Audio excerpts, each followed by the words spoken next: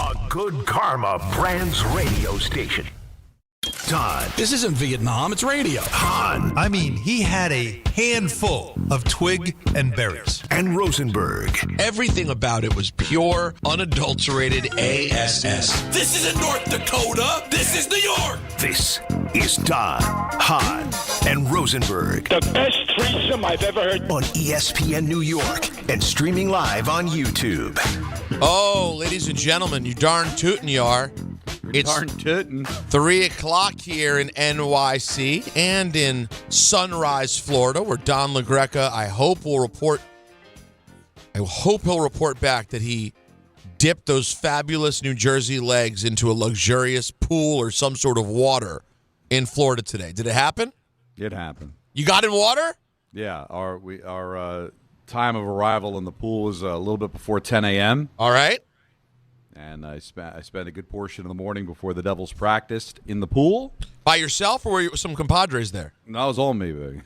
All me. And I dragged all the equipment out to the balcony of my beautiful hotel so you can see the Atlantic Ocean in the background. I don't know if you're able to see it at the studios just yet, but that is my shot for the show. Wow. I can't see it yet. I'm waiting. No, I'm waiting. Right now, they're still on my handsome face.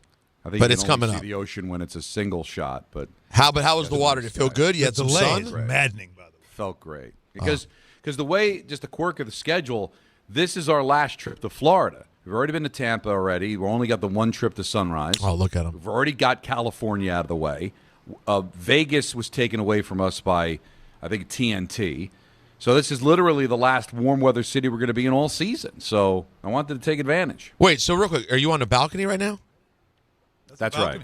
And it's working for you. Balcony. Yeah. Listen, those Here, listening. you If can you see, I don't know if you can see the ocean there. It is. if you Look at aren't on YouTube, that. Look at that. this is the day to be on YouTube. That's a nice shot. This is Sonny shot's LaGreca. Sonny, can I ask you one more inside baseball question, if you will? Please, yes.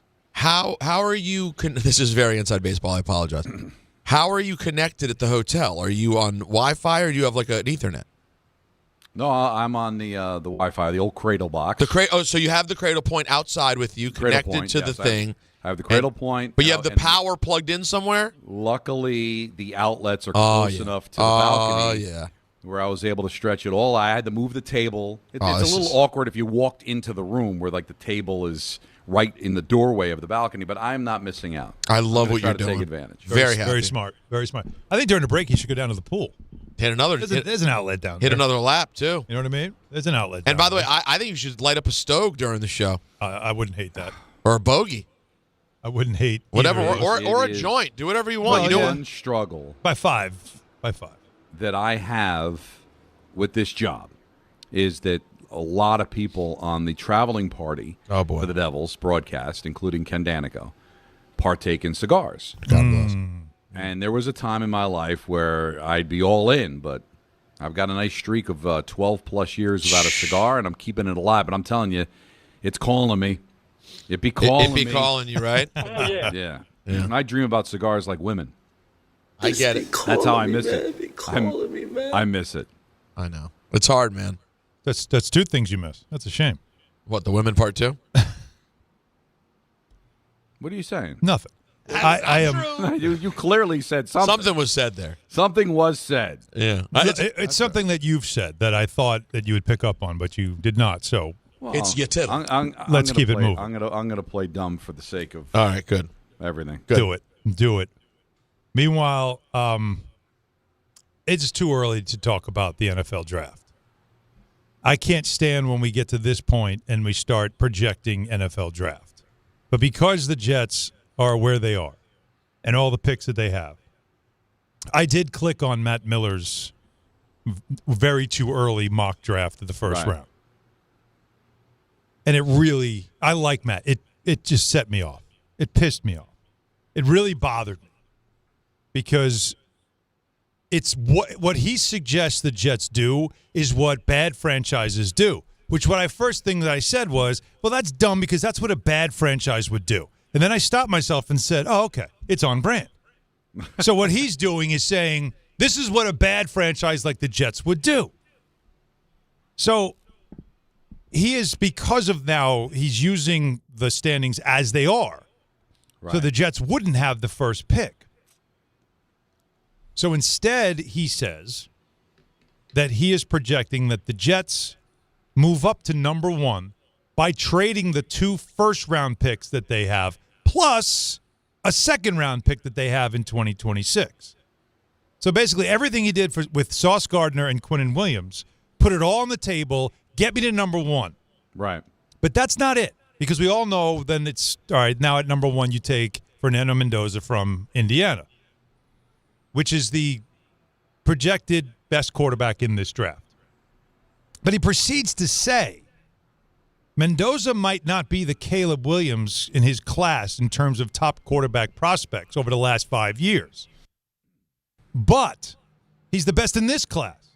And the Jets, italics, have to take a swing at the position. He said, that's right there. Right there is the problem. You don't have to do that in this draft with these draft picks. You don't have to do that. But what he's suggesting is they have to do it because that's what bad, desperate franchises do that are more worried about perception than they are worried about building a proper team. So even though this is not a great quarterback draft, and even though this quarterback who's the best in this not great quarterback draft is really not that good compared to everybody else in the last 5 years, well, you're up next. You got to take him, which I say is wrong, and they should not do that. Major mistake if they do that. You want to take quarterback later? Fine. To give up everything. So you're telling me Sauce Gardner and Quinnen Williams were equal to a quarterback that is projected to not be as good as any other quarterbacks taken in the last 5 years. That's what we're doing. No, that's just stupid. That's what bad franchises do. That's what bad franchises I'm against this 100%. That was my analogy yesterday is I got to get married. I'm at the bar. It's 3 o'clock in the morning. They've already called last call. Somebody come home with me so we can get married. And why are you doing that? She doesn't look like your type. She doesn't resemble anything that would make for a good wife. Yeah, but you know what? I need a wife, and now's the time. I can't pass up. Yeah, you'll do. Yeah, that's what bad franchises do. Now, and this was not the article, but I will say this, that if you read the tea leaves and you see how aggressive they were to get picks, knowing they're probably not going to be bad enough to have the first overall pick, what if Muji loves Mendoza the way Accorsi loved Eli and said, I've got to get this guy. I've got to put myself in a position to get this guy. We're not going to have the first overall pick, but I want to be able to get all of the equity possible to trade there. Then by all means do it. Because if you are sold on him and it's your job, you don't listen to the experts, you don't listen to Mel Kiper, you don't listen to anybody or Alan Hahn, Don LaGreca. If you're convinced of it, then it is your moral imperative to do whatever you can to get him. But I don't know that to be the case here. It sounds like it's just, hey, we need a quarterback. We're probably not going to get a quarterback in this draft unless we select number 1. So let's take a stab at it. No, there's a saying in pool, and there's also a saying other things. And since you guys have filthy minds, you're probably going to go there. Go ahead. Of the poke and hope. Excuse me. I don't have a shot. I don't have a shot. So I'm just going to wail on the cue ball. Hopefully it hits something and something goes in. That's not a good pool player. That's a poor pool player that sometimes gets lucky and does land a shot and can find a way to win the game. But is that what you want your general manager doing? Just closing his eyes and throwing at the dartboard and hope he hits bull? Or do you try to do the right thing for what's best for your franchise if it means not selecting a quarterback? And it feels like that would probably be the better thing to do. I mean, really? I don't know. I thought one of the things that's always made the great teams great, when you look at the Ravens, the Patriots, the Eagles, they're basically just taking a stab in the dark and hoping that it works out. Absolutely. When they got their quarterbacks, they did a desperate play to get the number 1 pick, and it worked out great, right, for the Ravens, didn't it? Yeah, literally, right? Ozzie Newsome was famous for he just would throw a dart at the wall, and whatever it hit, that's what he did, and the Ravens became great. But this is, again, I like Matt. So I think what Matt's doing here is showing you this is what a desperate franchise like the Jets would do. And then he's telling you, the guy's not really that good. Yeah. Not in compare. Like the name he brought up was Caleb Williams. Who, by the way, is he tearing up the league or he's getting there. He's getting there. He could still end up being a really good quarterback. He's all right, right? He's all right. I think he could be more than that for sure. Yeah, but it's but not a name that gets you like, oh my God. Yeah, he didn't even say Jaden. He could have said Jaden Daniels. Well, Would have sounded better. There's a couple others he could have brought up, but the point I'm making is this is not about Matt Miller and what he did, because that's what he's supposed to do. I'm looking at it from the Jets had better not do this. That Muji, I can't think. There's no way you turn Quinnen Williams and Sauce Gardner into take a swing at a quarterback that isn't really projected to be as good as the quarterbacks we've seen in the last 5 years come out in the draft. That doesn't make sense. If next year's quarterback draft is better, then to me, you hoard all of your picks and you keep it simple. Then you find another quarterback in the league that you can get. You can use some of this. Look, if one shakes out, that's good, because you never know. Then maybe you can use the picks to get that guy. But to give up all your draft capital that you gave away 2 talented players for a guy that is a shot in the dark, fireable. But the question is, did the Jets have something or someone in mind when they compiled all of this draft equity? Was it just, hey, we just want to be ready for whatever shakes loose? Right. Or did Muji have something in mind? I don't know. Is there a quarterback that he thinks he could trade for? Is there a quarterback in this draft or next he feels that he can trade up for? Or was it just, let's just get a bunch of picks and, save it for a rainy day? Well, it's raining, so what are you doing with it? You just taking picks for the sake of taking picks and giving yourself options? Or was there something specific you had in mind? I hope he has something specific in mind. Otherwise, isn't it just poke and hope? Let's just get a bunch of picks and see what happens. Put ourselves in a position, just like all these teams that tank so we can see what happens. Right. Or let's free up all this cap space so we can see what happens. But don't the good general managers do it because there's a specific direction they want to go into? Well, it's called a plan, Don. So what's the plan? Most GMs have them. Do you think Muji has one? He doesn't have to tell us. I hope so. But do you think he's got a plan? I would hope so. What do you think that plan is? Well, when you make the dramatic moves that he made at the trade deadline, the way he did it, you do that, I think, like you said, with a plan. Now, you still have the 5th pick right now. Right now, they'd have the 5th pick in the draft. And I know there's some quarterbacks that might not come out in the draft because they might wait a year. Sometimes some of them might need the year. But if you convince them, hey, I give you a guarantee at number 5. You couldn't get Ty Simpson. You couldn't get Dante Moore to say, all right, I'll come out for the 5th pick and do it that way. Because Mike Tannenbaum said something that I always agreed with. He said, I would draft a quarterback every year in the draft. Every year until you find one. Till you get your guy. Because you don't know. You can get him in the first round, the second round, the third round, the fourth round. We have seen in this league all the way to Mr. Irrelevant, a quarterback has become a starter in the NFL. So that's not a terrible thing to do. I'm not saying don't try to get a quarterback, but I'm not giving up draft capital to move up for a guy that is a maybe. You got to go for somebody that you believe is a definite, and that's our answer for the next 10 years. That's what you got to do, and I hope that Darren Muji has that kind of plan in mind. And let's not forget, because we live in the analytical world, and we live in the world of the old Gil Brandt have – each pick has a numerical value. So if you make a trade, you can figure out whether the trade's going to work or not, theoretically on paper. But ultimately, you want the football mind to say, I want this player and here's why. Not, I want this player because he's a quarterback and I need a quarterback.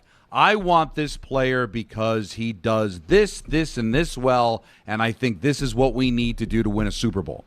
That's what Ernie Accorsi did with Eli. I know we keep bringing it back, the Jordan Ronan book, and get it. It's spectacular. Yep. Where Accorsi said, Jordan puts in the scouting reports in the book of all the things he loved about Eli. So it wasn't, we need a quarterback. Eli Manning, it's Manning is his last name. He'll be marketable in New York. People won't kill me for making this pick. No, he gave you specifics. Arm strength, presence in the pocket, ability to make players around him better. getting up after getting he gave you all the things that said, I think this is a guy that's going to win us a Super Bowl. Is that what's going on? Or it's just, I need quarterback. I draft quarterback. Come on, man. I need to know you're a football guy and that you know football players, because ultimately that's what good general managers are. And you have too much time in sports. We're looking at the numbers and relying on other people's information. What's your information? Well, you got to have the stones also to say, that's not my guy. That's not the guy. And I know I have the ability to draft him. I can move up to get. That's not my guy, and that's it. Like the Giants, right? The Giants identified that Jackson Dart was their guy. They moved up to get him. They also identified that there were other quarterbacks that they would love to have had as well, but they couldn't move up to get him. Right. But they still identified, no, that's somebody that's worth it, and it has paid off. For the Jets, like moving from the second round back into the first round is one thing. Moving to number one and giving up a boatload of your hard-earned, basically draft money, like doing that, assets you want to call them, like you got to know that's your guy. And you got to have the stones to go, nope, I'm letting it go. No, I'm not drafting him. And have Woody Johnson go, well, wait a minute. The Saints are going to trade up over us, and they're going to get him. Good. I've seen them. That's not worth it for us.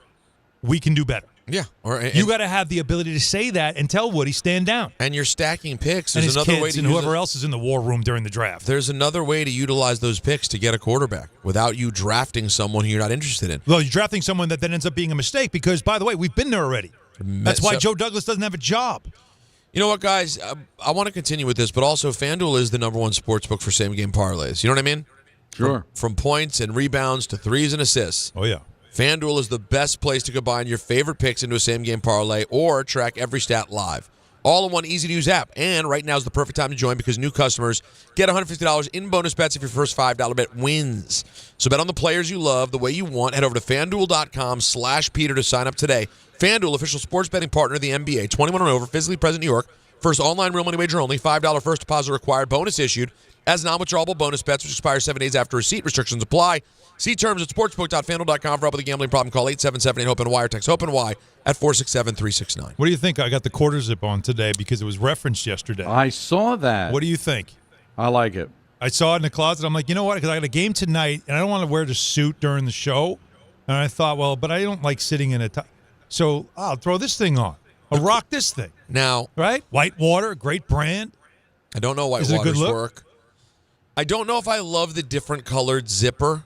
Interesting. It matches your shirt, so it does kind of work. Right. But I don't know if I like it. But then you got the dark blue inside. Yeah. Right? But you know what? I never know what to do with this, though.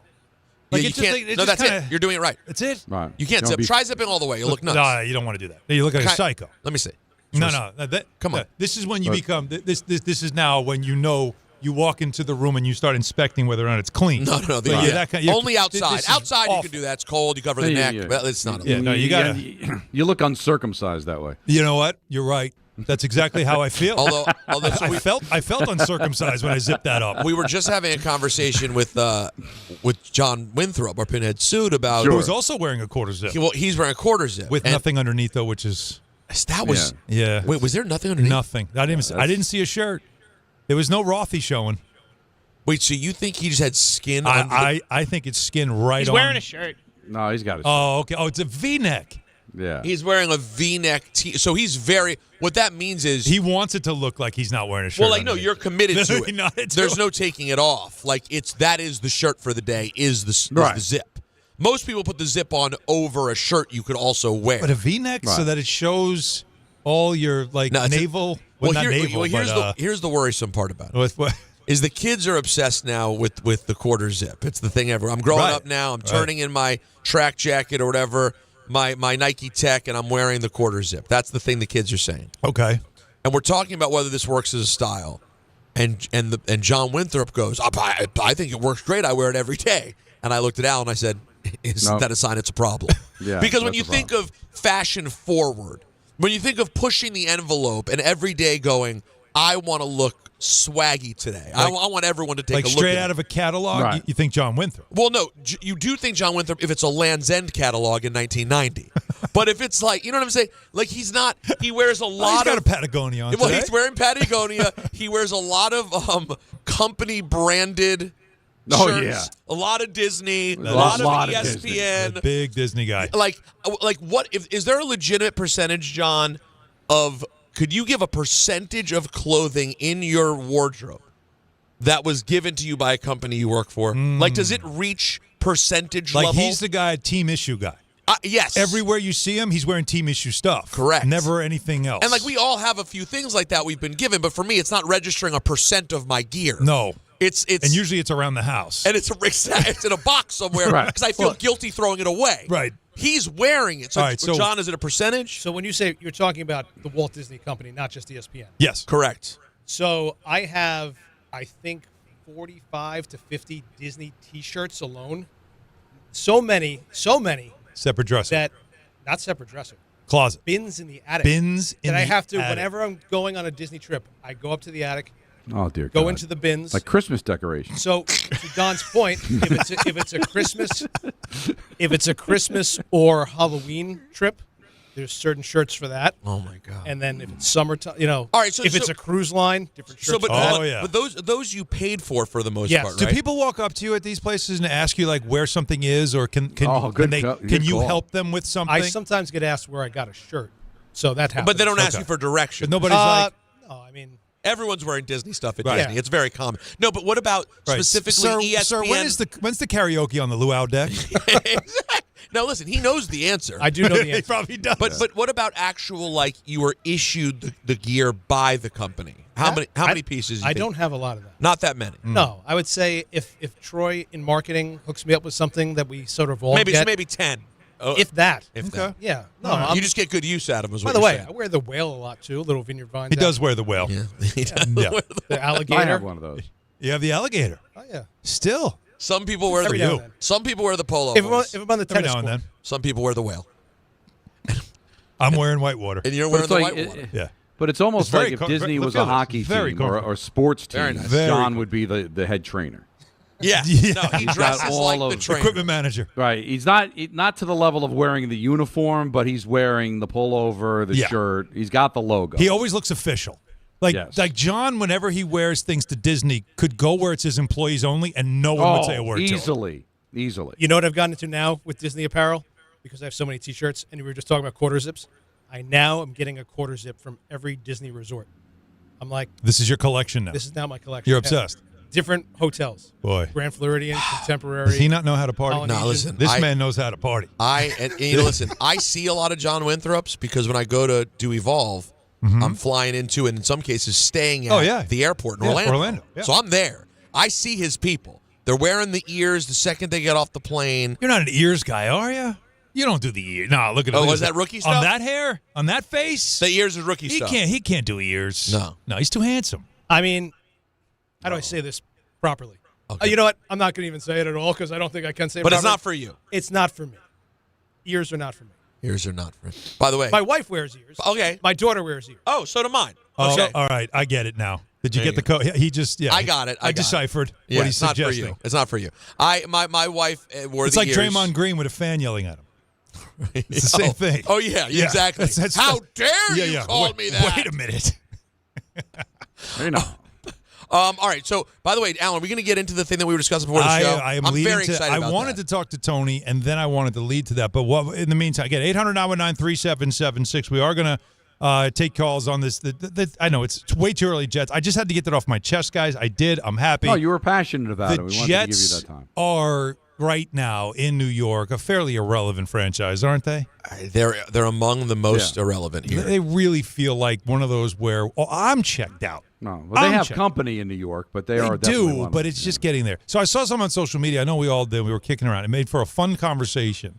But it is interesting, right? The most irrelevant sports franchises in North American sports right now. Like the majors, though, because you can't, don't give me some of the other leagues that are smaller, because obviously the smaller leagues are not going to have nearly as much attention. So if we just do the four majors, Yeah. right? Football, NFL, MLB, NHL, NBA. Yep. Yes. Can we come up with the one franchise out of those 4 leagues that it's like nobody gives a damn about them? The most irrelevant. You mean, and then you want to go within the sport? And then we go in the sport, then we can do New York, and then it's like, who is the most relevant? Wow. Right now. I love There's a lot in this I'm conversation. telling you, this will take over the whole day. This is Now, caller people might think- participation. People might get a sense because it's Wednesday that this is the list. Nope. That's not the case. I do have a list at 4:30. Hey, damn right. Which Bet is your ace. completely off topic, not what we're doing here, which I like that. So calls at 800-919-3776, and let's see if there's any New York team among the major 4 that would be considered one of the most irrelevant franchises in North American sports right now. Stay with us. Hahn Rosenberg, ESPN New York. Friends at Bathfitter, they remodeled a bath in my house, converting a tub into a shower. The result, amazing. Bathfitter offers custom bath renovations, including their unique PermaFit solution for a watertight fit. It's done in one day, easy to clean, durable with no demo, no mess, and it costs less than a standard replacement. Take advantage of their biggest sale of the year. Save up to $800 on a complete Bathfitter system. See their website or call for details and start designing your bath today at bathfitter.com. Score a win this game day with Amazon Pickup, the MVP of package pickup. Need that new football jersey for the big matchup? With Amazon Pickup, you can collect your order from secure Amazon lockers or counters near you on your schedule. Whether you're running from work or home or straight to the tailgate, Amazon Pickup makes it easy and worry-free at no extra cost. Don't miss kickoff. Grab your gear and your packages when it works for you. Find your nearest Amazon Pickup location at amazon.com/pickupmvp. That's amazon.com/pickupmvp. Health surprises can change your life in an instant. You've seen it happen to others, but it doesn't have to be your story. At Princeton Longevity Center, we customize actionable and proactive health plans to maximize your lifespan and take control of your health. Our Cancer Check program combines cutting-edge technology with top medical expertise to keep you ahead of potential risks. With advanced full-body imaging, genetic testing, and multi-cancer detection blood tests, we look for even the earliest signs of problems. Results are analyzed by expert physicians who craft a personalized plan to safeguard your future. You're not just a patient, you're a partner in your health journey, backed by a team committed to helping you live longer, healthier, and more vibrantly. Our programs have saved hundreds of lives and empowered countless others to take control of their health. Be proactive with your health for the ultimate peace of mind. Call 888-8000-PLC or visit PrincetonLongevityCenter.com. Now let's take a look at the traffic with Brandy Scott. Hey there, guys. Good afternoon. We're going to start off in Jersey. Stay away from 22 eastbound heading into Newark. A crash right before Meeker Avenue blocking the left lane. Slow crawl heading into Wequahic Park. Delays go back to Bloy Street and Hillside. Not much better on 78 eastbound and the locals trying to make your way onto northbound 1 and 9. Car fire blocking that ramp. You want to stick with the express lanes getting through the area.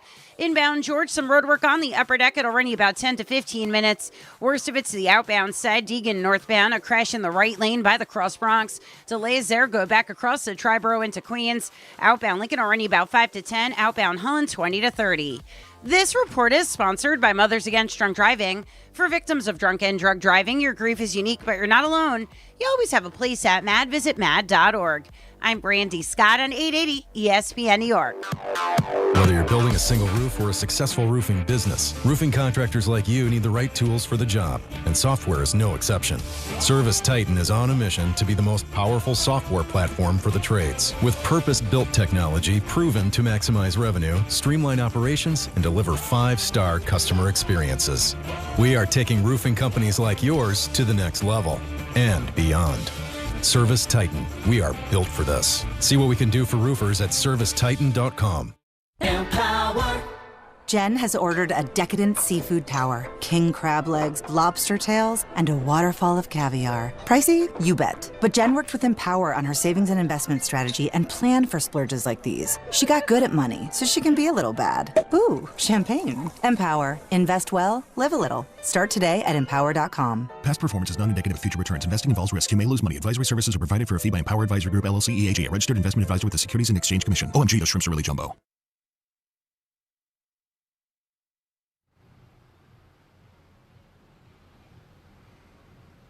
This is so good, by the way. And I totally forgot about this song. I need to I put don't know this. what I'm hearing. I need to put this on. This is Miami Vice theme. And Jan Hammer. Jan Hammer.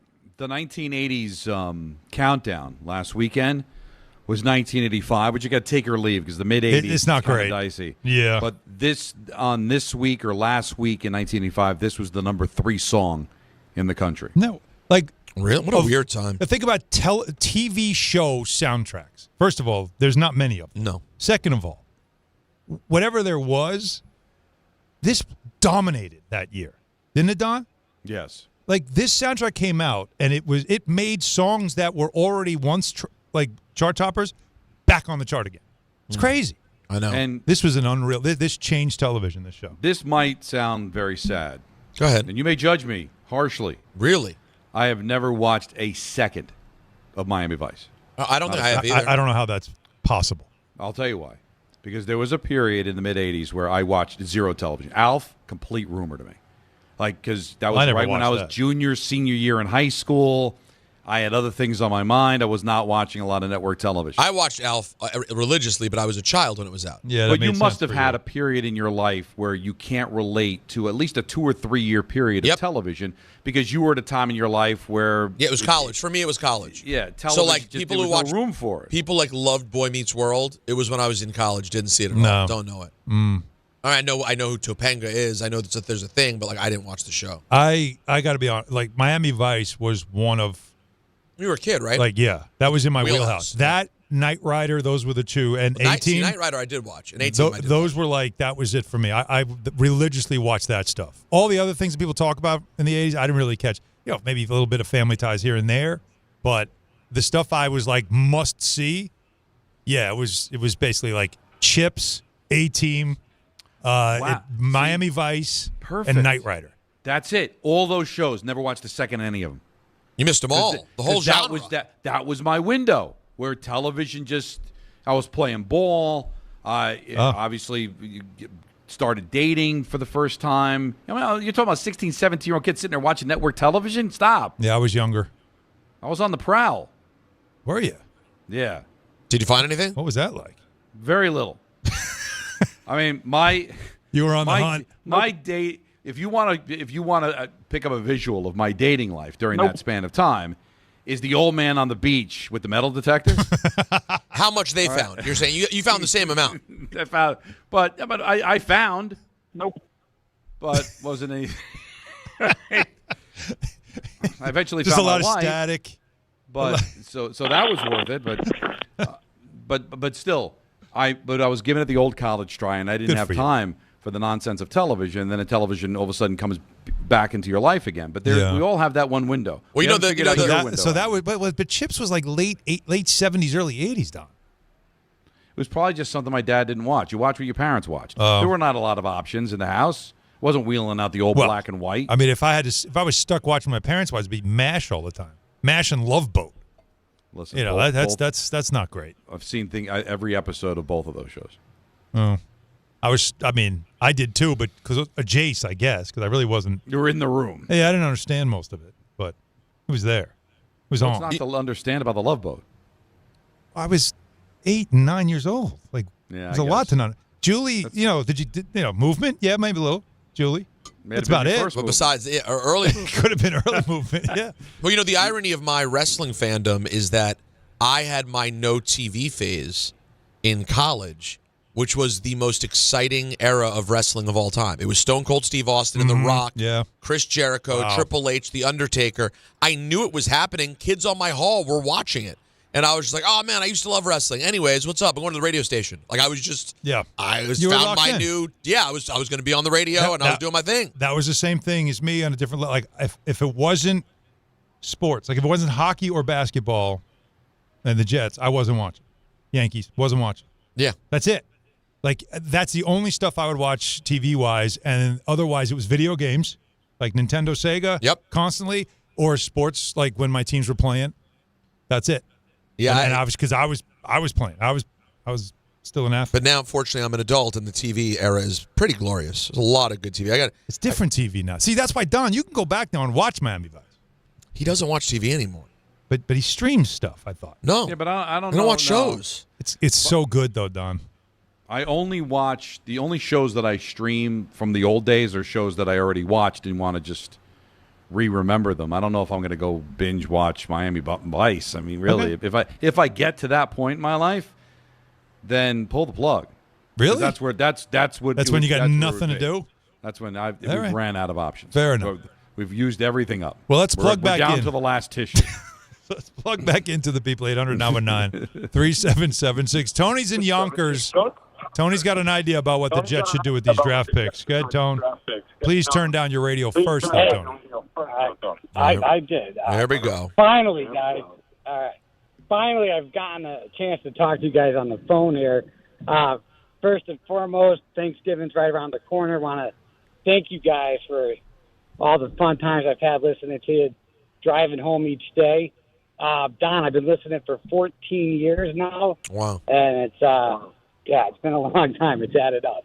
And Peter and Hahn, you guys are great, man. So about the Jets, what if they just hold on to their picks, pass them forward to other teams, and build up more capital for the following year? I think that would be the best move. Then they could get a pick like 2 years from now, and we'll have even more picks to go for. I like that better than giving up picks to move. You got to turn the radio down. All right, thank you for the call. Yeah, we got darn it for everyone. I say, thank you. Yeah, but honestly, that's a way better option to me. And I know that's kicking the can down the road, and I know the owner won't be able to handle it. His kids will be in his ear about it. What they're saying this is what they're saying on Instagram, Dad. You can't let them do that. Which is no way to run a franchise. No, that's how you do it. You listen to your kids' Instagram. Cares what the moron in the comments is saying. It's what your GM says. This is what we should do. Not draft a guy because you know somebody. But that's the problem. Is I that's why Matt Miller wrote what he wrote. Because that's what bad franchises do. And unfortunately, the Jets have a reputation. And it's very hard to scrub. You know who's back? Danny in Long Island. Oh, hey. What's up, Danny?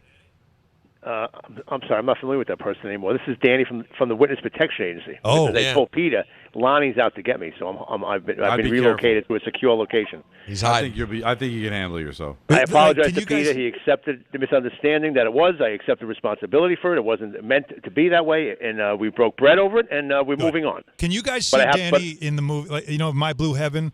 Like in Witness Protection, wouldn't Danny be perfect? Like in that kind of role? Totally. Arugula, it's a vegetable. No, as I told Peter, I'm like Ray Liotta eating noodles and sauce. Yep. Like a schmuck, like every other. I'm up in Wisconsin. But listen, you tickled my funny bone there with the Miami Vice because, Don, I never saw an episode of Miami Vice because in 1984 on Friday night at 10 o'clock, if you were home and you were 21 years old, you were a loser. So it was a great show. I was aware of it. It was for Peter, Peter's into music. It was a cultural significant show because the clothing, the music. They did an entire episode. They did 3 minutes with Phil Collins' song. Yes. Something in the other night. Yes, CNN did a whole documentary on the 80s. They did an episode on television. Miami Vice was a turning point of television. I mean, it was like a Completely big cultural deal. Because they started making it feel cinematic instead of just a TV show, and that's what they were great. Correct. Like I was like 12. I was like 10 and 12 years old. My eyes were wide watching that show. It was unreal. The car, the clothes, everything about it was awesome. And by the way, how many future stars were in that show? Every episode. Without wearing socks. That was amazing to me because I watched my father put on black socks every day when he went to work. They were dressed in prints and like all kinds of like loafers, and they were doing police work. This is amazing. So anyway, listen. The issue of the day here. As far as significance, just put the first 32 NFL teams above any other team except for maybe the Yankees.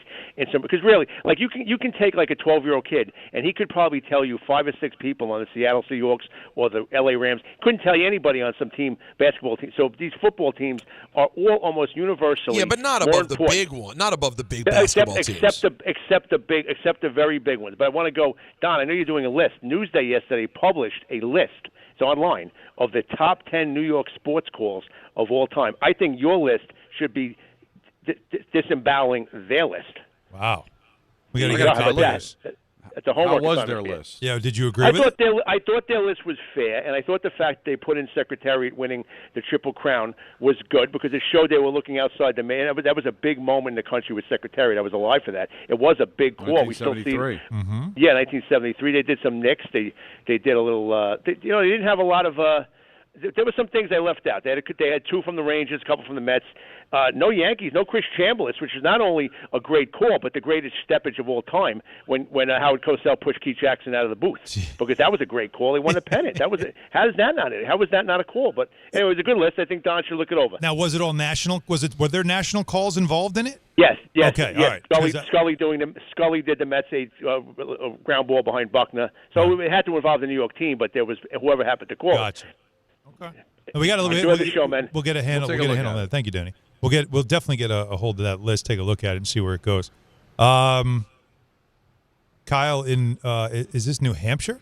Oh. Kyle is in New Hampshire. Hey, Kyle. On yesterday's topic of the day, Kyle. Hey, can I join? Of course you can, buddy. Awesome. What's up, guys? So I'm a teacher in Hudson, New Hampshire. I teach 4th grade. And, you guys are talking about 6-7 is a dead. Today I, turn to my class and I go, all right, guys, let's go ahead and turn to pages 6 and 7. And the room absolutely erupted. Yep. Erupted. And I'm shocked because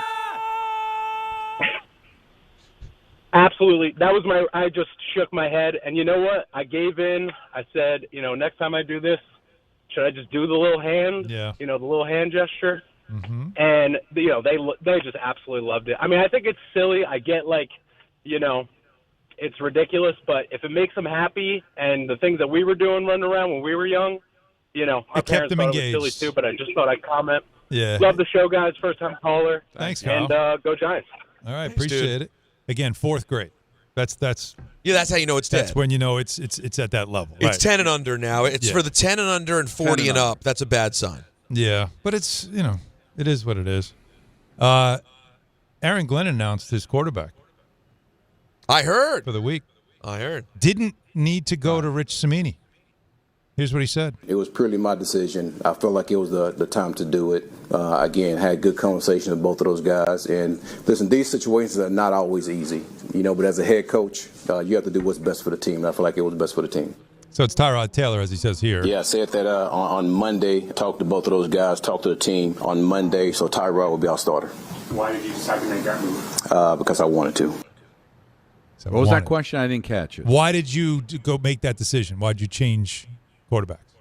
Because I Really? wanted to. I know you're looking for the answer, but really? Did you? That would have been really funnier need if he to said know? that. Did you watch? I guess you've been on vacation for the last 8 months. Eight weeks. Did you happen to see what happened? Hello. But I mean, also, he's still in a place where he has to be that guy. Yeah, you can't just try to say, the two answers weren't great. hey, we weren't getting, listen, we love Justin. We're not getting the production we want from him. We're going to try to spark things up with Tyrod. He's a veteran. We think we'll be able to do some different things. The blah, blah, blah. Throw in some words people know. Pass pro. Just throw some words in. Blah, blah, blah. We like Tyrod. Still believe in him. You don't have to just say because I wanted to. That's just being that guy. We know you're the head coach, buddy. We get it. Your thing is bigger than all of ours. It's the biggest one. Show it to the room. Drop it on the table. Okay. We're all so impressed by it. But I wish you could just answer, man. I'm not gonna call the guy out of his name and do the New York radio show guy thing and be mean about it. But just stop trying so hard. Just give answers. It just sounds angry all the time, and I guess I would be too if I had to coach that team. It is frustrating, but you're gonna make it. You're making it harder on yourself. Yeah, of course. This only makes it harder. Yeah. Make the media your friend. Make it so they don't want to beat your team up because the team sucks. Kind of like Glenn though, man. Likeable. You can. Well, that was what they said about Robert Saleh, and eventually it's like him, but his team still sucks. And then they sucked again. But you do. Saleh was a nice guy. He was great with the media, and it probably bought him some time. You think in the it bought media. him more time? I think it did. I don't know if it bought him time with the team. Once Rodgers came, that time was up. Well, then it's up. Yeah. But Don, you know what I'm saying? I'm not saying in every situation you catch more bees with honey. But I think in the case of the New York media, you will. Give people answers. Give them something to write. Yeah. Don't treat them like they're stupid. It'll go a long way. Listen, ultimately, you're going to be judged on wins and losses, not your persona or how you're on the sidelines or how you handle press conferences. But in the meantime, while we wait for the wins, and some have to wait longer than others, why not just be a little nicer and try to win over the room in other ways while you're getting your footing? That's it. Instead of having to prove to everybody, I'm the coach of the team. Is anyone doubting that you're the coach of the team, my dude? Nobody's doubting. Like, we know, man. It's your team. It's the voice thing, I think. And you're not leaving a positive impression, Alan, until you start winning games. No, of course not. He's got to know that, which is why I've always said, like, people who talk about, like, I know the market. It's like, oh, it's tough media in New York. I can handle it. You get people that think they know until they get here, then they realize – because it's amazing how many coaches you talk to after the fact who've coached here and then they leave, and how many of them all say the same thing about, God, it's so much nicer somewhere else in a different market. It's like, oh, it's the pressure there, the intensity there. It's like it's nonstop. You couldn't sleep. That other places, it's like just a lot easier to do the job here than it is in New York. They have no idea the monster they walk into. But no. We're all just these arrogant New Yorkers who think we're just so tough. No, it's a reality. Ask anybody that's coached here and has struggled. When they leave, it's the first thing they say is that, you know what, I loved it there, but, man, the pressure was intense. It doesn't stop. And it's so much better here. We will continue with the calls at 800-919-3776. Booger McFarland at 4, going around the NFL with him, of course. And the most irrelevant sports franchise right now in North America is what? Stay with us. Hahn Rosenberg, ESPN New York. There are a lot of reasons why people buy at Ramsey Mazda. It's their selection, it's their customer service, and it's their savings. During the More to Move You event, lease a new 2025 Mazda CX-30 2.5S all-wheel drive for $159 for 36 months. Start shopping now at RamseyMazda.com. Choose wisely. Choose Ramsey Mazda. Call 833-853-2970 for details. VIN SM834925. MSRP $27,055. Zero security deposit. Ends 12/1/25. At Jake's 58 Casino Hotel this November, it's your chance to gobble up the green and feast on your share of $55,000 cash. Earn entries all month long and join us on Friday, November 28th from 4 to 6 p.m. 2 winners will be drawn every hour to win up to $10,000 cash. Then at 7 p.m., 1 lucky winner will take home a grand prize of $20,000 cash at Jake's 58 Casino Hotel. If gambling is a problem for you or someone you care about, please call the 24-hour toll-free helpline at 1-877-8-HOPE-NY or text HOPE-NY. Is college even worth it these days? At Empire State University, it actually is. They are SUNY's leading online university. Flexible, affordable, and built for real life. With more than 120 degree programs, you can study what matters most to you. And students agree. They're ranked #1 in student satisfaction among SUNY schools. Whether you are finishing what you started or starting fresh, your goals are within reach. See for yourself. Visit SUNYEmpire.edu before the next term begins. At AT&T, we guarantee our network so you can talk college football with your BFF while taking Buster to the vet. Hey, yeah, I can't believe he ate the whole thing of chicken wings. And I can't believe we're staging a comeback. Touchdown! Yes! Staying connected matters. That's why in the rare event of a network outage, you'll automatically get a bill credit for a full day's service. For wireless downtime lasting 60 minutes or more caused by a single incident impacting 10 or more towers, must be connected to impacted tower at onset of outage. Restrictions and exclusions apply. See att.com/guarantee for full details. Now that I'm a dad, I can't stop thinking about what would happen to my kids if something happened to me. Like losing the house or not affording college. Yeah, that used to keep me up at night too. It's why I finally got life insurance from Ethos. It's 100% online. No medical exams, just a few health questions. I got $2 million in coverage for around $2 a day. I never realized it was that simple. Get your free quote at ethos.com/game. That's ethos.com/game. Rates may vary. Bill monthly. Sample rate 10-year term life policy for a 35-year-old healthy non-smoking male. From kickoff to cash out, ESPN Bet has all the tools you need to score more on game days. Bet smarter with stats right at your fingertips. Get personalized parlays built just for you. And with your fantasy teams synced right in the app, you can back your squad. Right now, new customers get $100 in bonus bets when you bet $10. Sign up with promo code USL to get started. Must be 21 plus. Gambling problem? Call 1-800-GAMBLER. Terms and conditions apply. See app for details. Offer not available in New York. Introducing the new ESPN Fox One bundle. Unlock all of ESPN and all of Fox One with one unbeatable price. Catch the biggest games, college football, NBA, NHL, and more on ESPN. Stream your faves, Big Noon Saturday, the World Series, and NASCAR on Fox One. All for just $39.99 a month. That's 20% off. The ESPN Fox One bundle. Offer valid for eligible subscribers only. Access content from each service separately. Savings compared to purchasing both plans separately. See stream.espn.com for complete terms and conditions. You live for this. The wins, the losses, the slam dunks, and the buzzer beaters. The dream that this is your team's year. Hope, it's what keeps you coming back. So you represent with anticipation and with pride. Because when everything's on the line, your support means everything. That's why the NBA Store is here to support you. Check out the largest selection of official NBA gear at NBAstore.com. A Fanatics experience.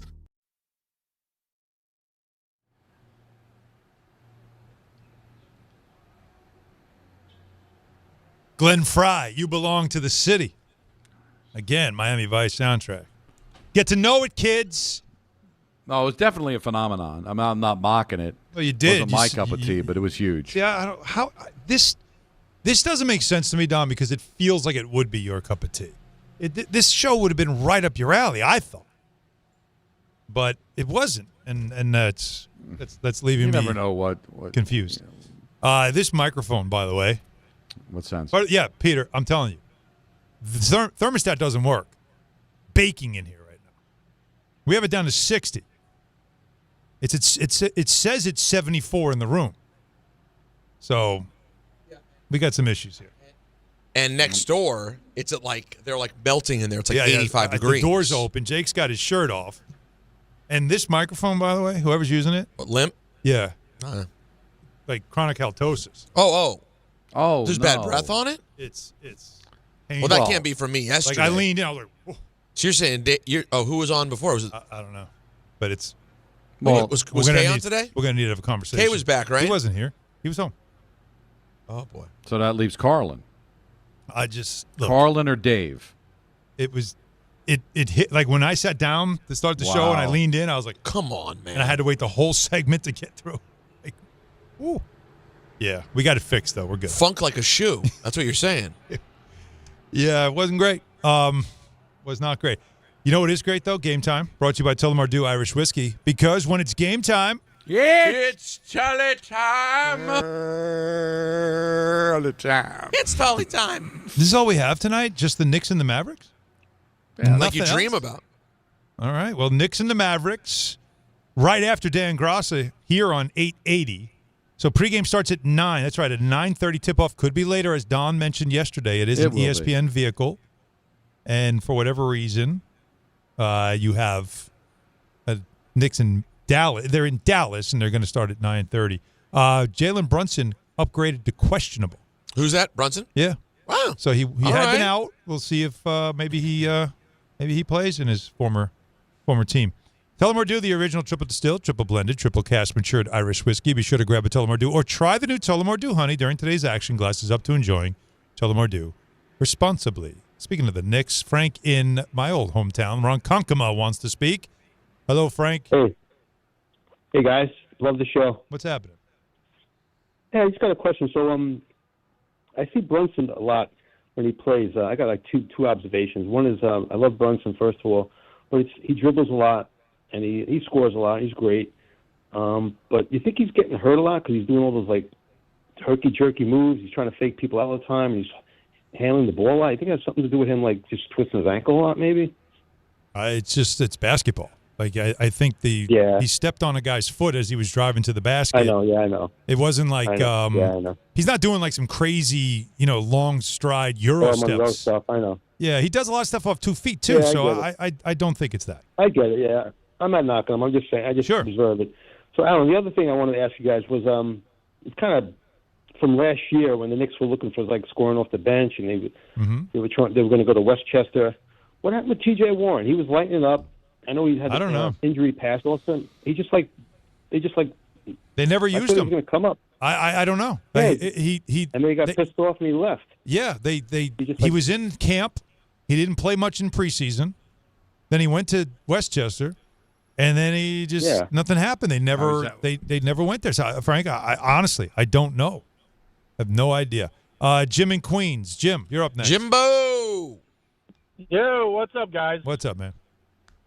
Listen, I love the Aaron Glenn media stuff. I listen. Pete just said, just answer the question, man. Don't well, he did.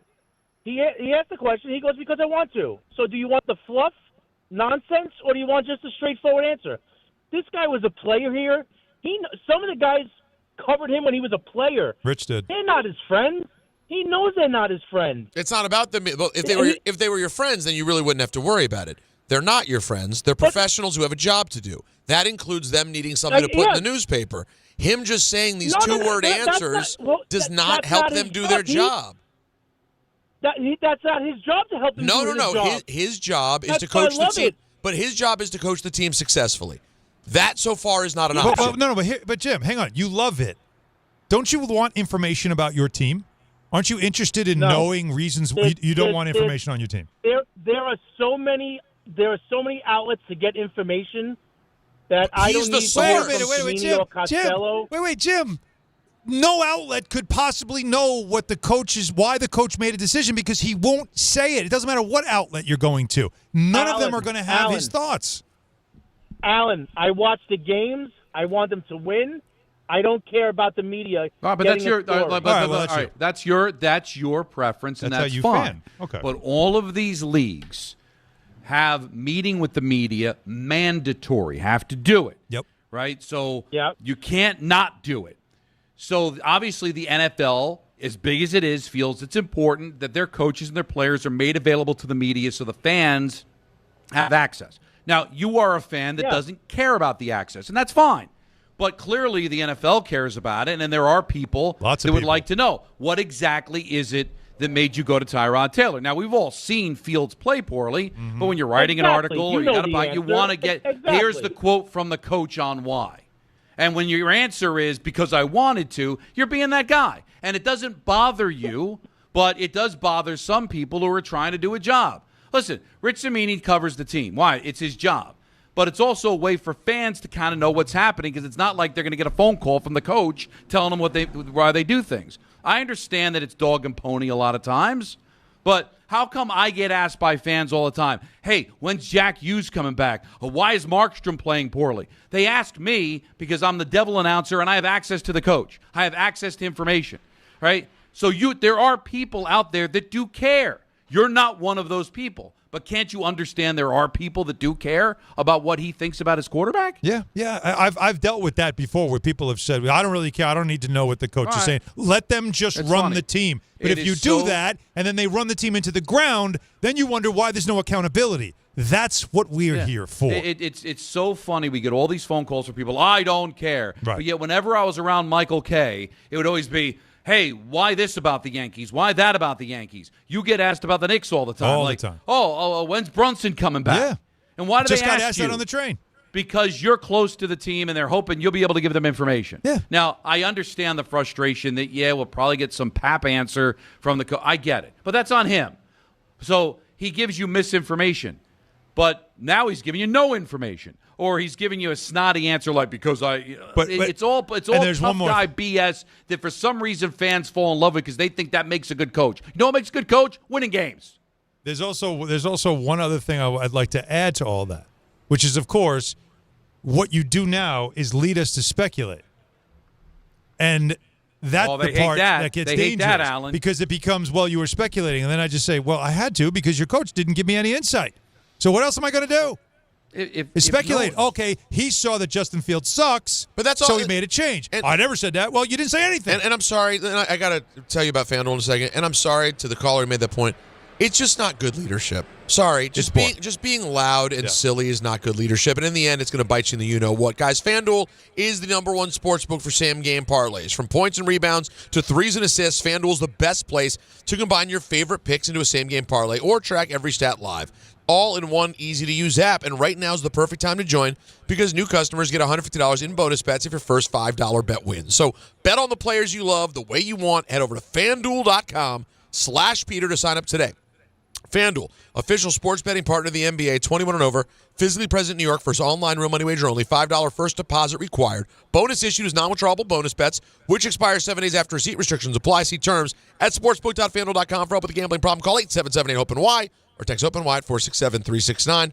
On the other side, Booger McFarland. We'll talk some NFL with him. A lot of fun stuff to get into, including a Don list at 4:30. It's Don, Hahn Rosenberg. Right now at Bay Ridge Honda, experience the wonder of holiday savings on Honda cars, trucks, and SUVs during Happy Honda Days, like the Accord SE, only $239 per month, or the all-wheel drive Honda Ridgeline for only $289 a month. These clearance deals won't last long. Plus, receive thousands in benefits and savings with their Bay Ridge Plus Advantage plan. Upfront pricing, total peace of mind. Visit BayRidgeHonda.com. 36 months lease, 7,500 miles per year, $38.99 down, plus tax, tag, and fees. See dealer for full details. Friends, it's football season, the best time of the year. You should be out there tailgating, cheering on your team, and enjoying every Sunday. But if you're dealing with neck pain, back pain, sciatica, or nerve pain, even getting off the couch can feel like a challenge. You don't have to live like that. There's help. Dr. Jay Shaw at Sandwell Pain is New Jersey's top pain specialist. He's Ivy League trained, double board certified, and is dedicated to helping you get back in the game. Here's what makes the difference. No surgery, no scars, no long recovery, no pain medication. Just precise, non-surgical image-guided procedures that deliver real results. Dr. Shaw treats neck pain, back pain, joint pain, migraines, nerve pain, and sciatica with a plan that's customized for you. Same-day and next-day appointments are available, and with offices in Woodbridge, Livingston, and Inglewood, relief is always close. So don't let pain keep you on the sidelines this season. Visit SandwellPain.com to call, text, or book online. Most major insurances are accepted. That's SandwellPain.com. Relief is closer than you think, and it starts today. Whether you're shopping, gaming, or streaming this Black Friday season, don't take slow for an answer. Get Optimum Fiber for the fastest, most reliable, and most consistent internet speeds, starting at $25 a month. Call 888-4OPTIMUM or visit Optimum.com to switch. Act now and get a full year of Netflix, an unlimited mobile line, a $400 prepaid card, and more, all on us. Call 888-4OPTIMUM or visit Optimum.com today. Optimum, don't take slow for an answer. Terms apply. See Optimum.com for details. A SoFi personal loan is here to help you achieve something once thought impossible: overcoming high-interest credit card debt. Walk the tightrope of your finances with one low, fixed-rate monthly payment, no fees required, and as soon as the same-day funding. That's right. Pull off your own debt-defying stunt with a SoFi personal loan. Visit SoFi.com/trick to learn more. Loans originated by SoFi Bank N.A. Member FDIC. Terms and conditions apply. NMLS 696891. This is the story of the one. As a custodial supervisor at a high school, he knows that during cold and flu season, germs spread fast. It's why he partners with Grainger to stay fully stocked on the products and supplies he needs, from tissues to disinfectants to floor scrubbers.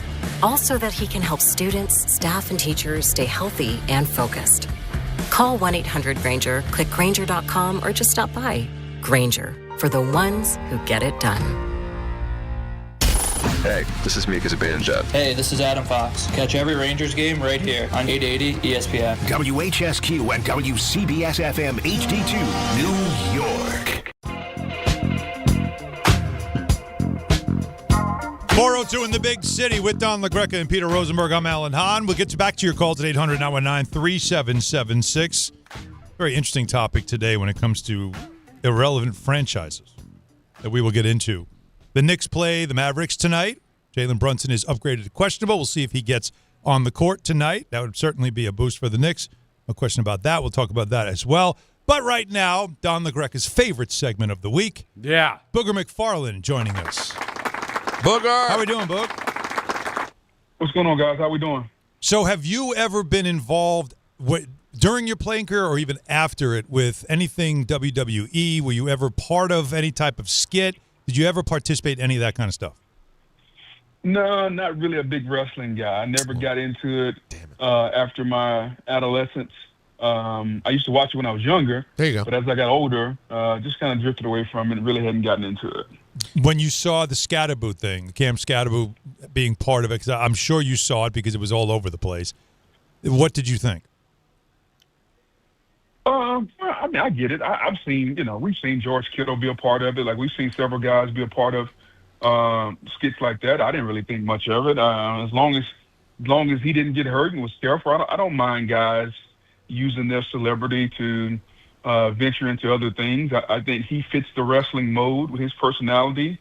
I could easily see him when his playing days are over, transitioning, coming off the top rope, doing something. So I got no problem with it whatsoever. And Booger, my thought was too, like, you know, he's not in the same situation as Abdul Carter or Malik Neighbors. We don't know. Cam Skattebo doesn't know what his career is going to be. He's a 4th-round draft pick. These moments are kind of important for him. He's really building a brand here in New York, and I understand why people got a little nervous about it, but you can't knock the kid for wanting to go out, be outside during this time, and continue to build that brand. Yeah, I don't mind. I mean, I didn't see it, but I don't think he was jumping off the top rope. He did not. I mean, so he took a light nothing. I mean, yeah, right. He was just, you know, there's only so much you can do with an ankle that looks like his. But whatever he did do, I'm sure it was safe enough for him to make sure that his main job is not in jeopardy. I don't really have a problem with it. Like, you know, guys do a lot of things, man. And on top of that, you know, he's out for the season. So, like, what do fans want him to do? Just sit at home and stare and watch film for 7 months in a row? Like, you know, football is a part of life. It's not the entire life. And I know he's making sure the rehab goes well and taking care of the main thing. But I think that fans and everyone needs to understand that, you know, a lot of these players have other interests. And some of the interests may be something like the boardroom with Kevin Durant. Some interests may be wrestling, you know, with John Cena. There are different things that pique everybody's interest. So we got to see Mike Kafka as a head coach for the first time. On the surface, another blown fourth-quarter lead, another loss. But did you see anything different? Did you see anything you liked out of the Giants with Kafka at the helm? Yeah, well, I mean, listen, this team kind of is what they are right now. Like, I don't think you're going to be able to all of a sudden in 7 days, you know, when you fire Daboll and you move on to Mike Kafka, everything's going to change. You're going to be like, yep, that was it. Noticeable difference. Everything's fixed. Like, you're not going to see that. You know, you always get that little boost. You know, when a new coach comes in, a new message, you always get that. They played hard. I thought Jameis acquitted himself well. It was exciting. I think, you know, if we really want to be honest, the Packers are a much more talented team. They're a better team. And you had an opportunity with the ball with a chance to go down and tie the ball game. So I think that's all you can ask. I like what I saw, but I'm not going to make much of it whether it was great or bad. I just think that the Packers are a far more talented team, and the fact that game was where it was, I thought the Giants showed themselves well. I'm going to give you a couple of teams that are on the bubble right now when it comes to playoffs in the NFL. And I you got to just pick one that you'd have to put all of your hard-earned money on and say this team is the one that's going to make the playoffs. Now, these are all 5-5 teams, and we're going to stay in the AFC. The Texans, the Chiefs, and the Ravens. Who are you putting your money on? Texans, Chiefs, and Ravens. Texans are in the South, so they're battling in the AFC South, so they're battling with Jacksonville, right? Tennessee, and that whole group in the AFC South. The Colts are number one, obviously. Let's go by process of elimination. I don't think the Chiefs are going to make it, so it comes down to between the Texans and the Ravens. Okay. I think the Ravens have the easier schedule, maybe the easier path, because they control the division with 2 games left against Pittsburgh. I'm going to say the Ravens. Out of that group, I'll say the Ravens. You believe in the Ravens. So, all right, so you said something interesting, caught all our attention because we were talking about this the other day, and it was hard for us here. You know, again, we're lay people. You are the expert. To believe the Chiefs aren't going to find a way because that's just been their brand. So what about the Chiefs at 5-5? They do play the Colts this week, but what about them right now doesn't give you enough confidence to say, well, they're the Chiefs, it's Andy Reid, it's Patrick Mahomes, they'll find a way in? Yeah, that sounds good, guys. But look at the schedule. They're 5-5 with 7 games left. They play the Colts this weekend, who have been a better team. So that is a very losable game. They got the Cowboys in Dallas on Thanksgiving Day. The way the Cowboys are playing, it's very losable. Like, at 5-5, you're asking them basically to go 6-1 down the stretch. Man, that's a tall task, especially against some of the teams that they got to play. I'm going to err on the side that they're not going to be able to do that. I just think that at some point when somebody shows you who they are, you got to believe them. They're a 5-5 football team, and we all made a big deal They got Rasheed Rice back. Mm-hmm. They got Hollywood Brown. Here we go. Everything's whole. And they continue to lose games. And they're 5-5. So I'm going to believe what they've shown me so far until they show me something different. I just think the schedule is tough enough where they're not going to be able to run the table and just slide into the playoffs. And then at some point, as John King says, it comes down to math. Like, this isn't analysis. This is just simple math. 5-5, there's 7 left, and you just start adding them up. Like, find the for sure victories and see if you can get to 5. Mm-hmm. Because you're going to have to get to 5 to get to 10-7 to remotely have a chance. And then they do have I was going to say they do have one ahead. more against Denver, and that's important. Okay, so right now they got, off the top of my head, they got Dallas, Denver, and the Colts. You think they're winning all 3 of those? I like that. I wouldn't rule it out. I mean, yeah, and see, that's what we have to stop doing. We have to stop letting our nostalgia and our memory and our history cloud our judgment, because we remember what they were the last 7 years, and at some point, you stop being that. And I think they're on the way to stop being the team we thought they were. Wow. Chris Jones is not as dominant. Trent McDuffie hadn't made a play in a while. Like, just think about what made them great. When's the last time you heard Chris Jones' name? When's the last time you heard Trent McDuffie's name? Like, think about that defense, and you know, there was a point in time where that defense was locked down, and they are starting to see some cracks in their armor. So I think when you add all that up, man, that's the reason why I don't think they're getting in. I got 3 wins. Texans, Titans, and Raiders are on their schedule, right? That's 3. Those are locks. You got to get the Broncos game at home on Christmas Day. That's a must-win game for you. That's 4. Give me the all right. So Colts, Chiefs, or Chargers. They are the Chiefs. You got to. I'm sorry. Colts, Cowboys, or Chargers. You got to give me one. I think they get the Colts and the Cowboys. I think they get the Colts at home. I think they get the Cowboys on Thanksgiving. That's your 5. And then I think they get the Texans, and I think they're at 8-5. Wow. And Booger, I'm not saying Booger's wrong. No. The task is tall. The point he makes is great. But I think they'll get to 8-5 first, and then you're going to see what they can do down the stretch from there, in my opinion. Yeah, I mean, beating Dallas at home on Thanksgiving Day, man, that is a tough ask. Denver is just a better team. Okay. Yeah. I don't. We can chalk it up, but if you watch that game on Sunday, there's no way you left that game on Sunday saying, well, maybe the Kansas. Like, nah, Denver was just a better team all the way around. And so, what's going to change when they go to Arrowhead besides the weather? I don't know what's going to change unless somebody gets hurt. Mm-hmm. Nothing's going to change. And you know, the weakness of the Chiefs has been their tackles aren't very good, and they can't run the football. And so now you're going against an Indianapolis Colts defense that's one of the top 10 in opposing quarterbacks QBR. So they're limiting opposing quarterbacks. You got to stop Jonathan Taylor. The Chiefs really don't want to stop the run here. Like, it's just like when you remove yourself away from the memory and the walk down memory lane of what the Chiefs were, and just realize what they are, I think you view them a little bit differently. So who do you have coming out of the AFC? I think that's still wide open, because I think Indy's going to be in the postseason. I think Baltimore gets in. I think Denver is going to be a tough out just because the defense is so good. I think the Chargers are going to be in there, and the Chargers are going to be a factor. If you ask me today who's coming out, it's tough. I think there may wind up being a Baltimore Indy championship game in the new RCA Dome, whatever you call it, Lucas Oil. Yeah, it's amazing that we've glazed over Buffalo, which is telling though. It's not anything that I would deny. Well, here's the reason I glaze over Buffalo, because if Josh Allen doesn't put the cape on, they can't win. Yep. He scored 6 touchdowns, and he needed all 6 of them against the Buccaneers. Mm-hmm. Like, they're asking him to do a lot. Like, name me 2 of their receivers outside of the tight end. Like, he's throwing the ball to people you don't even know. Mm-hmm. Yeah, again, that's going to be interesting. What happens at the end of the season if they make any major changes there. Booger, on the NFC side, you mentioned the Cowboys because they're playing the Chiefs, and I'm not going to give you any other teams because I don't believe in any others. They're 4-5-1. I saw Greeny talking about how important that tie could end up being in the end if they are in contention in the last couple of weeks.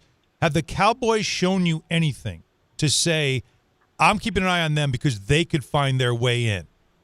No. No. I just think that it's too much to ask at 4-5-1 to try to make a run. I don't know if they beat Philly this weekend. If they lose to Philly, get to 4-6, I mean, it's pretty much over at that point. Too many tough games down the stretch. I think next year's Cowboy team, depending on what they do with George Pickens, depending on what they do with, because right now they got Kenny Clark, Odigizua, and Quentin Williams. All those guys are making a ton of money. I don't think they can keep them all. So let's see what they do with that defensive line.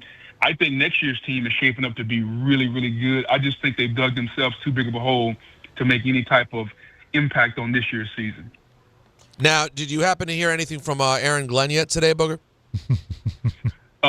No. The only thing I saw was Tyrod's going to be the starting quarterback, right? Is it clip 2 here? The second one? The first one, I believe. All right, there we go. Yeah, I said that on Monday. Talked to both of those guys, talked to the team on Monday, so Tyrod will be our starter. Why did you decide to make that move? Because I wanted to. Now, I'm just curious for your thoughts, Booger. From my standpoint, I like some of the things Aaron Glenn has done here recently, and it does seem like this team wants to play for him, which I think is a positive sign. And obviously, we're going to see what he can do next year, and it's going to be we'll see what changes come, what they do with those draft picks, etc. But I just don't necessarily understand why it seems like in those moments, because I wanted to.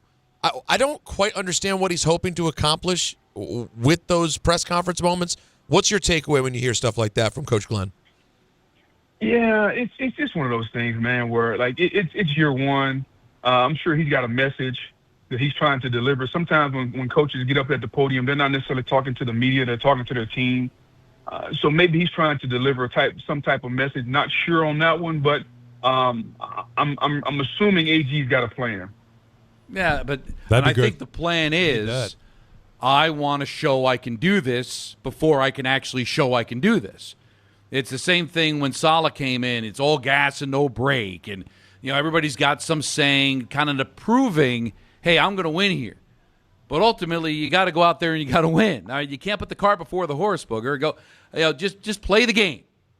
You got to talk to the media. Nobody likes to do it. Players don't like to do it. Head coaches don't like to do it. Play the game, and then just let your record speak for itself. I think when you start to leave an impression before the actual wins and losses, you end up putting up a divide, and you end up maybe losing a media that could really possibly help you during these struggles down the road. Yeah, but I don't think he's that far along. Like this is just year one, so I don't think he's anywhere thinking about year 2, 3, 4, 5. I just think he's trying to lay the foundation with whatever he's doing right now. I think eventually the media will kind of warm up to him a little bit. I know they're not there yet, but hopefully they'll be able to warm up to him and kind of see that he's a no-nonsense guy, man. Like, he hasn't been able to, maybe that hadn't come across just yet, but I think eventually it will. All right, Boog, I'm a Jets fan. Should I be watching Cleveland at Raiders and see what Shedeur Sanders looks like for the possibility of saying, well, if they can't draft a quarterback, maybe the Jets can trade for somebody that could turn into something? Is he worth my time, yes or no? Yes, I think so. What do you like about him? I mean, what's not to like? You tell me what it doesn't sound like you like it. No. Ask the guys. I've been singing his praises since last year. I was shocked that he fell in the draft. I really was surprised. I didn't like the way all that went down. I didn't like the way the front office looked when they drafted him, the faces they made. I didn't like the fact that they threw him into a game and he's never thrown to any starters. It was the first time he was throwing to his receivers, and then after the game, they mocked his numbers when I actually thought he gave him a chance to win. So I like everything about him, and I'm trying to be talked out of it because if he was that good, why wouldn't the Browns have made him a player by now, made him a starter by now? I'm trying to see if I'm falling for something that everybody else sees and I can't. Well, let's realize this, okay? Let's understand this. He was, up until about a month ago, he was a third-string quarterback. Third-string quarterbacks get no reps, all right? 0 reps whatsoever. So the fact that he was the number 3, that can explain a lot of things. So then you trade away Joe Flacco, and now he's the number 2, but he's the number 2 behind the rookie. So I don't really make that big of a deal behind all the no reps and no cadence and all that stuff. The bottom line is this. Today's Wednesday. He's been named the starter. He's going to get his opportunity to have a full week of work and then he starts on Sunday. So let's see where it goes. All right, so I'm watching. Thank you. There you Booger. go. See, Now- now I have a reason to watch. Now, Booger, obviously you're deep in the college game, and we started off earlier today with just speculating on the possibility if the Jets were to end up getting to one and getting a shot at Mendoza. Alan, you did not seem particularly excited by this prospect. Well, trading 2 firsts to get a prospect that doesn't seem like the best prospect we've seen in years. I don't love it. What's your thought on, is there depth to this draft that maybe some people aren't seeing? Is there anyone out there that truly excites you, Booger? At the quarterback position, there are a lot of guys that are possibles. Like if you've played the game of spades before, like there are no for sures. There's a lot of possibles out there. And I think at this point in the process, which is we hadn't even got to Thanksgiving, I think it's really irresponsible for anybody to say, okay, here's the guy, because nobody really knows yet. Let's see how these guys finish. Let's see how they handle the pressure of the playoffs. Let's go through the evaluation process, and maybe by, I don't know, early February or March, we'll have a guy honed in. But I don't think right now there's no Andrew Luck. There is no Caleb Williams out there right now. This is one of those drafts where you're going to have to kind of sit back, dig into your notes, dig into your weeds, and try to find out what you can. And if you like the guy, you take him. And if not, then you wait till 27. See, that's exactly what a smart franchise would do, is if we don't like them, you just wait, and it doesn't matter how much people are yelling and screaming, but you got to take a quarterback. If you don't love them, you keep it moving. But great stuff as always. Good to talk to you, my man. Later. Have a good one, fella. All right. You see that? Like it's smart people know what you're supposed to do. Yeah. It's you do not all your rocket homework. science. You do all the work. And if you don't love them, you have to say, well, you know what? We didn't love him. And if you end up being wrong 5 years from now and people go, you moron, you passed on him. How did you not love him in the process? You just go, all right, well, people passed on Patrick Mahomes too. Sorry. Like, it happens. It wasn't for us. You didn't love him. But how about this? So Shedeur Sanders is going to be the 42nd quarterback to start for the Browns since 1999. That's 42nd. 99. Isn't that wild? And so, he says, yeah, if you're a Jet, you should keep an eye on how he looks and whether or not the Browns feel like he's the right guy for them going forward, because they still don't know either. So it's a very interesting conversation to have. 800-919-3776. We'll get in some calls here momentarily, Donnie, right? Yeah, and I was a little surprised by his Chief thing. We got to get into that, yes. too. There's a lot of reasons why people buy at Ramsey Mazda. It's their selection, it's their customer service, and it's their savings. During the More to Move You event, lease a new 2025 Mazda CX-5 2.5S all-wheel drive for $229 for 36 months. Start shopping now at RamseyMazda.com. Choose wisely. Choose Ramsey Mazda. Call 833-853-2970 for lease details. VIN S0754711.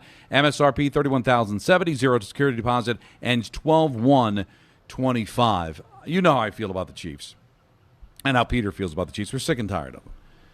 But up against the Colts, up against the Patriots, up against the Ravens defense, up against a second-year quarterback in Bo Nix, I still like their chances to figure it out, guys. I do. And I thought I could find And even 5. as a third wild card, I dangerous. still think they're exceptionally dangerous. It's reputation. That's true.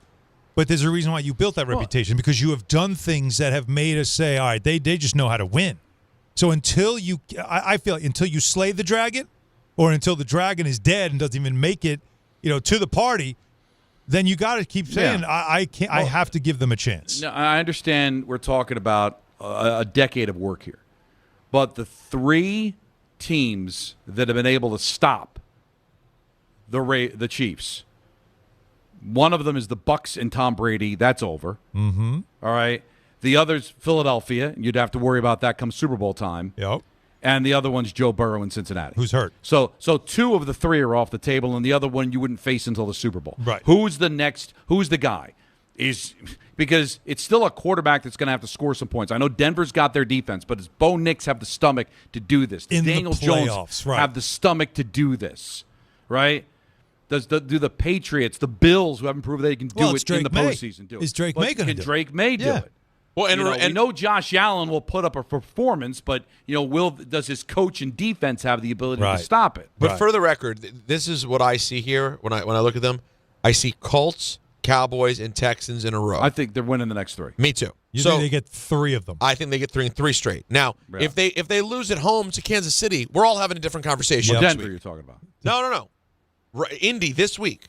Oh, Indy, you're talking. Okay, Yes. sorry. Indy this week in Kansas They City. take an L here. Then we're having a different. Their chances to make the you're playoffs right. are almost dead. Well, it's a different conversation for Kansas City and Indianapolis. Completely. So I'm giving them that game. And then I'm giving them at the Cowboys. I know Booger said loosely Cowboys are a tough ask in Dallas on Thanksgiving. I've seen them I've seen lose. plenty of Thanksgivings. Oh, I've seen them lose. And I've seen this year what they're capable of giving up. So, I can see it being a big old Mahomes-Kelsey celebration on Thanksgiving. Yeah. You give them that to 7-5. Then they get the Texans in Kansas City, 8-5. Now they have the Chargers in Kansas City. Who are the Chargers? Well, they don't have 2 tackles are out for the rest of the season. They just went into Jacksonville and got smoked. So you're telling me there's no chance they get to 9-5? They're getting to 10. Man. And then, they're going to get Don, to 10. then they go to the Titans. Oh. Okay? Then they have the Broncos. Yeah. But don't that's forget the big they game. end. Christmas Day, that's a big game. But if they get all these other ones, even if you lose to the Broncos, you then close out with the Raiders. Raiders. You could still get to 11-6. It's I'm very not willing to possible. put a They're fork getting in to this 10. team. Yeah. I would be shocked. Let's if they didn't bookmark this and remember it as the rest of the season goes on and just keep referring to it because that's the thing. We don't believe you can kill the Chiefs. We I'm just not don't ready believe to do it yet. Not if Mahomes is still on the field, not if Andy Reid is still on the sidelines.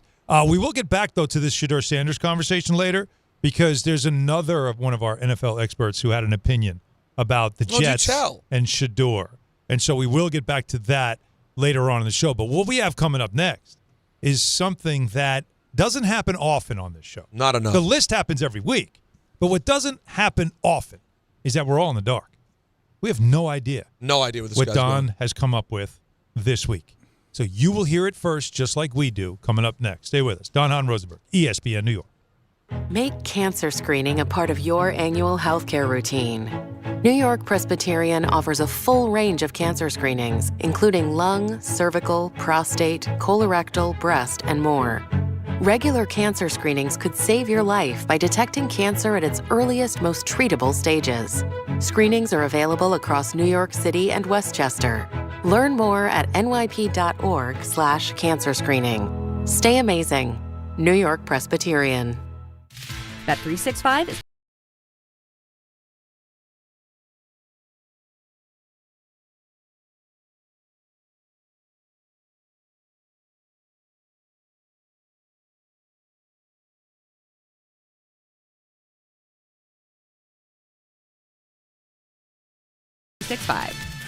Gambling problem? Call 1-800-GAMBLER. 21 plus only. Must be physically located in New Jersey. T&Cs apply. We all hear the radio ads about the IRS. They tell you to be afraid, to be scared, and they try to frighten you into calling. I'm not here to do that. Tax Relief Advocates is different. TRA is here to tell you that if you owe money to the IRS, whether it's $5,000, $50,000, or $500,000, we have a solution. It doesn't matter if you're sitting in your car, at work, or with your kids. No matter where you are, call now. 800-575-6759. Don't lose hope. TRA can eliminate or reduce what you owe to the IRS. Generous programs are now available that can give you a fresh start. Our passion is taxes and helping individuals fix their IRS problems. We have over 1,000 5-star reviews on Google and an A+ with the Better Business Bureau. You don't need to be afraid of the IRS any longer. End your tax nightmare today by visiting us online at TRA.com or call 800-575-6759. That's 800-575-6759. Tax Relief Advocates. Real solutions for real people. Now let's take a look at the traffic with Brandy Scott. Thanks, guys. Not so great on the Southern State eastbound in Nassau County, right after Peninsula Boulevard. Crash in the left lane involving a couple of SUVs. Traffic is starting to back up to the Belts Cross Island split. Packed ride on the Grand Central westbound right before Astoria Boulevard. Broken down van in the right lane. Bumper to bumper heading over to LaGuardia from City Field. All of your purchase the outbound George pretty bad. Worst of it Cross Bronx westbound. Slam there from White Plains Road on through. Inbound George will run you about 5 to 10 for the upper deck. Outbound Lincoln your best ride at 15 to 20. Outbound Holland going to run you 30 to 40. This report is sponsored by the Positive Coaching Alliance. Questions about youth or high school sports? Well, the PCA can help. It's a national nonprofit developing better athletes and better people through youth and high school sports. More info at positivecoach.org. I'm Brandy Scott on 880 ESPN New York. Actual price will depend on product and subscription plan. Featured products are compounded drug products, which the FDA does not approve or verify for safety, effectiveness, or quality. Prescription products require an online consultation with a healthcare provider who will determine if appropriate. See website for details, restrictions, and important safety information. Want a boost in and out of the bedroom? Hims has you covered. Introducing a new 2-in-1 approach to level up your game. Tadalafil for better bedroom performance and zinc for testosterone support. Put it all together and you've got what you need to turn things all the way up. Getting started is simple. Just go to hims.com/joy to start your free online visit. Through Hims, you can access ED treatments including pills, chews, and more. 100% online. No office visits, no pharmacy lines. Just fill out a simple intake form and a licensed medical provider will determine if treatment's right for you. If prescribed, it ships free and discreetly to your door. Find affordable treatment options at up to 95% less than brand names at hims.com/joy. That's hims.com/joy, hims.com/joy. You just made the list, buddy. This is The List with Don, Hahn, and Rosenberg. That's right. And of course, the list, as you know, is driven by Ramsey Mazda. Sure is. And as you said, I cultivated this on my own, guys. So I'm sorry for that, but it does make for some fun because you guys are in the dark. Now, I don't know if you saw the latest in the NHL, Luosterainen, pretty good forward for the Florida Panthers, out week to week, burned himself on a barbecue. What? Not exactly sure how you do that. Well, you can.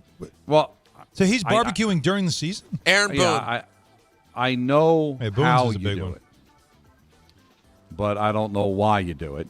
And then, of course, the Jack Hughes news. So I figured, how about in New York history, guys? Oh, New York history, okay. The weirdest and strangest injuries. Ways to injure yourself. Ways to injure All right, yourself. can I go keep first? You out of the court, ice, or field. Can I go first? Sure. Yoenis Cespedes. Yoenis Cespedes, that's a great poll. Oh, it's fantastic. It's a great. The Yoenis. boar? And I considered it. Yeah. Yoenis. I thought about You're talking it. about the boar. You I thought about it. Wait and a I put minute. it and I put it at number 2. Yoenis Yoenis Cespedes back in the offseason of 2019, rehabbing an injury, mind you. Amazing. Was on his farm and was chased, run over, scared by the aforementioned boar and broke his ankle. It still feels made up. And it ended his career. Yes. It was over. Now, we joked about it on the air at the time. Maybe Peter remembers that we said it wasn't really a boar. It was probably a unicorn, because that's just how it goes with Yoenis Cespedes. It's always very dramatic, always very weird, but only good enough to be number 2 God, it's so funny. on It's our so funny. list. Cespedes was such a moment in time. And, like, in the grand scheme of things, not that important, but in a moment, he was big. He was here. everything. I go gotta throw out one of the craziest stories of all time. Okay. JPP and the fireworks. Oh, that's got to be number 1. Well, you would think, but I don't have it on the list. What? No, because you forgot. No, Anthony. Nope, it was mentioned. Anthony. It's got to be you forgot. Who are you taking out? All right, who are you taking out? Let's go. I might take Cespedes with the boar already. But here's the thing. He lost fingers. It ended Cespedes' career, but the Giants made it work. They put together a glove. They went on to win a Super Bowl. He overcame it. He got back on the field. Was they the won a standard championship. worst or weirdest? Yeah, I thought it was weirdest. Standard is its Don's list. Yeah, the standard is just what you like because it's bizarre. No. Listen, he was holding blowing fireworks. off fingers with fireworks happens, guys. A board doesn't happen. All right. A board Also doesn't fair. happen. And also, I put in like how it affects things. Listen, it affected a season. It affected a career. It affected the rest of his life. JPP, it's a fun story. I don't Look know at my fancy glove. Fun? I can't put a ring on a finger because I lost it. Fun. I still want a ring. If he was number 1, he couldn't say he was number 1. Yeah, there's no finger. He couldn't do Joe Namath. I'm very curious then. Anthony, help me out here. First of all, back me up that I did not forget it. Not even It's a on strange injury this. for sure, right. but it does happen. Already. It was the 4th of July. We had a People list. do have it happen. We had a list of like 10 or 12.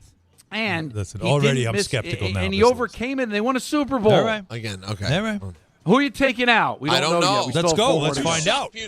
I will The defend. allegation that I forgot. I will defend is what Don. makes me sick. We could debate back and forth You did. about its merit, but to think that I forgot JPP, I'm a Giant fan for Christ's sake. All right, well, then you're a Giant fan, so Plaxico Burress Christ made the can't list. help you now.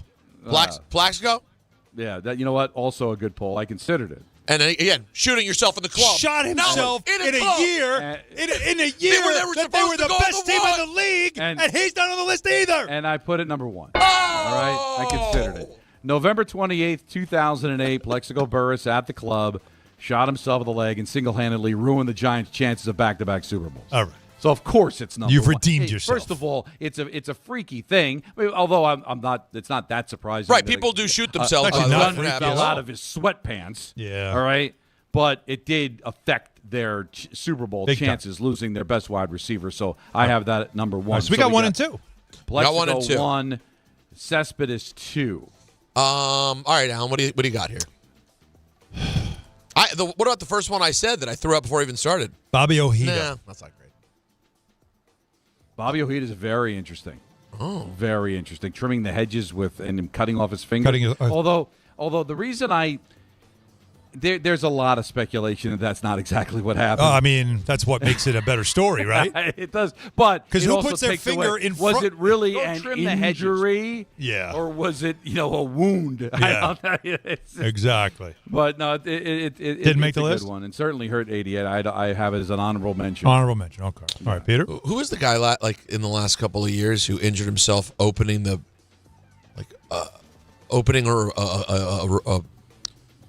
remote control something or other? Oh no, I don't know. I know Jeremy No. Affeld cut his hand. Was it not by the separate drone? frozen Yeah, the burgers. drone. What about the drone? It was a drone. Who's the guy with Was the that drone? Trevor Bauer? Maybe it was Yeah, Trevor that Bauer. it was Trevor Sorry. Bauer. All right, it Not wasn't New New York. Not New York. Not and New not- York. and very. That is not even on the list of the top 10 weirdest things. All About right, it. a jet. About him. A jet has to be on this list. Oh, Geno Smith losing his starting job because he got punched in the face by a teammate. Yeah, that was what was his name? He ended up going to the Bills. IK Empali. Yeah, Empanada. No, No, that's not there. Well, He what was a did it all starter. mean? Yeah, but for what? He got punched in the face. I understand. Broke his nose. Who are you taking? All right, who are you taking All out? right. Well, I guess you can't say Boone playing like beach sports is that That's weird. To me, that feels obvious. He was playing basketball. Or he's playing basketball, not Yeah. beach, not even beach activities. Yeah. He's playing Blew basketball. out his ACL. That's not weird. And it was over. No offense to Boone, but it did lead to Alex Rodriguez. So It worked out. Worked out is what you're saying. and getting injured playing basketball isn't exactly a freaky, crazy thing. But. No. Although this is a list in which the guy said, people's fingers get blown off I know, every but day. Not even considering. Everybody gets a finger blown off. That should be the punishment for the pitch. He survived. All right. Is it my turn? They're not understanding the spirit of it. First of all, I think they're just taking it out on me that at least one of them wasn't included. Yeah, there's a little bit of feeling left out right now. All right, hold FOMO. on. What do we got? Or the basketball. Is there basketball, Donnie? Amari Stoudemire punched the fire extinguisher in Miami. Good job. April 30th, 2012, after Game 2 against the Heat, punched the fire extinguisher case. Yeah. And he was out. Knicks did not win another game in the rest of that series. Do you know the year before, he attempted a dunk in warm-ups in the playoffs, hurt his back and couldn't play. The year before that. But he was finding ways to hurt himself. It's unreal. I have a Nick one, though, that's this year that it was definitely not on your list. That was number 5. That's 5? Okay, so we still need 3 and... You need 4 and 3. 4 and 3. Yeah, 3 and 4. Okay. Your turn. We only have 3? Yeah, we have 3 so far. Boone was not on sorry it. you're not enjoying this. Well, you think you have 4. No, I thought we had. Yeah, because I think I have 4. Don, can you tell us the sports that are left, please? We've got baseball and hockey. Hockey. Is the hockey one well known? In certain circles, probably not to you. You've heard of the player. Will Allen definitely remember Alan's it? going to know. He knows. Is it right Leach? now he knows. Is it Leach? There it is. Brian Leach. Yeah. Rangers trying to make the playoffs. March 21st, 1993. Brian Leach entering a cab, slips on the ice, and breaks his ankle. Oh, I do not And know he's that gone. one. You know, Wow. ice And is the slippery. Rangers miss the playoffs after winning the President's Trophy the year before. It sucks. It sucks. He's such a good guy, but that's such a that's one of those. It's like, oh, and you make your living on the ice. That's tough. There's an irony to it. It really is. It is. ended their season effectively. But I'm such a fan of his. I hate making fun of him. I know. I'm not making fun. I'm just saying it is freaky. Well, you put him on the list. Well, no, and listen, honestly, until they won the cup the next year, it was like typical Rangers. Yeah. Right? Alan, I'm just going to ask you a question. Mm-hmm. If we were to look up the statistics, yeah, what do you think happens more often? People hurt themselves slipping on ice or blow their fingers off? What do you not get? All right, look. So he I blows blew his my fingers off, and it leads to a Super Bowl. Brian Leetch slips on the ice. They miss the playoffs. Hockey player hurts himself slipping on ice. Yeah. Much stranger than a person. Have you heard this one before? Totally. Hockey player can't walk on. He can't handle ice. Too slippery for him. And I would think that with his number of players that are in the NFL, I bet you every 4th of July, at least one NFL player blows a finger off. We'll get research on that. Let's get research on that. Not all of them are significant. Some of them are practice squad guys. So baseball. There's a baseball one now. You're not going to get it. Oh wow! No one's going to get it. Listen. Do you hear what he's doing here? Look what he just. How about did. that? Oh, you're not. You guys. Give us an era. You bozos aren't getting this one. Give us an era. I'll give you the date. Give me the date. July 24th, 1977. July 24th, 1977. It's goofy. It's typical of this team. The Mets. You bet your hiney. And what happened? Let's see. I think when Alan hears it, he'll be like, I think I remember. Ed I remember hearing Kranepool about fell that. face first into the sink. Is this into the flux capacitor. Is this a Dave Kingman thing? It's not Dave Kingman. Who it's was not it? Ed Kranepool. It's a pitcher, but of that ilk. because they got him for Tom Seaver. Oh God. Oh. I can't say. I can't get the name. I know. All right. Say it. Just July 24th, 1977. Pat Zachary. Yes. There you go. Taken out of a game after he gives up a hit to Pete Rose that extended his hitting streak to 36 games. Was so upset that he went to kick a batting helmet, missed the helmet, hit the step, and then broke his foot. And he was out. So stupid. Now, just really freaky. Who punched the wall though and also injured themselves? There's a lot of guys. That But do no, that. wasn't it a Met or a Yankee did that? I don't. Punched a wall. Kevin Brown. Kevin Brown. Yeah, well done. But there's a lot of honorable mentions. Obviously, the JPP certainly deserves an honorable mention. But it happens so much. You No can't put offense, him Tom Glavine during that really tough season, getting injured in the taxi cab accident. Remember that one? Kind of crazy. Yep. There's a few of them, but those are the five that I have. But I take offense that you thought I forgot JPP. Anthony confirmed I did not, but they made it work. None of these others were able to make it work. Super Bowls were lost. Championships, playoff appearances. Well, the were Pat lost. Zachary careers one. ended. What was lost in Cespedes Pat Zachary? never played again. What was the Pat Zachary one? What'd they lose? What'd they lose? Listen, you want to, but again, they just continue to be bad. They just stayed bad. But I just remember from my childhood, it's my list. Oh, okay. There you go. Can I give you one that would have never made anybody's list, but it's just one of those? This really did happen, and it was funny. Go ahead. There was I don't know if I want to say the player's name. Not a very famous player. Okay. Nick Player. That before the game, he's warming up on the court. This is when they were really bad. Okay. And he's warming up on the court. And he decides he's going to take a seat courtside, like while he's warming up. So he just plops down, like he was like 6'8", 6'9", tall, skinny. And instead of when you sit down in those courtside seats because they're a little bit lower than the court, he just decided, I'm just going to just drop straight down. Right. And he proceeded to land on his manhood. Like crushed. Not everybody can do that. Crushed himself in unbelievable pain. Like had to get attention adjusted. And missed games. Didn't play. Yeah. Missed game. Yeah. For sitting on his junk. Yeah. Now that was never officially listed as such. Because how do you list that? Yeah, you don't. But that's what happened. Like sat down and it was just basically cracked the eggs and scrambled. Oh. And it sounded like it was probably something incredibly painful. That is not what you want. And then said they called it some type of abdominal strain or something. I don't know what they called it. It was abdominal. It was strain. It was strain. Yeah. But that's one of those bizarre, like, how did you get hurt? Yeah. That's not what you want. You're welcome, Bob. by the way. I shared that for you. Yeah, You're thank welcome. you for sharing that. We didn't know about the berries. Everybody wanted that. As I adjust my position on the seat. Now, everybody, when you go to sit down, just always be careful. Make sure you're all in the right place now, in the undercarriage. The list was driven by Ramsey Mazda. There you go. It's the experience of driving a new Mazda and buying a new Mazda from Ramsey Mazda. Choose wisely. Choose Ramsey Mazda. So while you're adjusting your junk, okay, let's talk about the Hess truck. It's back and it's better than ever. No, that didn't do it. No. Yeah.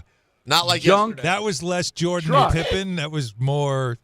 But it wasn't in the middle of the segment, so I didn't give it the full effort. 2 racers, 1 amazing holiday gift.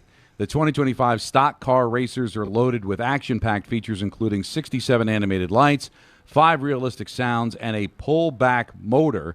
Available exclusively at HessToyTruck.com for $49.99 with free standard shipping, and batteries, guys, are included. Absolutely are. And that's a good thing.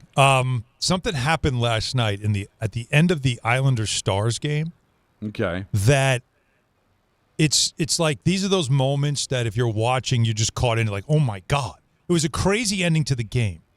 But the Islanders coach, Patrick Waugh, the legendary goalie, you can hear him in the mics that are all around the rink, and he is just F-bombing the Stars bench for a hit that was put on one of his defensemen that defenseman now had to be helped off the ice. A dirty hit he thought that the NHL ruled today and said was not. But you got to hear it and the reaction to it, and I want to know what Don LaGreca thinks. Was this a dirty hit or not? Because the league said it wasn't, and all of Islanders Nation is angry, and Patrick Waugh is the loudest of all of them. So we'll do that next. 5 o'clock hour will come up. We'll get into some more topics. The Knicks play tonight against the Dallas Mavericks as well. We might see Jalen Brunson on the court. He is listed as questionable. That's an upgrade. He had been out in the last 2 games. So stay with us. Hahn Rosenberg, ESPN New York. Mornings with DiPietro and Rosenberg. This whole idea that Joe Shane is just safe, and you have nothing to worry about is apparently not true. He's going to do the due diligence. All right, here's a folder on him and a folder on him and a folder on him. They will determine who they want based off of his information. He is hardly safe. Not that he won't be back, but it's not a slam dunk that he will be back. DiPietro and Rosenberg, morning 6 to 10 on ESPN New York and streaming live on YouTube. This fall, don't sit on the sideline because of pain. If you're tired of waking up stiff, fighting neck, back, or joint pain, and missing out on the things you love, it's time to take action. Call Dr. Jay Shaw at Sandwell Pain, New Jersey's top pain specialist. Dr. Shaw is the Ivy League trained, double board certified, and laser focused on one thing: getting you back in the game. Living pain-free, no surgery, no cuts, no downtime. Just precise image-guided treatments that deliver real results. Whether it's sciatica, nerve pain, migraine, or chronic joint pain, Dr. Shaw will personalize a non-surgical game plan just for you without pain medication. Same-day and next-day appointments are available with offices in Woodbridge, Livingston, and Inglewood. Most major insurances are accepted, so what are you waiting for? Don't let pain keep you out of the action this season. Visit Sandwell Pain to text, call, or book online. You'll wish you met Dr. Jay Shaw a lot sooner. Relief starts today, and victory over pain is closer than you think. There are small risks in life, like giving a kid a football to play with in the house. Whoa, watch out for the... Okay. And then there are big gambles, like giving a kid a lottery ticket. Never gift a lottery ticket to a person under 18. Learn more about how to gift responsibly during the holidays at playresponsiblyny.com. Please gift responsibly. Must be 18 plus. Gambling problem? Call 1-877-8-HOPE-NY or text HOPE-NY. Do you have 3 ex-wives and your current trophy wife wants a life insurance policy 3 times the size of the policies you had to purchase for your previous mistakes? If so, you need to call Big Lou at Term Provider, 800-471-9773. Big Lou is intimately familiar with your problems, and if you're 50 or 60 years old and in reasonably good health, a $1 million policy should only cost about $100 to $200 per month. Big Lou may have a solution for your previous policies as well. You may even save enough money to lighten the load on on your new $1 million policy. Remember, call Big Lou. He's like you, except he's only on number 2. Call Term Provider at 800-471-9773. 800-471-9773. For $1 million in term life insurance that you can live with, call Big Lou at 800-471-9773 or biglou.com. That's 800-471-9773 or biglou.com. In the city that never sleeps and never stops talking sports, ESPN New York is always on. Now you can live and breathe everything New York sports wherever you are. On your radio dial, on the ESPN New York app, and streaming live on YouTube. However you watch or listen, ESPN New York is always on for you. Hear us, stream us, watch us. This is ESPN New York.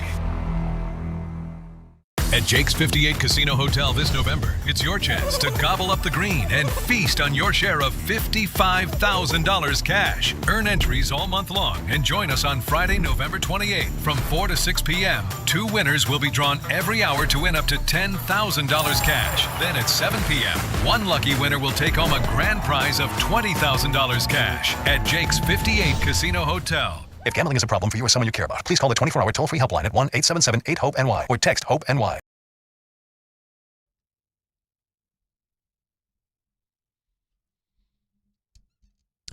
All right, Don, well, your game was going on, and just so you know, Gracie was livid. Like I told her, it's like third period, Devils are getting smoked. And I'm like, all right, come up to bed. She's like, no, game's not over. Like, she was locked in. And that was just a rough one for the Devils. You're going to have stinkers in the season. That was a rough one. But while that was going on, the Islanders were in Dallas. And they were they're sneaky playing well. Mm-hmm. And they had themselves a really good third period. It was a 1-1 game. And there was some bizarre penalty calls. There was one that sent Horvat for 4 minutes for high sticking, even though he was tripped, which caused the high stick, whatever. Then he was given a 10-minute misconduct.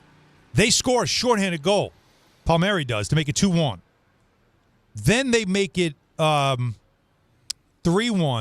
because the Stars pulled their goalie, and they had the empty net. Final minute was crazy. But one play in particular really stood out. And that is that Islanders defenseman Alexander Romanov was going back to play the puck, obviously numbers showing, square to the rear boards. And Mikko Rantanen for the Stars was coming in hot because they're desperate to try to get a turnover, get the puck, and he just drills him. And Romanov goes into the wall. You see it clearly looks like something serious about his shoulder. It's not good. He went right into the glass. Like, his shoulder was compromised. He went down, stayed down. And Patrick Waugh, you could hear it in the broadcast, him screaming. And what you thought is this a fan yelling? Then you realize, no, it's the Islanders head coach. Listen. He's in all kinds of pain. And there is some verbal violence going on from the Islander bench. So that's why he's saying you're not going to blanking finish the game. Meaning the next game they play, which is in March at UBS on the island. And so who knows in March if they'll remember this. But you hear him, he's livid. So here he is after the game on this hit. Now, Rantanen was given a 5-minute major. He was out. There was 40 which didn't matter. There was like 22 seconds. Yeah, there wasn't much time left at that point. But it was 3-2 at that point. Right. So it got a little dicey. So here's Patrick Waugh after the game. I hope he's going to be okay. At this moment, I don't know exactly what it is, but all I'm going to say is when you see the number, you have to lay off. Everybody knows that. You don't go through the guy. And I'm proud of the way that our guys handle it afterwards. No one was happy to see someone get hurt like this. And like I said, to me, is disrespectful. Now, I'm surprised he didn't send out a bunch of guys and do a line brawl because there was no time left. Like late in the game, they had an opportunity if they wanted to send the message. But he didn't do that. But still, him yelling at Rantanen was noticeable. And he was asked again, what were you saying? What message were you trying to relay to the Dallas Stars bench. Yeah, it was in Colorado when he was drafted there, and it's not his style. But, I mean, at the same time, that should not be part of our game. That should not be part of our game. So the NHL, Department of Player Safety, they are saying there's no other supplemental discipline. You got the boarding major. That's all he's going to get. He was thrown out of the game. But that's it. They do not see anything more. And they're claiming that the reason why he went into Romanov the way he did was because Scott Mayfield, the Islander defenseman, kind of nudged him enough to get him off balance, and that's at least what the Stars are saying, and that's what it sounds like the league saw as well. Don, I know you've seen the replay. Oh, yeah. What have you seen? Now, I'll give you 3 different perspectives, all right, and 2 have way more value than my perspective. But I'll start with mine. When you see it live, it looks really vicious. There's no question it was reckless by Rantanen. But I'll take exception to what you said, Alan, about drilling him. It was awkward. He gives him a bit of a shove in a really bad spot because Romanov loses his balance and goes right into the boards. And that's why it's reckless. You got to know as a player, when you get that close to the boards, and even Wah said this when he's showing the numbers, meanwhile his back is to the player, that's what that means, that even the slightest shove could end up being pretty disastrous. So when you look at it live, it looks like he just drills him right into the boards, and it's reckless, and it's dangerous, and it's suspension worthy. But looking at the replay, it kind of nudges a player in a very prone spot. That's why it's clearly a penalty, and it's a 5-minute major because it led to an injury. The Mayfield thing makes it interesting as well. So that's probably why he was not suspended. Now, I asked Bryce Salvador, who was not a physical player. I saw him at practice today. Of course, he's one of the analysts on the Devil broadcast, former Devil defenseman, Blues defenseman. He's like, it's close. He goes, I probably would have suspended him. But he said it's close. Danico, who obviously was a physical defenseman and played in a much different era, is like, I didn't see a lot there. I don't think there's anything wrong with that. So it's interesting to get different perspectives on it, right? Oh. There's 2 former players, different eras, different types of players, even though they played the same position, having a different look at it. His back was turned. No question, and it's a penalty. That's why it's a penalty, and that's why it's a major. Okay. But I'm just taking the exception when you said drill. Did he drill him, or did he nudge an awkward player? He didn't drill him. Okay. Right? And if they buy the argument that the reason he did that is because of what Mayfield did, probably led to it not being a suspension. He was off balance, yeah. And he went flying into the boards, no, though. He did. And hard enough to what it looks like to me, that they haven't said it officially. It looked like to me he separated his shoulder. And that's why those hits are more dangerous the further away from the boards you are. You're 5-6 feet away from the boards. That's more of a penalty than had Romanov been against the boards and been nudged that way. Then nothing would have happened. Right. But the fact he now loses his edge, going off balance, shoulder first into the boards, it looks bad. Too close to stop. Right. And too far away that you can't get held up by the boards. You're just slammed into. Yeah. But I'm with you, Don. I didn't think it was the intention to me. Wasn't as dirty. Well, he's not that kind of player. And, right, but also, not his reputation. When you watch it in slow-mo, though, it's very subtle. Now, either it's the cheapest, most subtle thing ever, or it's a mix of just balance being run into by another player and maybe being a little bit out of control. I feel like it's not – I don't think it's dirty, but it's reckless. That's how I see it. It's reckless. And when you consider – now, the problem is the 5-minute major – hits a lot different if there's 22 seconds to go in the second period. Yes. That means he's gone for the rest. And you have a 5-minute power play. So his 5-minute major didn't really turn out to be anything. Now, they did lose. Hey, there's a face-off there. Maybe he's a great offensive player. Don, losing him for that time. They almost tied the game. Right. Could have cost them the game, but still 22 seconds is not a full game. It's not a full period. Yeah. It's the end of the game. All right. Watt kind of – he still was upset, but he definitely toned it down. You could see the former player in Patrick Watt in the moment. Oh, he's done this. But I almost suspect he probably looked back at it, didn't think it was nearly as vicious, because he's going to get a fine. I mean, he's threatening a player. He's saying that we're going to go after you in March. You're not going to finish that game. So Patrick Watt is going to be disciplined for it. Makes for an interesting matchup in March if we even remember by then. And that's why it's funny, because obviously understand the fans' outrage, but it really doesn't mean anything. If Rantanen was suspended even for 5 games, he's going to be back for the matchup in March. I mean, so it's not like a playoff series where it's going to help the Islanders at all had he been suspended. So there's a lot of nuance to it. I thought I'd bring up the Bryce and the Kenny because it gives you 2 different perspectives from 2 guys that both played in the NHL, played the same position, but played in different eras. I wouldn't have had a problem if he got a game, but I kind of understand the nuance of it. And I even think Patrick, after watching it, I don't have confirmation on this, he sounded different in the postgame than he did, obviously, in that moment. So is that because he cooled off? And he won or the is game. that because he looked at it again and said, you know what, I'm going to stick to my guns here, but it wasn't nearly as bad as it looked like. There was a lot of bizarre things. There was a linesman who called a penalty late in that game. That was Which never happens. Rarely see that, but he did. And that was, at the moment, it felt like it could have been a turning point. It wasn't. And then there was a goal scored with .1 on the clock to tie it. But they reviewed and called goaltender interference. Which was the right call. Right That call, was and the Islanders end up holding on for the win. So very entertaining end to that game last night. And but you got to love Wah, man. That's what I mean. Like, you love your coaches that do – like, I'm okay with that. Stick up for your players. I'll take the fine. Right? Like, I'll do it. Because I'm sticking up for my players, I'm letting them know. That's the right thing. And he's, of course, he's a legend. He's a former player, but a legend. And the other thing, a lot of teams are in this spot. You know, like, who do the Islanders have? If they really wanted to go after Rantanen in March, who do they have that's going to do Well, that? Mayfield's really the only guy that really can throw hands, right, on that team right now? And you're not going to go after Rantanen, so you're going to have to go after somebody that's a tough guy on their team, right? Like, there was a situation in the Devil game last. I know we're up against it, but where Nemitz banged into Kucherov and knocked him down. It was an accident. Mm-hmm. But Douglas went after Nemitz and then realized I'm a foot taller than him.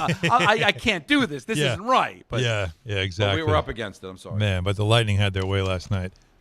Yes, we are up against it, but I do want to share something. 5 o'clock hour coming up. A lot more to get to, including the most irrelevant sports team in professional, the 4 major sports. We got to get into this, man. Who would it be? We are going to have this conversation because I don't know if we're all going to have the same team. But one thing we all can agree on, what's not irrelevant, is that you need to change your bath. You need to upgrade your bath, especially during the holiday season when you're having people over, they're staying over, they want to like they got to use the facilities, and they walk in going, man, this broke old bathtub, I'm not getting in that. Maybe they're going to ask you to use yours in the master. Like, no, you can't use mine.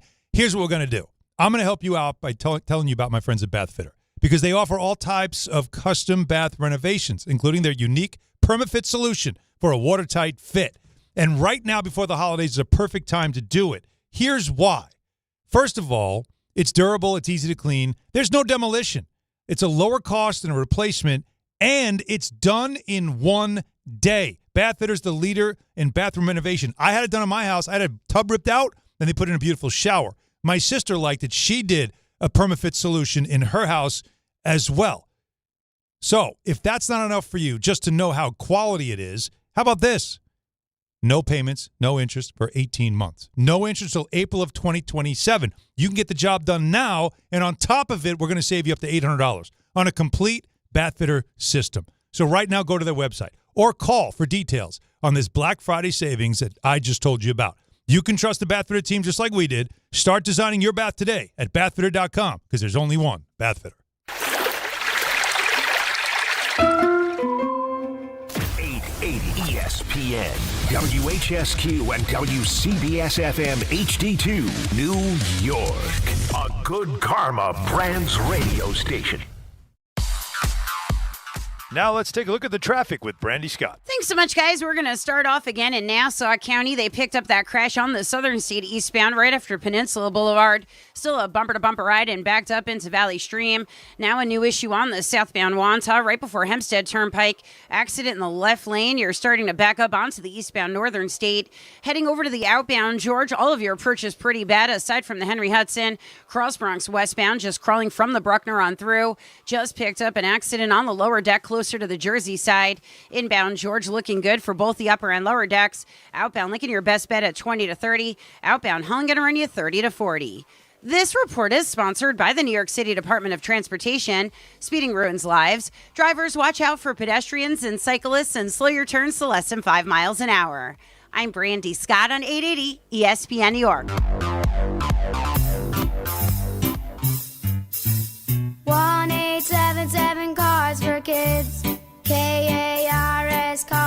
kids. 1-877 for kids. Donate your card today. 1-877 Cars for Kids. KARS Cars for Kids. 1-877 Cars for Kids. Donate your car today. Ready to get rid of that old car? Donate it to Cars for Kids. Call 1-877-CARS-FOR-KIDS to reach a friendly live agent. Donation's super easy, and your car can be picked up as soon as tomorrow. Call us now, 1-877-CARS-FOR-KIDS. That's Cars with a K to donate your car today. 1-877 Cars for Kids. Donate your car today. Did you know you can donate real estate too? Go to carsforkids.org. That's carsforkids.org. At AT&T, we guarantee our network so you can talk college football with your BFF while taking Buster to the vet. Hey, yeah, I can't believe he ate the whole thing of chicken wings. And I can't believe we're staging a comeback. Touchdown! Yes! Staying connected matters. That's why in the rare event of a network outage, you'll automatically get a bill credit for a full day's service. For wireless downtime lasting 60 minutes or more caused by a single incident impacting 10 or more towers, must be connected to impacted tower at onset of outage. Restrictions and exclusions apply. See att.com/guarantee for full details. Caffeine doesn't have to be bitter or boring anymore. 5-Hour Energy shots are bringing the flavor and the energy. One of my personal favorites, Strawberry Banana, is giving smoothie vibes in a compact caffeinated shot. Whether you like your energy sour, fruity, or tropical, with 17 flavors, there's something for you. And yeah, it's got as much caffeine as a 12-ounce coffee, but zero sugar and no crash. Big flavor, tiny bottle, tasty caffeine done right. You can grab yours in store or hit up 5hourenergy.com or order on Amazon today. 5:04 in the big city with Don LaGreca and Peter Rosenberg. I'm Alan Hahn. 800-919-3776, of course, is the number. You have got to be part of the conversation we have coming up. There's not a lot going on tonight. There's just we do have the Knicks, though, playing in Dallas against the Mavericks. There's Jalen Brunson questionable. I'll look up and see if they've updated anything yet, but that's where he was this morning. And so is there a possibility we could see him on the court tonight playing against his former team? The Knicks would love to have that boost back in their lineup as they continue their road trip. That game's at 9:30 start. It's on ESPN, but we have it on MSG as well, everybody. So if you want to watch the local broadcast, we have it for you starting at 9. Full coverage, of course, here on 880 AM. Also starts at 9 right after Dan Grassa. But we saw something floating around social media that became a topic of conversation among everybody here when I walked in. And I know we had it on our call today, Don, so I know you're aware of where we're going here. But I mentioned it earlier in the show, but let's just reset it for everybody listening. And everybody listening, just kind of just start to consider your answer to this question. If we're using the 4 major sports, NHL, NBA, MLB, NFL, can you right now, top of your head, the most irrelevant of all franchises in those 4 leagues? When I say irrelevant, not necessarily in market, because every team has a relevance in market. But when you talk about just in sports consciousness, is there a team that it's like, oh, I forgot they even have a team? Is it unfair to include the Canadian teams? Not just the Canadian teams, like the bottom third of the NHL period. No. Because you could just name it's a professional franchise. I know, but you could still name a handful of them that outside of their market, in America in particular, don't feel like they're relevant. Well, you know what I'm saying? I think it's everyone's perception. Don, I don't mean that disrespectfully. What's your definition you know what I'm saying? of it? Right. Well, all right, give me an answer then right off the top of your head, Peter, since you're the first one to speak up. If you have one that came to mind, what is it? I mean, we talked about this before. Relevance. The Ottawa Senators are a tough team when it comes to relevance in anyone's life. Honestly, outside of skating on the Riddick Canal, is there anything else about Ottawa that you go, oh yeah, I know that? No, it's the capital of Canada. Do you? That's you know what I mean? Right. By the way, people outside who's the big and who's the biggest player in the history of the team? Ron Francis? Alexei Yashin? No, Zdeno Chara. Probably Daniel Alfredson. Alfie? Now, that's why not great. Ottawa. But here's what Ottawa to me can't be, because they did play in a Stanley Cup final, so that does make you a part of history that you played in a final, and you've got a guy Daniel Alfredson who spent mostly his entire career with the Ottawa Senators, and he's in the Hall of Fame. But hold on. So, but no, they're still irrelevant. I hear what you're saying. Right, because that's a but tough. In relation to everyone else Right. is the point. Because obviously in that city, there's a relevance to them. And we're not taking that away. But when you're talking about grand scheme, look, you're power ranking things. Somebody's got to be at the bottom. Right? So, all right, you said Ottawa. You have them. Don, do you have a team?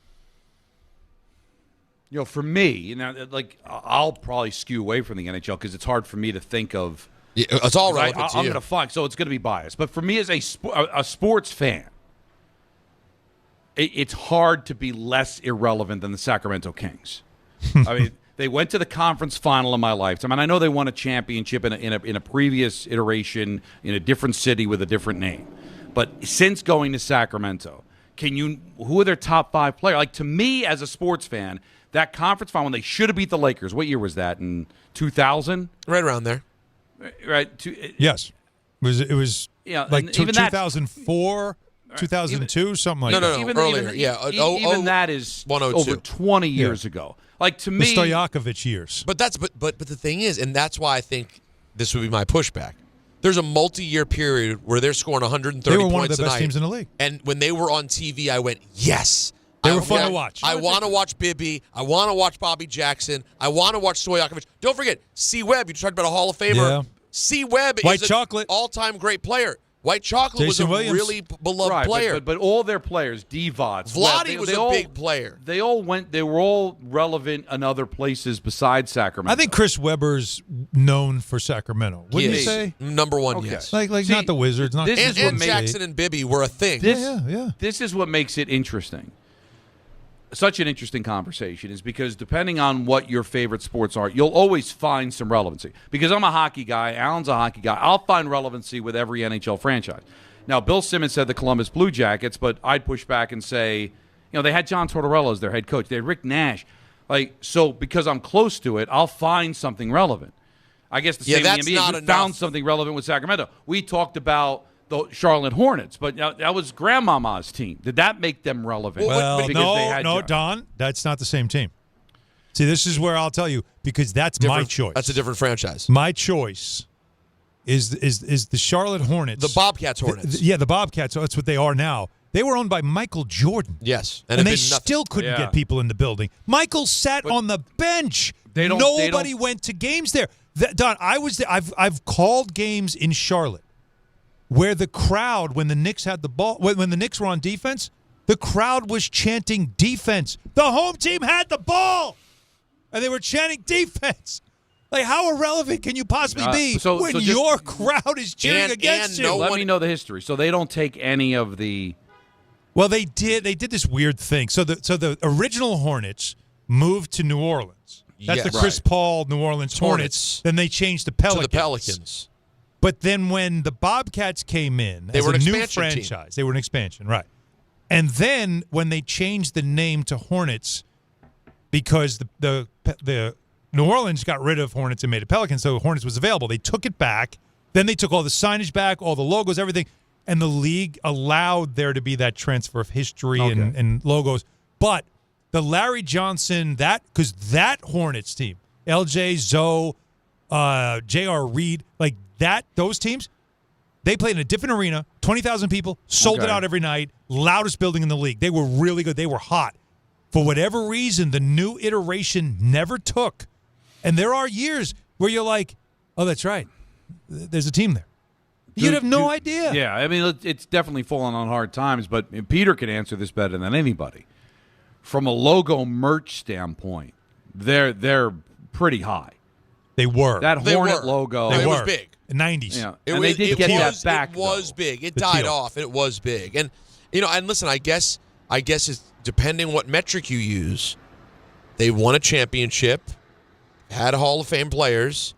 But, I mean, the Bullets Wizards are – That's becoming – That's bad. It's getting that's really irrelevant. There since is no national TV. Do you think since they changed the Wizards, did it really disappear? Yeah, and that included also having Jordan. Michael played on the team. And but when was the last time the Wizards got an ESPN or TNT game. They No, don't get John, those John games. Wall era. Yeah, maybe they got a couple then. Yeah. But 8 years ago. I guess Right. it's all in the way you ask it. Like, 'cause it feels like a top 5 at this point. Like, but there is a history there. Who's You know, the Wes Unseld played there. No. I get right. There's a history. They won a championship. Like, 78. if you want to go there, It's over, but that's older than me. All right, give me an NFL team. Who is the most? This is the hardest one to do. it's Jacksonville. You think it's Jacksonville? Well, it has They to play be. more there. They play 2 home games in Europe every year. And there's a reason for that. Yeah. Like, it's not even a significant. No offense to the people of Jacksonville, it's not even. That's not a big market. They had a Super Bowl there and said they'll never do it again because the building was too small, and, Yep. and everybody complained there was nothing to do. Nothing there. to do. They've gone to 3 championship games, 2 under Tom Coughlin, and then they had that recent run where they lost to the Steelers. Right. Yeah, But they have never been to a Super Bowl. I think the Panthers are right there, man. Yeah, Panthers have at least been to a couple of Super Bowls, man. It's hard to be irrelevant when you're playing in a big game, right? I get it, but the Jaguars have more recently been right on the doorstep, and they're competitive right now. But it does feel... They're in the playoffs right Yeah, now, and they're but often in the playoffs. I'm kind of with Don in a sense that the Jaguars often do feel like NFL adjacent, as you would say. They the stadium, the market, everything about them. It's sort of like they're an extra like just throw-in team. Like they don't feel like there's what history are they? What do they have that draws Mark you Brunell. But Yeah, no, you know what I mean? See, that's good. Like when you talk about great players, Yeah, right? who's their all-time great? Mark Brunell. You're going to bring Fred up Taylor. Fred Taylor. You're going to bring up Natron Means. Okay, again, It's not a now. Listen, they common haven't been around people that can't long. name those names. But Sports they have people been. can. They've been around for over 25 I know. years. So there's a generation of fans that the reason I won't go with Wizards is the same reason why I wouldn't go with the Oakland A's or Vegas A's. Like right now, they're irrelevant. They're playing in a minor league park. But once upon a time, they won 3 straight World Series. They've littered with Hall of Fame players. They get good again. You know what it much. is? Let's judge it like this: when they get good again, will it blow back up again because of the nostalgia and the history and all that stuff? And the A's are a great example of it. Now, I'm going to give you a team that's Go going to ahead. blow you away, and you're going to immediately want to bite back. But think about it. When you think of baseball irrelevancy, where do you put the Texas Rangers? I know they played in a couple of World Series, but when you think of their history, you think of their ballpark, especially where they played before the new one, and even the new one. Outside of Nolan Ryan and Pudge, for the 50-plus years, Palmeiro. like how Palmeiro, Juan Gonzalez, but not a George lot of W. players. George W. George Bush. owned them, yeah. But you're right though. You're right. For as By the way, long when as they've been around, a couple of World Series, even the most recent World Series team, like Ron Washington comes to mind before like a lot of Oh, players. wow. But you know what I'm saying? Like but They're not at the top though. when Don said "bite back," I thought he was doing a segue into a You thought. D'Agostino. Yeah, you thought. You're right gonna there. sing. I thought you were going to sing the song. You never know where he's at these days. I was ready for an elite transition into a read. Right, because there are a lot of reasons why you have that feeling that I could do that because I've been so good at it. But there's also a lot of reasons why people buy at Ramsey Mazda. Yes! He did it There's again. their selection. He It's did their it. customer service. It's so their good. savings. No one's better. During the More to Move You event, lease a new 2025 Mazda CX-30 2.5S all-wheel drive for $159 for 36 months. Start shopping now at RamseyMazda.com. Choose wisely. Choose Ramsey Mazda. That's elite. Call 833-853-2970 for details. VIN SM834925. MSRP $27,055. Zero security deposit ends 12/125. Congrats to Don Don. gives good, Vin. Congrats to Don, who's no longer coming to us from the Florida sun. Don has passed, and he is now coming to us from heaven. Oh no! Don, don't go to the light, Don. No, look at him. He's glowing though. Yeah, Don Almighty, as he's being known as the chat now, he is above us. He is God. He is floating with the angels. Listen, I got to tell you, you got to get on the YouTube, kids. ESPN New York. See No, this. the reason it looks the way that it does is because I dragged everything out to the deck, right? Yeah. Here in beautiful Fort Lauderdale, but I just ran out of outlets. And I don't have any way to charge the camera. So I'm flipping between my iPad and the phone, and the phone gives this angle, but I think it's more important to actually be on the air. All right, so It's if you good. go through the top, all right, so would we all agree Jacksonville in the NFL? I'm not quite willing to do Well, it. where would you go if not Jacksonville? You want Carolina? I really think in recent years, they're not in the playoffs. Who's their greatest player? Right. Steve Smith Sr.? How about in totality? Luke Kuechly? All right, but you're at least you can name more. I mean, Cam Newton's bigger than anybody that's ever played for the Jaguars. That's because of his hat. affirmative. No, it's affirmative. All right, but he was the number one pick, and he was the MVP. And he had a great season. Steve Smith. I mean, listen, Jake Delhomme. I'm kidding, but still. No, I guess you're right. Don't do Cam, but you played in 2 Super Bowls. No, you can't. All right, question. You played in 2 Super Bowls. Houston Texans. Yeah, okay. Already that's a winner. Texans are more relevant than Jacksonville. Now, are we making it unfair because these are expansion teams? It doesn't matter. That That's don't not have the history. Okay. Well, but the question isn't whether Columbus Blue Jackets are an expansion team. I They've know. been around Well, for 20 years. But that's why if we had this conversation and we took out you say over the last 30 years, so that all. It would be a much more interesting conversation because it's easy to just throw out, well, of course, Columbus. What history do they have? They haven't been around long enough, right? Utah and Mammoth, of course, are going to be there because they're even when they were Arizona. Well, when they were the Coyotes, they were irrelevant. I'm going to throw it. It hurts me because I like this team. Okay. But I think the NHL team has to be the Winnipeg Jets. Most people couldn't find Winnipeg on a map. You know what? Right? How did I not think of the Winnipeg? And it's not about the franchise and the town because they're good. You've been there, right? They're a good team, and their fan base. That place is filled every night. Yeah, but again, it's Winnipeg. Yeah. So I mean, Howie Rose has the best line about Winnipeg. He's like, they made Winnipeg because Canada was jealous of that the United States had Buffalo. All right, so even in Canada, it's Buffalo.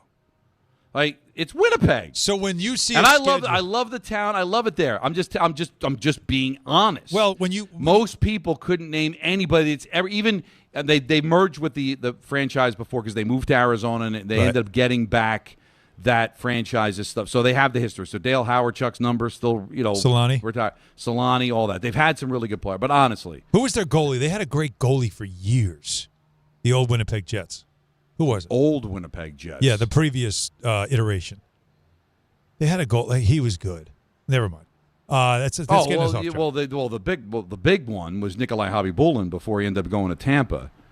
No, that's not who I was thinking. Not Nikolai Habibulin. No. It was either way. It doesn't matter. We're already proving the point. Let's get off. Yeah, I think the best way to come up with this solution, and we have calls coming in on this. All right. The best way to come up with this solution is to say it's not about us. We're guys who pay attention to sports every day. Right? So you know Jacksonville. You know Winnipeg. We know these because we have to. Right. But you have to think from a basic human standpoint. A fan who people who like sports but aren't as into it, and they look at the Rangers schedule and they go, who's in Winnipeg? Yeah. Or who's a Monmouth? They play Buffalo? Who's in Buffalo? What's a that's Mammoth? What you're wondering. Wait, Charlotte? I thought they didn't have a team anymore.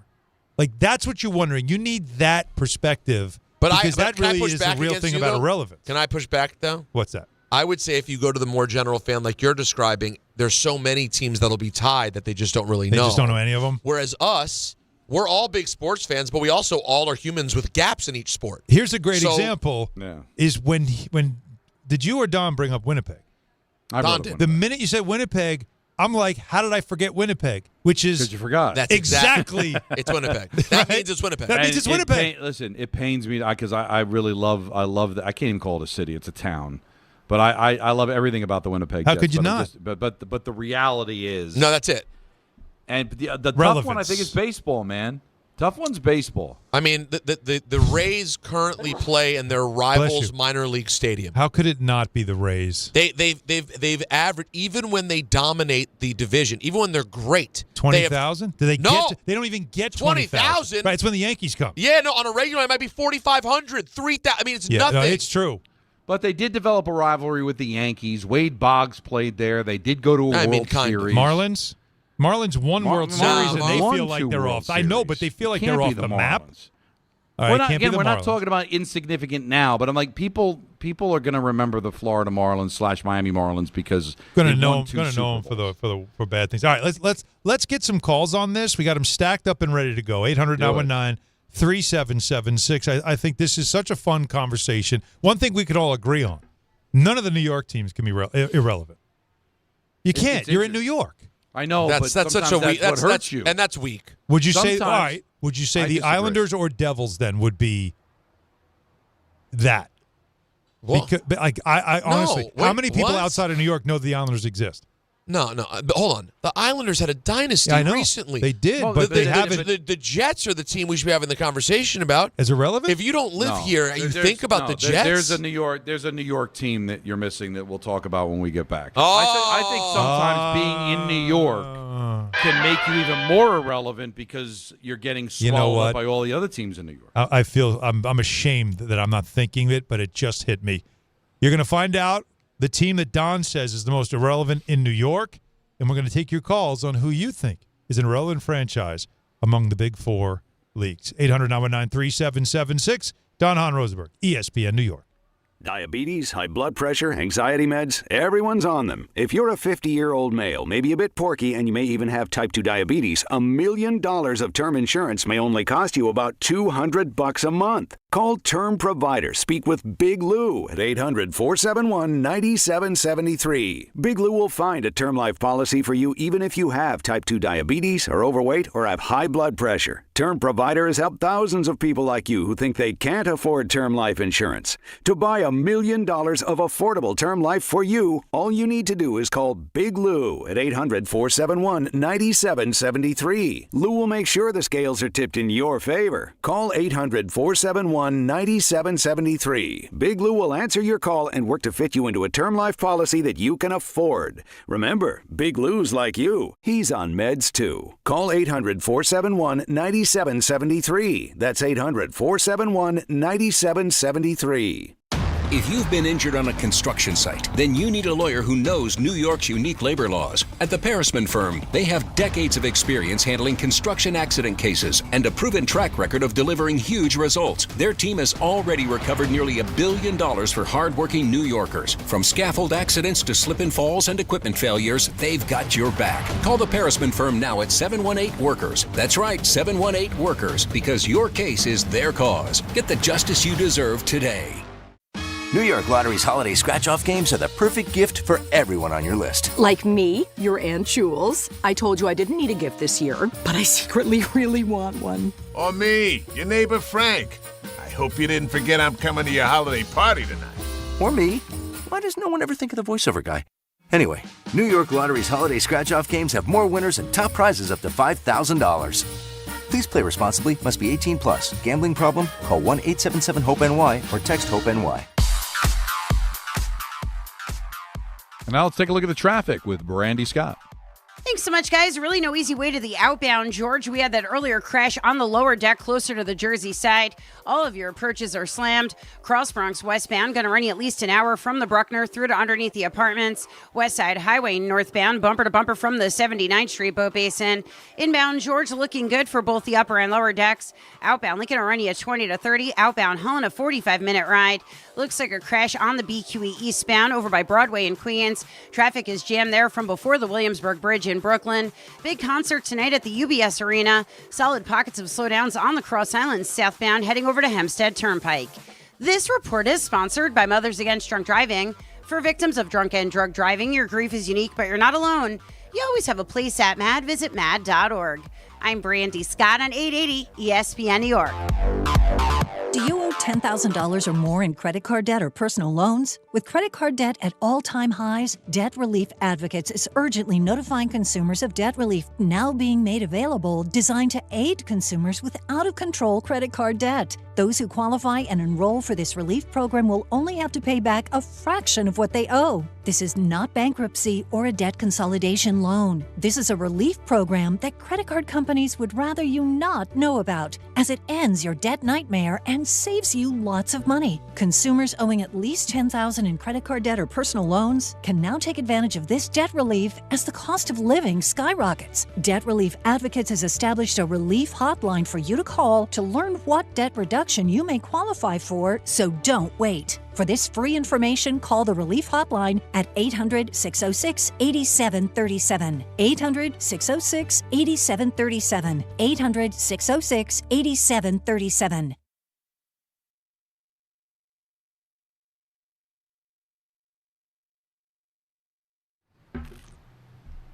So it's already starting, Peter. The texts are coming from my daughters about next Wednesday. They're planning the day. They want to come in to Manhattan and, have the day before a holiday kind of day. Oh, yeah. And so a lengthy text that was sent to me. Included all these activities they want to do. All right. And activities. Yeah, visit certain places. And I'm like, I'm working during that time. Like, but isn't your wife going too? No, the girls are coming. And Stephanie's with Callie.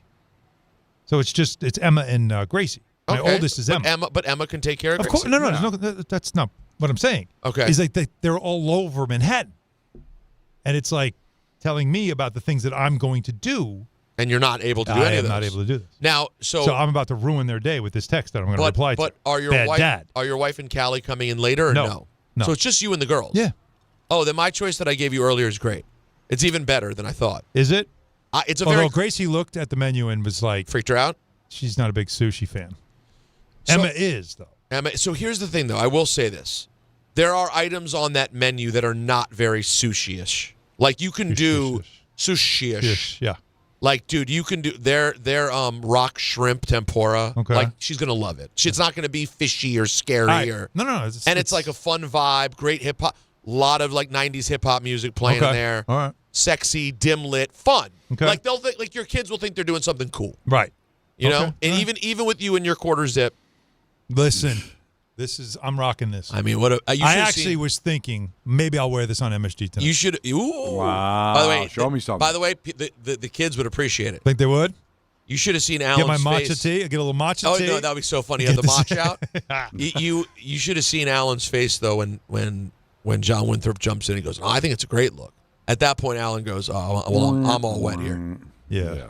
That was I'm second guessing this. But You know we're not what? I don't second guessing this topic. It is, of course, right. The most irrelevant of the four major sports franchises. We've been kicking around some. We have calls on it. And Don, you said of one New York team. Because I said no New York team could be irrelevant because you're in the biggest market. It's impossible to be irrelevant when you're in this market. And you said not so fast. Yeah, because it's hard to say that there aren't going to be people outside of New York and even in New York that believe that the Nets are irrelevant. Oh wow! They haven't won a championship since they came from the ABA. All right, they don't have like a laundry list of great players. They did go to two finals. They did go back to two back. finals, and I was at them. Because I cover them for ESPN, and I was actually on the court when the Lakers won. I got a championship hat. They thought I was like one of the players when I was walking off the court. It was weird. What were you, Don? So I was were you setting picks? What position did you play? No, I just happened to. They had us, when they put the ropes up, so you know, for the camera people and everything, and my credential gave me access to be there. Nice. And I remember me and Alice, Al is this cool? and Catullo was a big Laker fan, so we were there. Alice, is this cool? And listen, I like them, and again, it pains me. But I'm just saying that it's been a long time since they won. They don't have that big of a fan base. So even when they had the big three, it was talked about a lot. But again, we've had how many conversations? The gap between the Knicks and the Nets are bigger than any other gap among the locals. Like you said with the Islanders, they won 4 straight Stanley Cups. Tons of 40 years ago. Relevant. No, they obviously had spans of irrelevancy. Yes. But there are people that maybe not. They don't remember. But you look up the Islanders, and you're going to have a rich history of great players and championships and Hall of Famers, right? I mean, you're just going to have that. But the history of the Nets, it's going to be a lot of negative, right? It's going to be twice where they tried to have a dream team, it didn't work. How they sold off Dr. J. It's not a great history. The gap with the other local team is gargantuan. To the point, and I still will stand on the fact I get a lot of Brooklyn Net fans that kill me for that. I think they would have been better off if they stayed in New Jersey. Yeah, I still wonder. Now, they couldn't have gone to the Rock, right? Could they have played at the Rock, and I think they did, all right there attendance-wise. So the Devils certainly got a bump going to So Newark. that's not like compromise. Like you can put it's got a hockey rink, so of course you can put a court there and build it out. Seton Hall plays there. Yeah, Seton Hall. Oh, that's right, they do play. Yeah. So no, that would have been an obvious place to go, and then nobody would have batted an eye. But they did. They wanted the Brooklyn brand. They got, and to me, the branding and the logo and all that did make them relevant for a while because that just became popular around the country just because of Brooklyn, not because of the basketball team. But we have this conversation all the time. I can't prove. Maybe they're better off in Brooklyn, but it definitely did not hit the way they thought it would. It did at the beginning. There was a little bump, and then it kind of I think, and a lot of it has to do with they're not winning, and a lot of things have happened. Listen, I would not put them on the list of irrelevant franchises that we're talking about, but it's just an example of just being in New York doesn't automatically make you relevant. Yeah, okay. And obviously the Devils in New Jersey, clearly that's not New York, even though it's not that far away. It's not New York. But again, there's a history of winning. Hall of Fame players and winning that just gives you a little bit of bump of relevancy. Same with the Islanders. Well, the Islanders were there until they got the arena. Because I'm telling you, I was there. I was there night in and night out.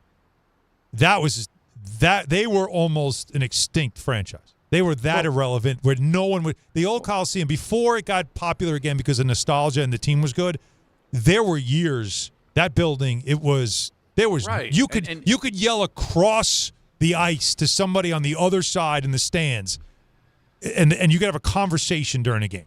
It was that bad. They were betrayed by their owner and everything else. But the fact is, they represent. Big Shot is the 30 by 30. Long Island deserves to be represented because of the population. Same with New Jersey. Sure. That's my main reason why I think the Nets should have stayed in New Jersey, because there would have been something that said we can make this our own.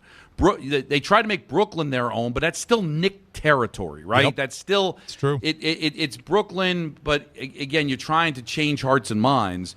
New Jersey, you already had a history there. You had won there to a certain extent, but whatever. I wouldn't put them on the list. I guess Charlotte would be my NBA team too. Okay. I guess I think it's the one. I mean, you talked me out of Sacramento. If they're not, they got a new arena there. They got the beam. Like there's a lot of stuff. There's a vibe there when they put that arena downtown. That it certainly how about this? has changed. But Charlotte's arena is downtown, and nobody here. Anthony is in Charlotte, and he's calling in about the Hornets. Anthony, do I lie about the vibe about the Hornets in that city? It's the worst vibe that you can ever have for a professional sporting event. It is absolutely awful. Talking about yelling across to somebody else that's in the stadium. I mean, you could literally connect with you. You could actually pick up a date inside of Spectrum Center whenever during a game because there's no one there. It's pretty bad. And Alan, I know you've been to some games there, man. I get it. They did their reimagining or whatever for this year. But I still don't think it's anything special. It's tough. Thank you, Anthony. It's like, again, this doesn't hate because I love going to Charlotte.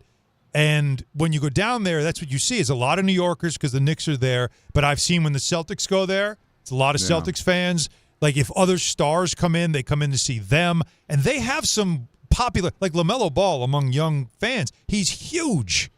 But it just is not resonating there. What about Memphis, the Grizzlies? So they had Jacob's big on the Grizzlies, but I feel like they've had too many moments with Ja. Also, it's that's a team that everybody knows about. Now, again, it is bizarre. They moved from Vancouver. That's when they were irrelevant in Vancouver.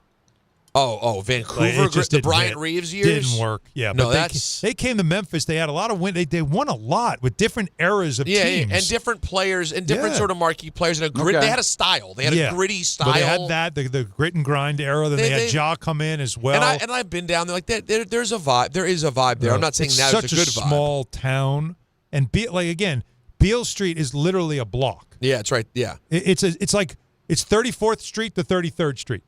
And that's Beale Street. It's not that much. That's not big of an area. But after, at night, it's just. It's unfortunate. The caller brought up the point about how dead Charlotte is. Like their most notable, famous fan, besides J. Cole, who occasionally goes, is the Baby, who's like the only. You could argue, Jacob. You could argue the Baby is the only successfully canceled entertainer. He may be the only person where the canceling happened and there was no bounce back. Literally canceled. No he's push gone. back. No, he's gone. It's like, yeah, we agree. And he was like the main person they had courtside. So I think it's Charlotte, Washington, and what was the other one we said? Well, it could be New Orleans, and because they get no one. I mean, they don't draw flies. It's bad. Yeah, but it's the Smoothie King Center. We love smoothies. We do love smoothies. And Smoothie King, especially Smoothie King. No, we do. It's one of the great. The only king. We agree. Read. Okay. We agree on the Hornets in the NBA, Winnipeg Jets in the NHL. Right. NFL, Jacksonville. I'm fighting. I still don't know. I think the Trevor Lawrence and the repeat guys. We make the joke. What's the joke we make about Jacksonville? that they're playing on that playoff Saturday and we don't care. But they're playing on playoff Saturday. But who you going to have if not Jacksonville? Yeah, there has to be one. What's the most? It can't be. Carolina's played in 2 Super There Bowls. has to be the most irrelevant of the NFL. Well, let's get some calls on this. Go ahead. Let's look and discuss. 3776. Hey, our good friend Heather Babbles, she has a suggestion for an NFL team. Heather. What's up, Heather? What's up, fellas? How are you guys doing? Yeah, all right. Hi, Heather. Hi. Okay, so I have a thought. Football is my favorite sport, and I don't think I know a single person who is an Arizona Cardinals fan. Wow. You know, sitting right in front of us, and you know, we can talk about going to the Super Bowl against Pittsburgh and Kurt Warner, and they've had great players, Larry Fitzgerald. Their stadium's used for more Super Bowls than they've played in. Yeah, and like teams travel so well to Arizona. I mean, like they notoriously when the Redskins would play there, 20,000 Redskin fans. Like they are literally a home field for other teams who can't see their team in home.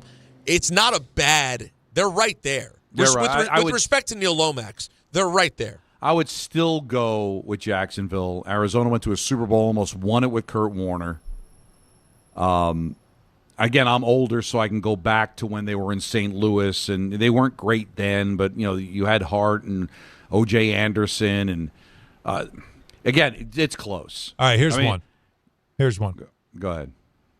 We mentioned it earlier, and our good friend Alex Monaco always says he's a recovering San Diego Chargers fan. The Chargers are in L.A.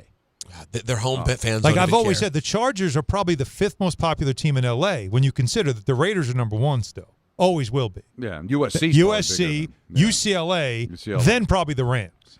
Well, they were. That's more a real relevant. thing. Ask anybody from L.A., they'll tell you that's probably about the way it goes. They became irrelevant moving to L.A. I think they were way more relevant in San Diego. Oh, for sure.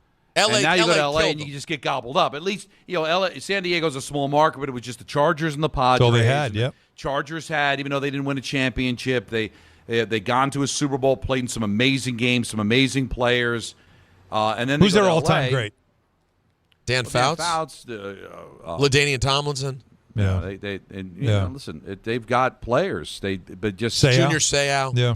I mean, they've got their share of solid players. Mm-hmm. But now you just went. They go to L.A. and now they have Justin Herbert. Teams bigger than that. It's a really good, right? They have Jim Harbaugh. They have Justin Herbert, and it's in L.A. There's no way it resonates anywhere close to the other 4 teams, including a team that doesn't even play there anymore. The Raiders have a huge following still in L.A. Antonio Gates was a stud. They had players, but you're right. Going to L.A., and I will say this, though. I wonder, I'd like to get an update. Maybe Jonathan from L.A. or someone from L.A. will call us.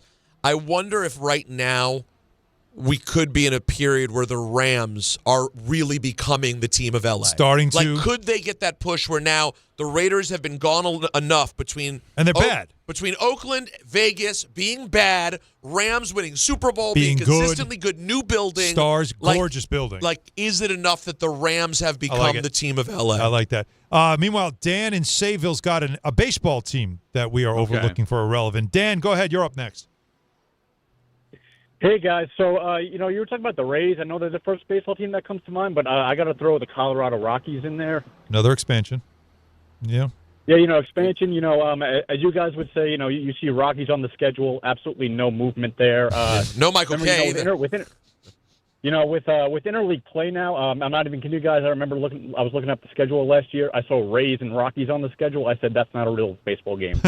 Yeah. Like, you won't want to buy those tickets because when the Rays or Rockies are on your schedule for a home game, are those tickets cheaper? I'll tell you, when you see Colorado, you see this. No Michael Kay. And certainly right now, and I was in Denver, earlier in the hockey season, and the Rockies don't even exist because the team is just so bad. But Dante Bichette, Andres Galarraga, Coors Field, it's a legend unto itself. The Humidors, But hold on, what about? We really haven't had the baseball discussion because Anaheim again. No Michael Kay. Oh, you mean let's see the Anaheim Angels of Los Angeles? Of California. Man. But there was a time where the Angels, even though they didn't win a championship, like back, they had Rod Carew. They were had a good perennial players. Playoff team. They were really. Yeah. It's got to be the Rays, I guess, even though they've gone to a World Series. A couple of them haven't won. playing in a minor league stadium. Nobody goes Not to a ton games. of great players. Yeah. They don't seem to. They can't get a stadium. Nobody cares. Although I think they're on the verge of one. I think they are, which would be great for them. But it'd be interesting to see if they do get a new stadium and it's done the right way. Will people go? Because Don, like the Lightning, from day one they were supported. Yeah, So Tampa can't be a bad sports town. The Bucks. Well, I didn't keep it, but my stat guy last night for the Devils Lightning game gave me the attendance. Yeah. I just didn't see how it was relevant to the broadcast, but I did take note. It was the 477th consecutive sellout. Wow, they care. That's over a decade. But they don't go to a baseball game. Is it because the Trop was that pathetic? Like it wasn't where I've been. You gone to the Trop, right? Yeah. Yeah, and Don, For you've wrestling. but have you gone to a baseball game? No. there? No. Don, you? No. I've been to a couple of games there, and it really is. It's a very bizarre feeling.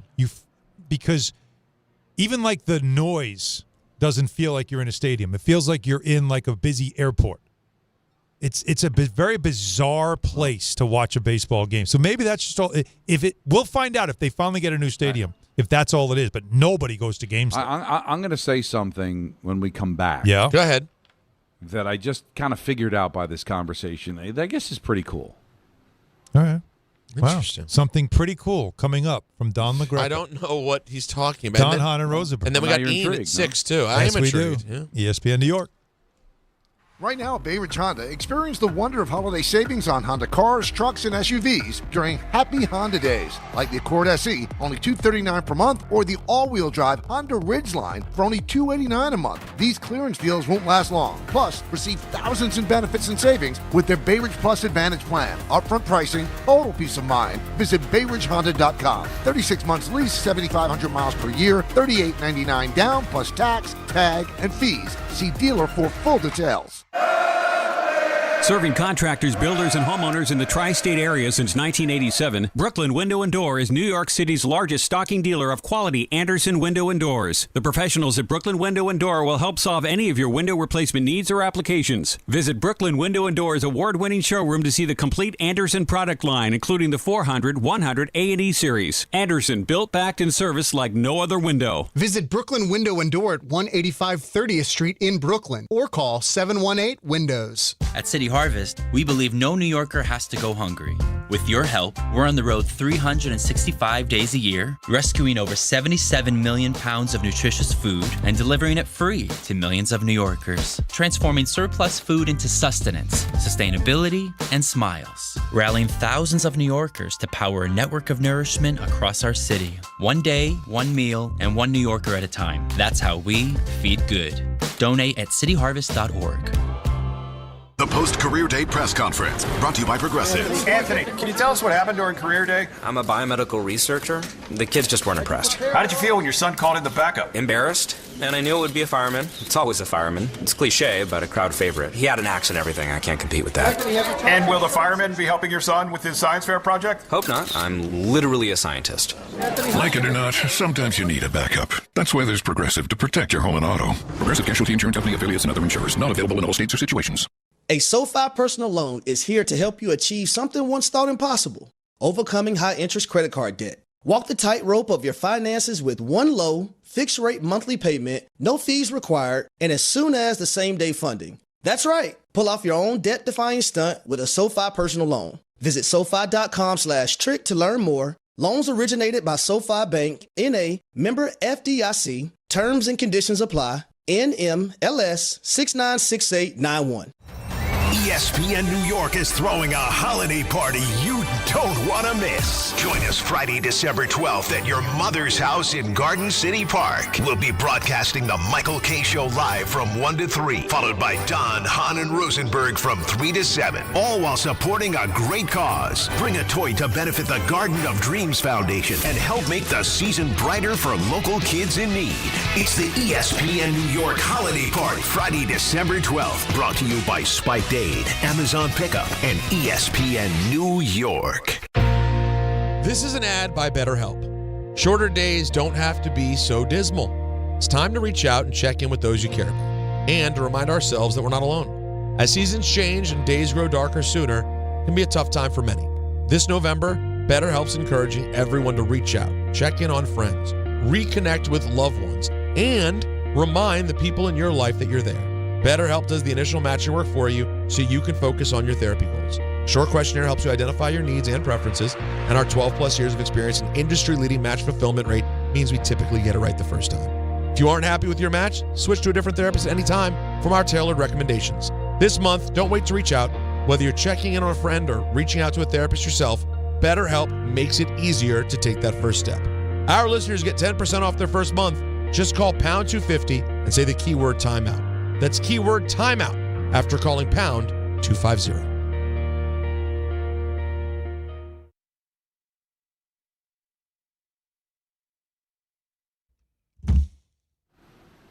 All right, Don, you have something prophetic to tell us here, now, do this you? has been a fascinating conversation, seriously. I love it. I think it's been fun. We really can't come up with an irrelevant NFL franchise. Let's be honest. We could say the least relevant, but they're all relevant because it's the NFL.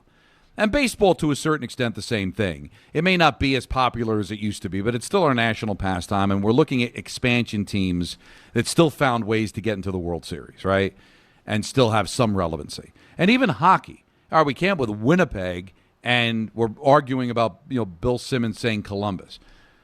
And basketball, maybe 2 or 3 teams.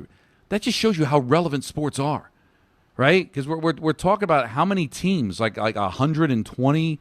How many? Because it's 32, 32, 30, and 30. So do the math real quick. 64 plus 60, right? So it's 124 professional franchises in the Big Four, and we can maybe count on one hand irrelevant franchises.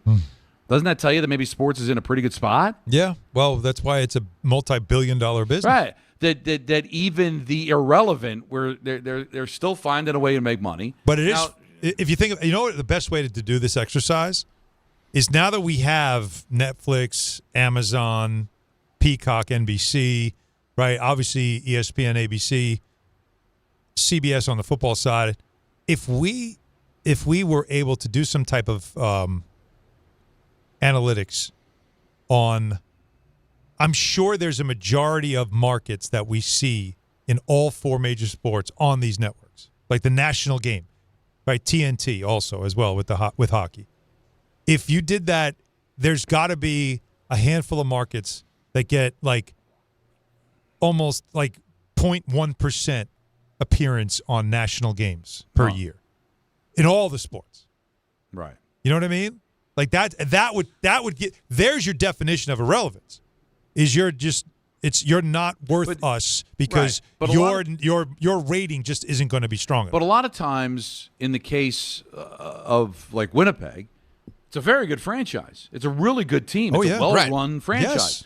It's just that they got 0 national televised games. The only NHL team with 0. Why is that? Because it's Winnipeg. It's in Canada. And it doesn't translate to an American audience. So that's obviously the disadvantage they're in. But a lot of times we talk about the irrelevancy of a franchise because of the market that it's in. It's so small that even though they might be well run and they win on occasion and they've got a diehard fan base, it's hard to go up against the New Yorks, the Bostons, the Chicagos, the LAs. It's really hard. That's why Green Bay has to have a 100-year history to be relevant. Normally, it's very difficult to have that tiny of a market be relevant for the rest of the country. In that way, when you break down the size of market and all those things, they may be the most relevant team in pro sports. Think about Green Bay, the size of that market, and how impactful they are. Yeah. It's unreal. Per capita, probably the most popular. Yep. You are literally getting nothing from local, right? Nothing. Nothing. It's Milwaukee. It's 100,000 people, and then but Milwaukee. It's the Milwaukee market, right?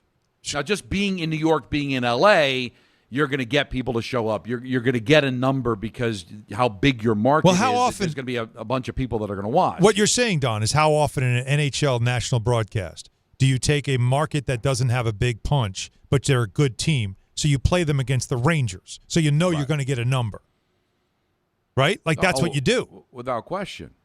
That's why you see the same 4 or 5 franchises all the time. And that's my point. They know we're going to get a number, yeah. And a lot of it's because they're good, but sometimes just because hey, like there was a lot of times they put the Blackhawks on national television. They do it now because of Connor Bedard, but before that, they did it because it's Chicago, and they've got a huge fan base in Chicago. It's not bad putting the third biggest television market on national TV. Right. And that kind of creates a bias because certainly in certain markets. But that's why I brought up the Nets. No, I don't think they necessarily get a bump for being in New York. I think it's actually a disadvantage to them. On that point. But even still, in this I know Net fans, and they're passionate. And they love the team. So, like, I can't speak to the Bobcat to the Hornets, but it's just that the Nets are going up against the big bad Knicks. They're going up against the Yankees, the Giants, the Jets. It's tough in the New York market, but there's still a sense of relevancy around all of these teams in some way, shape, or form. Yeah, and on that point, we got a ton of calls on this too, which everybody wants to talk about it. So, let's go. But what you're saying there about the Nets, Frank in Highstown has a take. Go ahead, Frank. Yeah, I feel like your call screener was actually trolling me because I told him 3 times it was Craig with a C. So, can you guys hear me? Craig. Hey, buddy. That's so unfortunate. All good. So, yeah, I was going to support what Don was saying about the Nets being the most irrelevant franchise. They are known in recent memory for all the things that they didn't do. The big 3 never came to fruition. Most known for, will Kyrie play? Will his vaccine status affect his play? What if Kevin Durant's foot was 1 inch closer smaller sneaker behind the 3-point line? Yeah. Will Ben Simmons be any good this year? And then every year it's, hey, will their draft pick be any good? So it's totally irrelevant. They never do anything good. They never give you anything to root for. And I'll leave you guys on that note. Thank you, Frank. But still, they have fans, right? Craig. No, but like, listen, I'm not saying this because I doing the Devil games, but like you would throw the Devils like what's New Jersey, and they're not the Rangers. When we show up to a hotel, there's tons of people with Devil jerseys, like outside. You wouldn't think that, but it exists. Like, people love sports and they gravitate to teams for whatever reason. Mm-hmm. Like, and I believe I don't hold me. I think they've sold out every game at home this season. Like, they do well attendance-wise since they moved to the Rock. Yeah, but I was like, so with the Rangers, we would show up to a hotel and there'd be 50 people outside. yeah. Like it happens with all of these teams. Like so, it just shows you how healthy sports are because we could say there's too many teams but they all find a way to make money. They all find a way to stay in some way, shape, or form relevant. Crazy. There was a time though when I was traveling with the Islanders that they were flying Southwest. Because they were cheap. See, now that's and while have a standing in criminal line for an owner. Yes, and while standing in line, well, they were bankrupt. While standing in line, back then it was they gave you the card, so you had a card that said your A whatever number or B if you were in the Group B. No, whatever group. And so one of the players on this team had a Group B. Oh no! And he wanted to be in Group A because he wanted a better seat. So he went up to someone in the A group, and he introduced himself. Tried to trade. I play for the New York Islanders. Oh boy! And I will autograph the card and give it to you if you'll exchange with me. And the guy's response was, who are you and who do you play for? Right. But that is so sad. I mean, that may end it. That's irrelevant. No, listen, and Spano did go to jail, though. He did. I wasn't wrong about his criminality. Eventually, then he came out, and then he made a movie. Well, they all come out eventually. Yeah, it's an amazing story. Jay's in the Bronx. What's up, Jay? What do you got on this? Jay.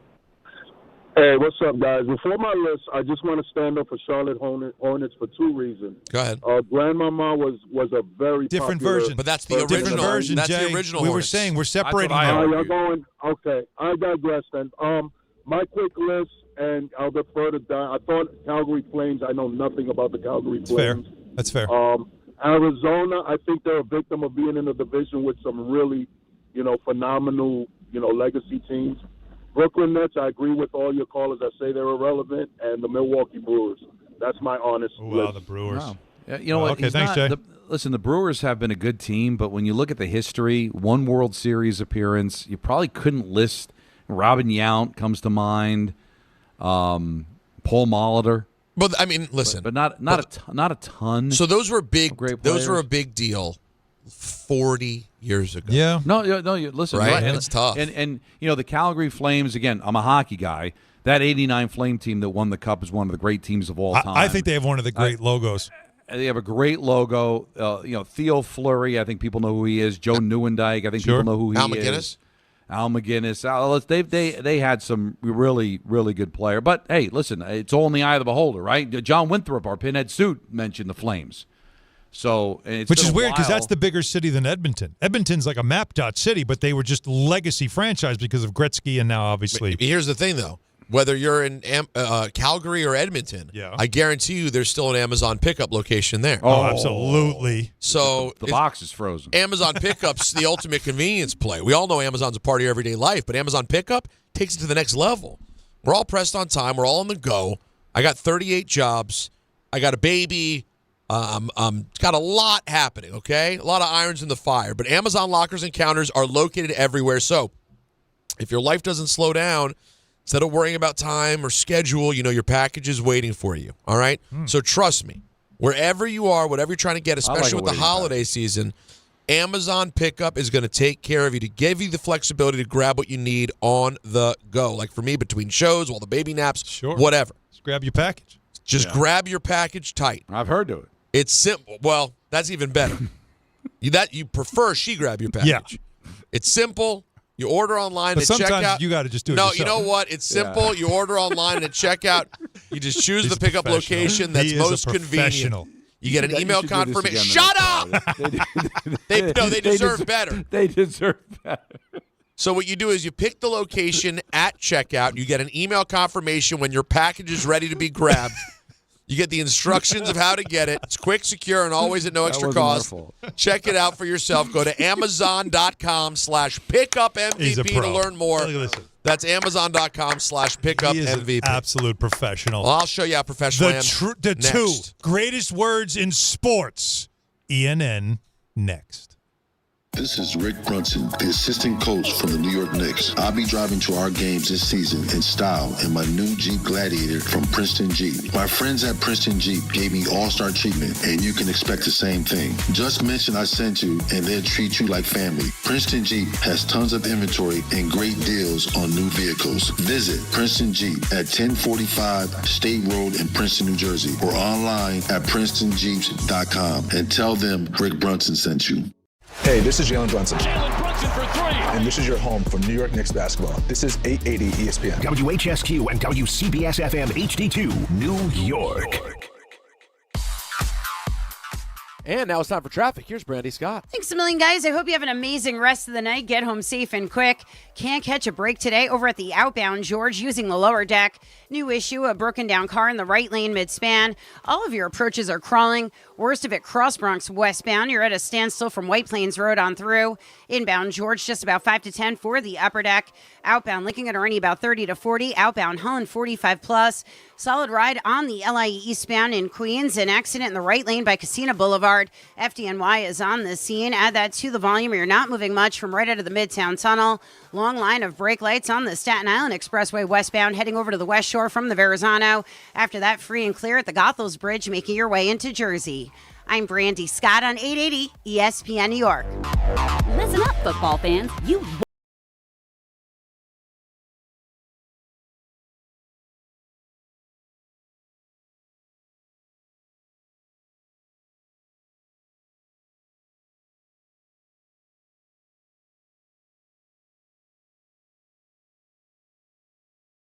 never ordinary at Bet365. Gambling problem? Call 1-800-GAMBLER. 21 plus only. Must be physically located in New Jersey. T&Cs apply. In-app only. Diabetes, high blood pressure, anxiety meds, everyone's on them. If you're a 50-year-old male, maybe a bit porky, and you may even have type 2 diabetes, $1 million of term insurance may only cost you about $200 a month. Call Term Provider. Speak with Big Lou at 800-471-9773. Big Lou will find a term life policy for you even if you have type 2 diabetes, are overweight, or have high blood pressure. Term Provider has helped thousands of people like you who think they can't afford term life insurance. To buy $1 million of affordable term life for you, all you need to do is call Big Lou at 800-471-9773. Lou will make sure the scales are tipped in your favor. Call 800-471-9773. Big Lou will answer your call and work to fit you into a term life policy that you can afford. Remember, Big Lou's like you. He's on meds too. Call 800-471-9773. 9773. That's 800-471-9773. This is an ENN Special Report. Now reporting. The very handsome Jewish man, Peter Rosenberg. We should talk some sports. Do what you want. It's ENN.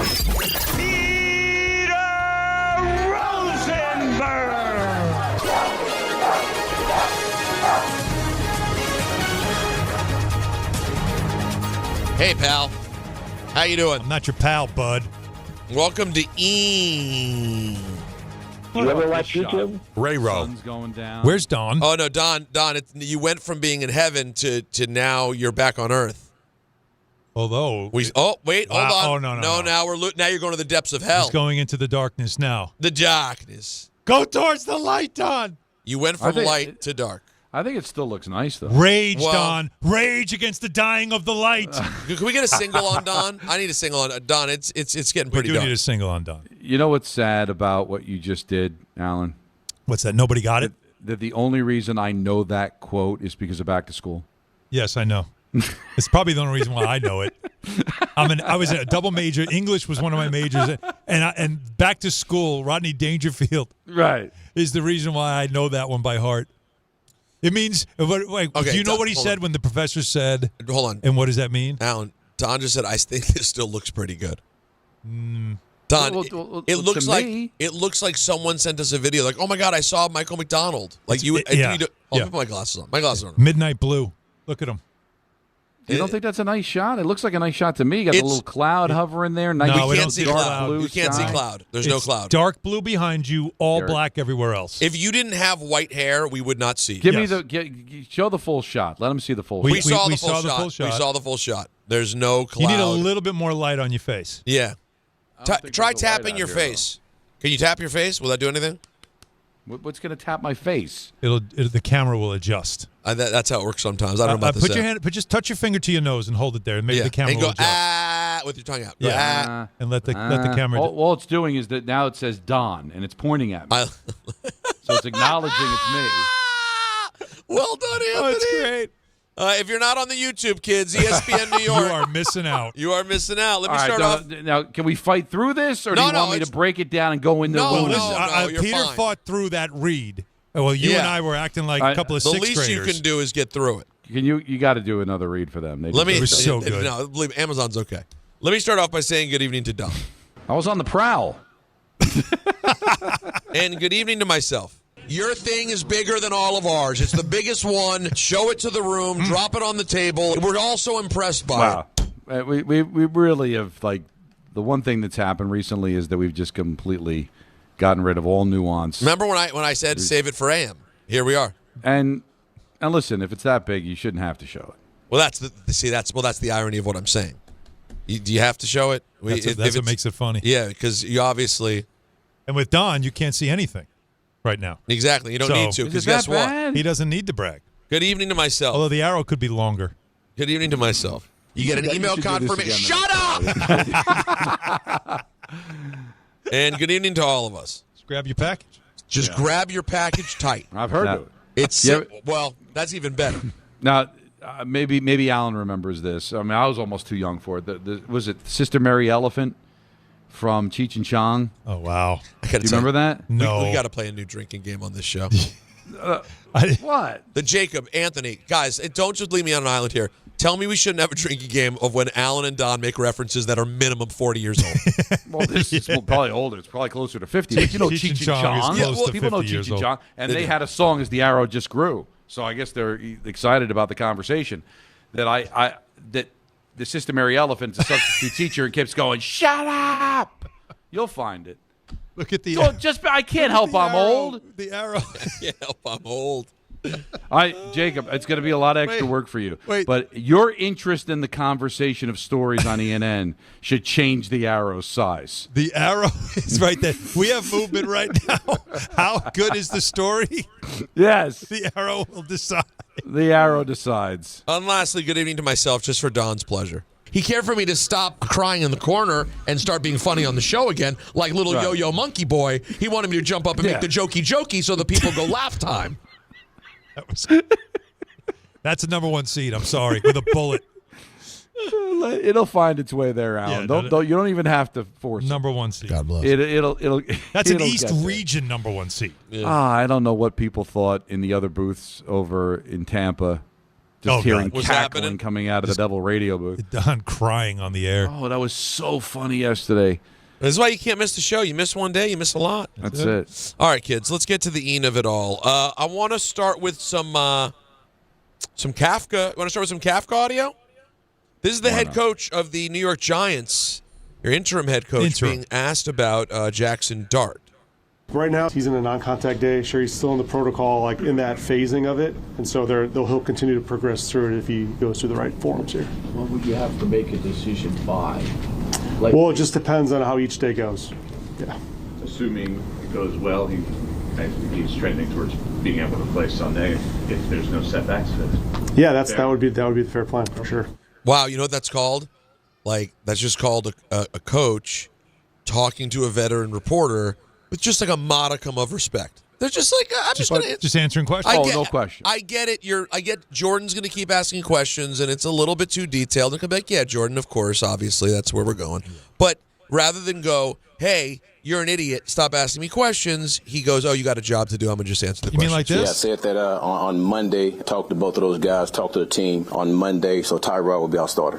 Why did you decide to make that move? Because I wanted to. I just wanted to. You're being that guy.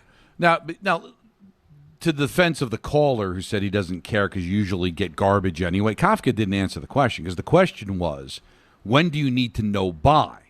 Yeah, because that's a relevant question. Like, if he's still in protocol on Friday, Saturday, are you going to have to announce another quarterback? Like, so he didn't answer that question. So I didn't care for that at all because I'm still kind of curious. All right, it's Wednesday. So if he's still in protocol on Thursday, at some point, right, you do get to a point of no return where he can't play. So if you're telling me he clears, now they're in New England, right? No, in Detroit, excuse me. So if he doesn't clear on Saturday, he's not getting on the plane. Right. So I mean, there's got to be a point of no return here. And I think that's what the reporter was asking. What's the point of no return? I got to feel like Friday. If he doesn't practice all week. Right. I don't care if he clears the protocol. He didn't get a practice in. You can't put him on the field. But what does he get? One practice? You're not playing for the playoffs. You're not doing anything. I would think they'll have a walkthrough Saturday before they get on the plane. So I guess he's got like 2, legitimate practices. So if he doesn't clear tomorrow, Alan, it's got to be on the table. He's not playing. I think that's where I would look at it. I would say by tomorrow they got to know one way or another because if I'm the starting quarterback, if I'm Jameis Winston, I kind of need to know. Kafka asked, any thought of just sitting Dart? If he's healthy and clear to go, then I'd like Jackson Dart to play. It's only if he's healthy and ready to go, and that's based on what the doctors have to say. This is interesting here. He was also asked about Cam Skattebo's appearance on Raw. Were you concerned at all? I knew they were going to the event. It's a rookie event. We have some team events that our support staffs put together for the rookies to kind of get out, and so I thought it was a cool thing. I know it was like a staged little brawl there. It was great to see Scat on the pregame on the sideline. His juice, his energy, you can feel it. I can feel it through the TV and through my phone. I was watching the clips. So it's a cool event for those guys to kind of get out and be out in the community. I trust Scat, and I trust our medical department, our medical staff to take great care of us. So from what I understand, the franchise knew about this for a couple of weeks. Sounds like that, yeah. This has been sort of like this has all been part of the deal. So they weren't caught up by surprise.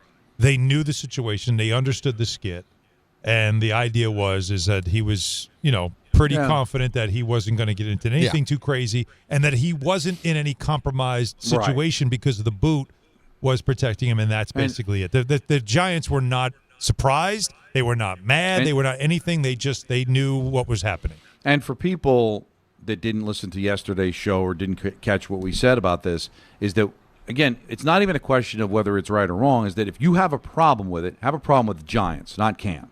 Yeah. And now, that being said, if the Giants were on top of it, it was a rookie event, the only guy that got involved is the guy that's in a walking boot and not playing this year.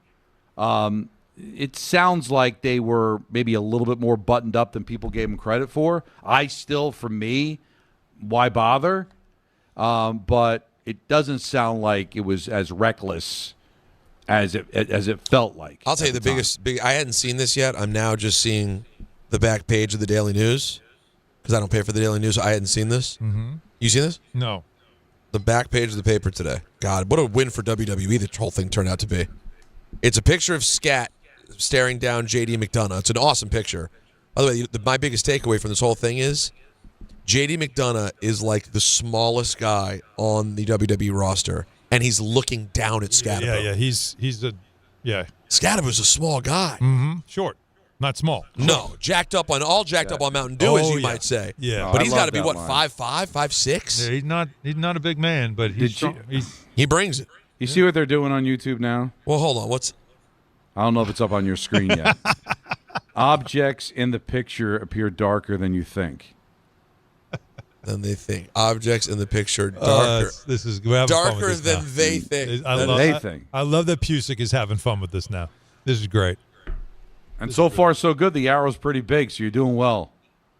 I love what's happening here. Don in the dark. Dark Don. Darkness Donnie Don. Darko. Oh, yeah, Donnie That was Darko. amazing. Oh, that's it. Font him, please. Donnie Darko. Donnie Darko. Thank you. That's a crazy Let's go in order. Oh, yeah. In order. We'll start with Donnie Darko, and then after a few minutes, I'd like to see Donnie in the dark. Even if you're just Donnie in the dark. Oh, yeah. By the way, back-to-back wins for me on Whitish Wednesday. Last weekend, this week. Feeling pretty good. Give me the winners. In what some people are saying was the fastest anyone has ever chimed in to get a song. I got Eyes Without a Face. Oh, man. I got That's Billy Idol, you and me. Yeah, and I just got it on the like the start of the I was on top of it. Very good. You'd be great to name that tune. Well, I got to tell you, it's so much hard now that I play the game. It's so much harder than I realized when I was playing the songs, because there's so many songs that, and for you guys it'd probably be a bit easier, but for me, because it's not my primary. It's like a lot of it's secondary. All right. You hear the song and your brain does this crazy thing of you go, I know this, Peter, but I can't say it. And now with the pressure on, live radio, game going, you're playing the song out in your head to get to the chorus if you don't know the artist instantly. Yep. And it's really interesting. No, it's I got here's an example.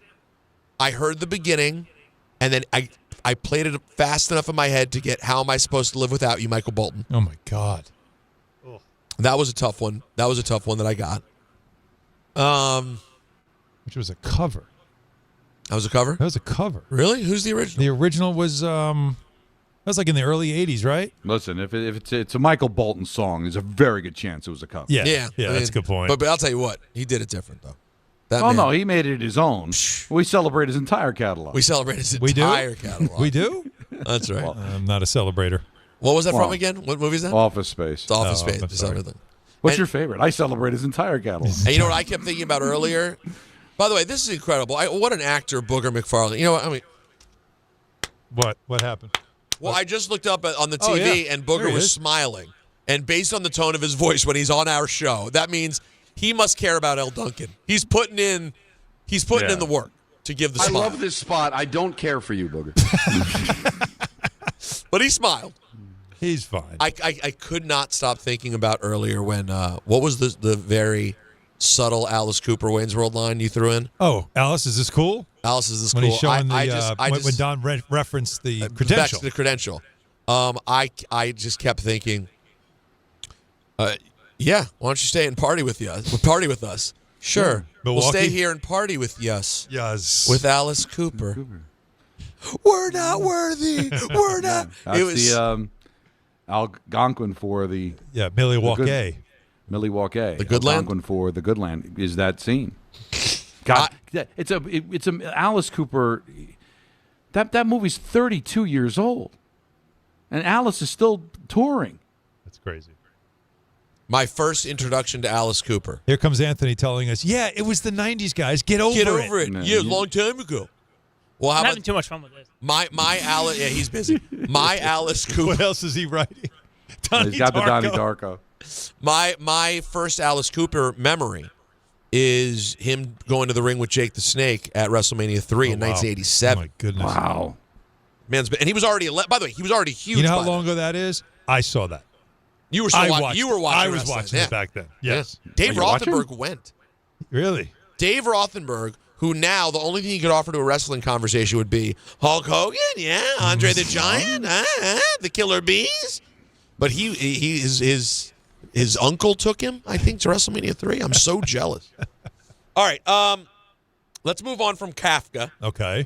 And let's hear from Louis Riddick. If you were the Jets, would you consider, get ready, Alan, you might have movement, would you consider trading for Shedeur Sanders? If it was something that didn't cost me very much and didn't compromise other things that I know I needed to get done that are much bigger problems that I have as far as trying to build this team out, yeah, I absolutely would. Knowing what I know about him, knowing his father like I do, if it was me, I would be willing to have that young man be a part of my football team in the offseason and trying to develop him and work with him because I do think he is skilled. I think he does have a set of skills that translate very well to playing the quarterback position at a high level in the NFL. A lot of people are just so blinded by their utter, just to say, contempt, whether it be for his father, whether it be for him and his own personal style, whether it be for how he walks, how he talks, how he moves. There's just people who just can't get past all that crap. I'm not one of those people. I would be willing to give him a shot. God bless you, Lewis. I'm with you. I'm with him. I'm finding that very difficult to believe. I'm sure a lot of those things that Lewis listed rub general managers and owners the wrong way. But if you got it, you got it, man. And he does not have it. I'm not saying he can't develop it. Well, that's and that's the thing. The Jets don't develop quarterbacks, so that's an issue. But there's nobody that looked at him and said, he is a first overall pick, but I don't like his father. I don't like the way he's acting. I'm going to pass on him and him drop to the 5th round. That's a reason maybe you drop to 15 or maybe to the 2nd round, but all the way to the 5th round. And it looked like a hostage video when Cleveland finally took him. It is... Dude, those are not the reason. The main reason is that he's a project, and you don't draft projects high. You don't draft projects sometimes at all. And are the Jets a team right now with this current regime to develop them? I think what you're looking for here is not to trade for him if you could. Now, again, we got to watch him because if he looks terrible, if it keeps looking bad, then you start to say, okay, no. But if he gives you a little something, if he shows you something as he's starting to get reps, because we all know you can't just go from 0 to playing and play great. Like you gotta it's got to be something that you get reps, you get better with reps. Right. If he gets better with reps, it's worth your time not to be a primary, like Lewis said. But I personally believe that you bring him in. You could bring him in if you're interested as a third guy, and you say rather than waste our time drafting a kid who we know in this draft isn't that very good. Why don't we have somebody that we know has a pedigree that understands professional, and we can see if we can turn him into something? But let's do the math here. If Anthony, if you quick look up, who selected first in the 5th round? Was it the Jets or the Browns? Who had the higher pick? So did the Jets pass on him 4 rounds or 5? That's what I want to know. But while you're looking at that, so I'm cool with it as long as you trade something in the 6th or 7th round. Oh, no, I know. I agree. Because you had a chance. Nothing has happened this year that should change your mind, right? He's hard. Not yet. Or the Jets picked first. So 5 rounds they passed on Shedeur Sanders, okay? He has done nothing this year that would change your mind from April. So how ridiculous would it be if you gave up a 4th or 5th round pick when you could have had him for a 4th or 5th round pick last year? You're not doing that, Don. So we agree 6th or 7th, and that's it. Yes. Okay. Yeah. All right. Yeah. No. I trust me. I'm not saying sell a the little farm, something. but I don't want to give up 2 firsts and a second for a guy that I'm being told wouldn't even be a first-round pick in last year's draft. Like I'm not doing that. And also, they had 2 picks in the 2nd round. So the fact is, the Jets had 0 interest. And it's the same regime, same general manager. So what changed? So, yeah, I'm all for it. If you want to throw a 6th or a 7th round, or if for some reason he got released, you want to pick him up. 6th or 7th, you say? 6 or 7. I see what you did. Nicely it's too done. dark, but I'm moving my arms. He is moving. I see hands and face. We see nothing else. By the way, that you are Eyes Without a Face. That is the right song. So African-American people don't like Billy Idol? What do you mean, like Whitish Wednesday? It's Whitish Wednesday, so that just can... No, it's just the artists have to be white. Oh, that's it? That's all it is? Oh, yeah, sometimes it's artists. It could be Justin Timberlake. It could be... Whoa. Wait a minute. It's hardly ever Justin Timberlake. Yeah, what do you mean it's hardly ever Justin Timberlake? Sometimes it's Justin Timberlake. Really? Sure. So that's all it is. Yeah, we I just simplify thought the what rules. you're saying is black people will not like this song, will not know this song. No, that was the origin. That's what I thought the premise. That was the origin story of the thing, but it's really just the only because it's too subjective. So all you can kind of land on is the artist, the main artist, not a feature artist. The primary artist is white. Bart and I used to always play that game with NBA players. Go ahead. I would like Cherokee Parks. I would give him that. Like, and he just would try to figure out like what college he played. Like, did he ever hear of him? Like, was this an NBA player? But that's just not knowing basketball. Well, no. Yeah. Because I can also give him like Lionel Simmons, and he's like so. It is different. I've never heard of that. I feel like if you're a fan of basketball, it might be easier to name the white guys. No, you're right because they just stick fewer a little bit. And they get popular for no reason. Yeah. Well, we know the reason, but still. We played a game on the K show one time. Winnipeg Jet or U.S. Senator. Now that's a game, and that's hard. Can we bring that one back? I think you got to do congressmen because senators. I mean, there's a lot of them. You got like in senators. There's 100 senators. That's really good. You're going to hear of more congressmen. It's a complete stab in the dark. That sounds like a fun game. I like that game. Yeah. All right, let's keep moving. Mark Scheifele. Shedeur Sanders on the idea this week of stepping into a starting role. My development as a player and everything, and mentally and everything, has to speed up due to the situation. I did everything I need to. I'm doing everything I need to prepare to be the best version of myself as possible. With the circumstances, everything got to be sped up, and that's great. I like pressure in life. I'm just excited for everything. So I feel like I'm the guy. I know I'm the guy, but, you just have to be able to see. The game got to speak. I'll tell you what. I'm rooting for him. I'm locked in. I'm rooting for him. That. I don't have like a lot. Answer a lot. His answers have gotten great as the season's gone on. He's not Aaron Glenn when it comes to talking to the media. He gives you a lot of stuff to write. And by the way, it's the right landing spot for him. I mean, not to say you'll have to deal with Crosby, but in Vegas this weekend, like with the exception of Cosby, there aren't that many people to deal with. Crosby. And I said Cosby. You said Cosby. Yeah. Bill's not there. Sidney or Bill. Sidney's not there either. He's not slipping something in his drink. Oh, boy. Wow. Too soon? Too relevant? What did I do? Too accurate. Too dark? It was just way too on point. Well, that's the thing, Don. It has to be dark now. Look at Donnie Darko. He goes to a different level. Yeah. No, but I mean, that mattress, man. The Raiders are not a great team. It's a good spot for. If it's on anywhere other than Red Zone, I'll watch it. By the way, you know what time that game's on.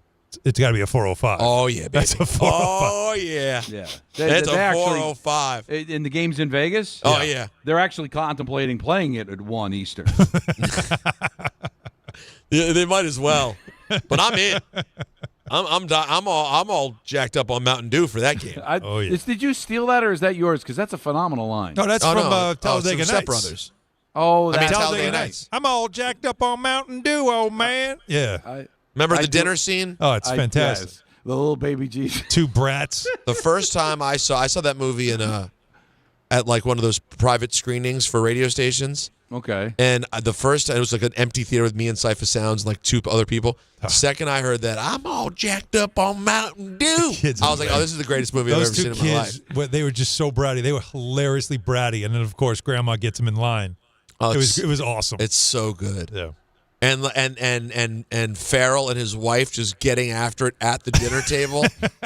I'm gonna do it right now with her dad sitting at the table. It's so insane. The first half hour of that movie before it starts to go bad for him is so fun. The fact that their dinner table was filled with all the sponsor food. It's the best. KFC, Subway, Pizza Hut. It's Taco Bell. I'll tell you what, man. Have you done top 5 Farrells before? You have, haven't you? Oh wow. Yes, I believe I did. But and he it was might top be 5 time characters. to revisit. Yeah, we did characters. Yeah, I think it was his top 5 characters. Not top 5 movies. Right. Well, that'll do it. Wow. For ENN. Okay. There's other stuff here. There's other good audio we didn't get to. We got LeBron James. Well, we do have another half hour to go here. Damn right we do. We got a full vehicle, full frontal. Every day this week, just like I like it. Oh, we do? Every day. Every day. Yeah, 7 o'clock, baby. West Coast. Can like we it should be. Stop with these West Coast trips. Yeah, Rangers in Utah. No thanks. Yeah, that's exciting. There's no Knicks Friday because Knicks are Saturday. Knicks are 5 o'clock Saturday. We could have used that. Oh, wouldn't that have been a money? No. Money. Wait, what do you mean? 5 p.m. Saturday. Yeah, well, and you know how disappointed you'd be? I don't want to get off the air early. I want to earn every dollar, like an American. What am I saying? Of course. Yeah, you're getting confused, I guess. You meant to say it would be bad. We hate 6:30. Of course I meant good thing that's not on Friday. 800-919-3776. That's right, Herb Street. We have a lot more to get to with you. We have your calls as well, so stay with us. Hahn Rosenberg, ESPN New York. Mornings with DiPietro and Rothenberg.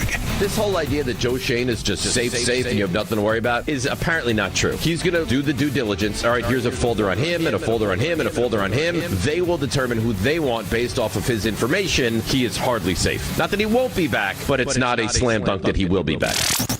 DiPietro and Rothenberg, morning 6 to 10 on ESPN New York and streaming live on YouTube.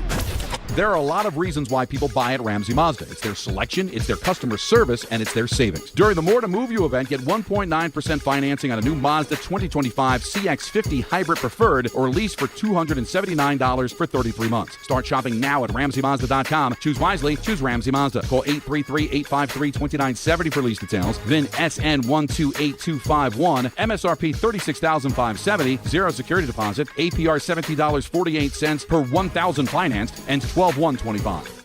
New York Lottery's holiday scratch-off games are the perfect gift for everyone on your list. Like me, your Aunt Jules. I told you I didn't need a gift this year, but I secretly really want one. Or me, your neighbor Frank. I hope you didn't forget I'm coming to your holiday party tonight. Or me. Why does no one ever think of the voiceover guy? Anyway, New York Lottery's holiday scratch-off games have more winners and top prizes up to $5,000. Please play responsibly. Must be 18 plus. Gambling problem? Call 1-877-HOPE-NY or text HOPE-NY.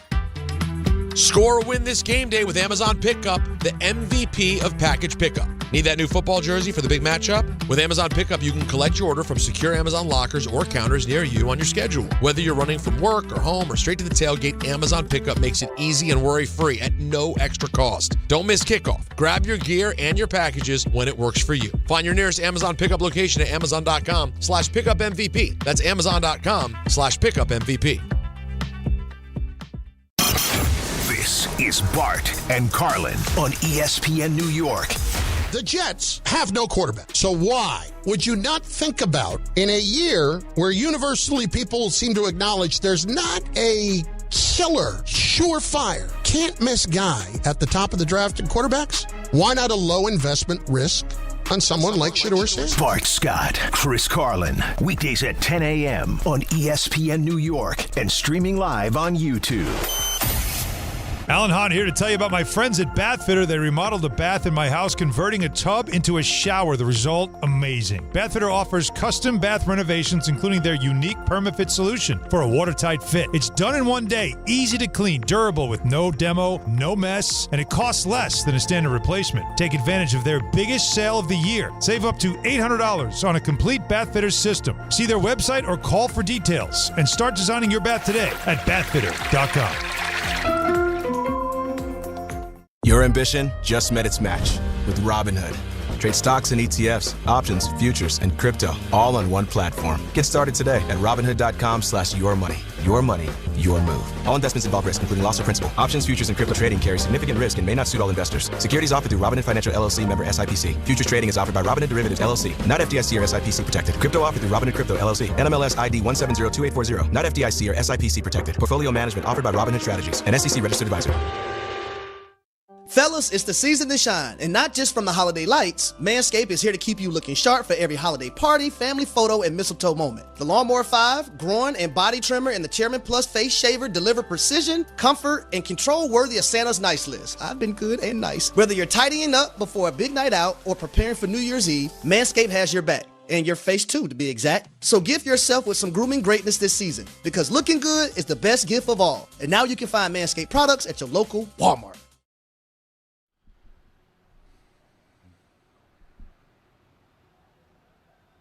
We're back, baby. The ESPN New York holiday party, that is back. The K Show, song. Our show.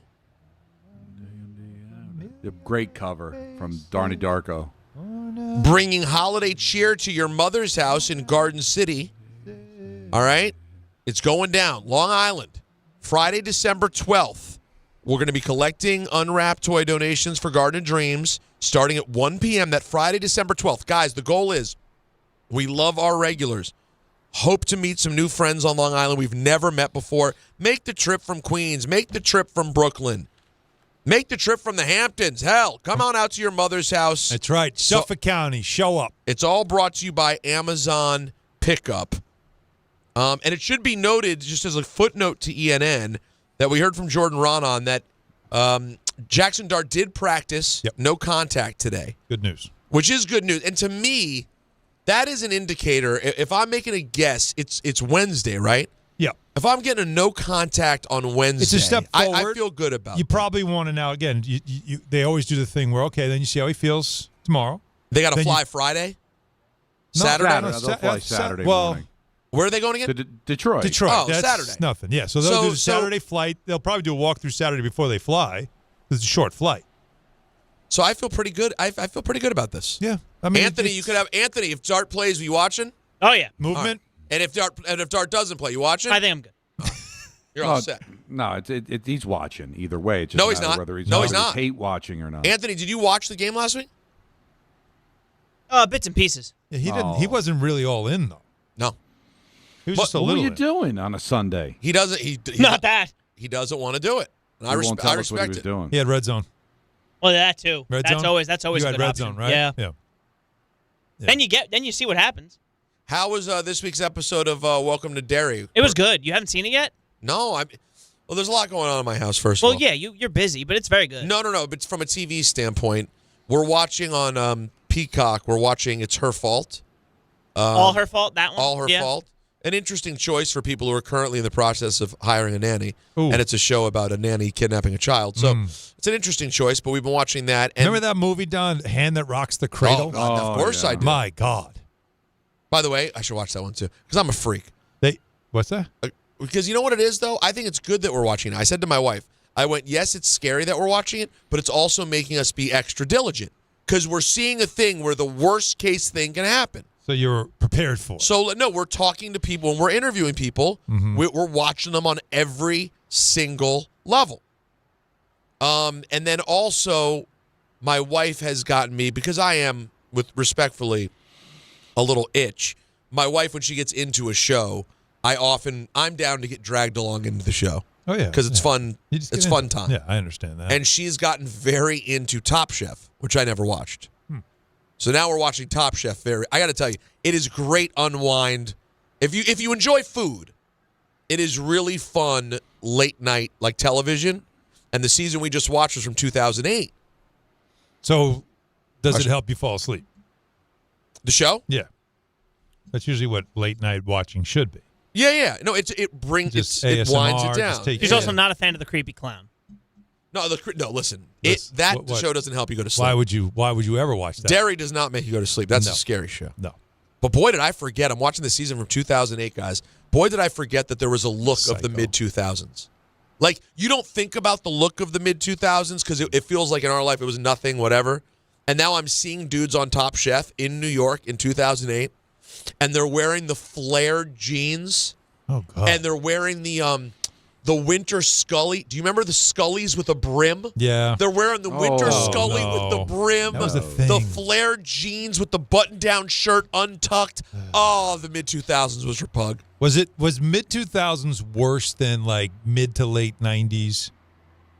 Do you remember it was grunge-ish? It was like the flannel with the sleeves cut off and the T-shirt underneath. I think the 90s the sideburns because of Luke Perry. But awful. I think awful for white people. Awful. It was a bad time. Awful era for white people. But the 90s, I think, ages better.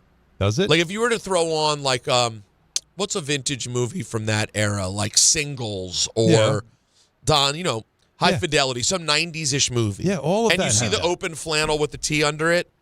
It's better than this mid-2000s. Right. This is worse? Dude, and by the way, they still have mutton chops. You're talking about like mutton chops with the Scully with the brim. What do you think they're going to say jeans. now? Think about it. It's 10, 15 years from now. You're going to watch and go, why has everybody got these dopey mustaches?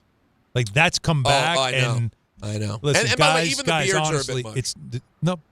the mustache thing, though, it's not good, guys. It's not. No, and you're trying to. You're going to regret it. Yeah, and you're trying your to. Father, your grandfather regretted it when he did it in the 70s. Well, my father has had one the entire time. He's had a mustache since he was in his early 20s. Since his early 20s. Yeah, that's when different. it was a thing, and it wasn't ironic. It was just the thing. Right. I was always curious to what he'd look like if he shaved it, and he never has. Never has. Now, never. That would freak you out now, wouldn't it? Never, if not my just dad- the one. Hey, check it out. If my dad showed up to Thanksgiving next week with no mustache, it would be. I'd faint. It would be insanity. Have you How seen does he these not videos? do it at this point? I know. Have you seen video? They have these videos where a husband who has like a long beard or a dad who has had a beard for a long time shaves it and then walks out. Like I'm his gonna look kids that up. run away. The wife gets mad, starts crying. Like That happened to me. It's unreal. When we shaved it, well, what was it? Some bet that I lost, and remember Peter and the kids were like 3 or 4 years old, and they freaked out. They got scared. I just looked. I'm looking up right now. The second you type in "dad" SH, it says "dad shaves beard, baby cries." Fills right in. It's right. And here's one Some right of now. them are unreal. Dad just showed up with no beard, The baby kid looking. just freaks out. They get so upset. There's one you see where the guy walks out of the bathroom and his wife looks. She laughs for a second and then she just breaks into tears, bawling. Like she can't look at him. Isn't it? So, I guess. Well, I wonder what their brain's even processing. Well, it's just because that's not. Do you find, is this possible? I have found that Maya has been a little bit weird interacting with my brother. Why is that? Because we're very similar, but we're different. Oh, so she's like processing. Wait, And like you I'm look there familiar. and he's there, and she's just kind of like she finds it weird. Okay, is that possible? Yeah, No, it I could can be. see that. Yeah, could be. You never know how she's comparing. Yeah, maybe she's like, I like this guy better. I like that guy, but that guy looks better. Yeah, there's a good dad, bad dad vibe. Yeah, right? yeah. And which one am I? I don't know. Got to figure it out. She's still trying to figure it out.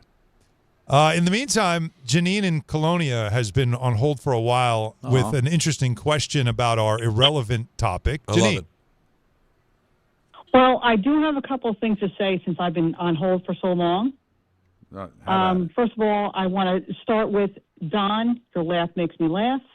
Your Bill Cosby comment was hilarious. Thank you. My father traumatized me when I was 3 years old when he ran into my room with his beard shaved. Oh, wow. But but as far as the most irrelevant teams, I'm just like, let's try to picture the worst Super Bowl there could possibly be. And I think that might answer the question.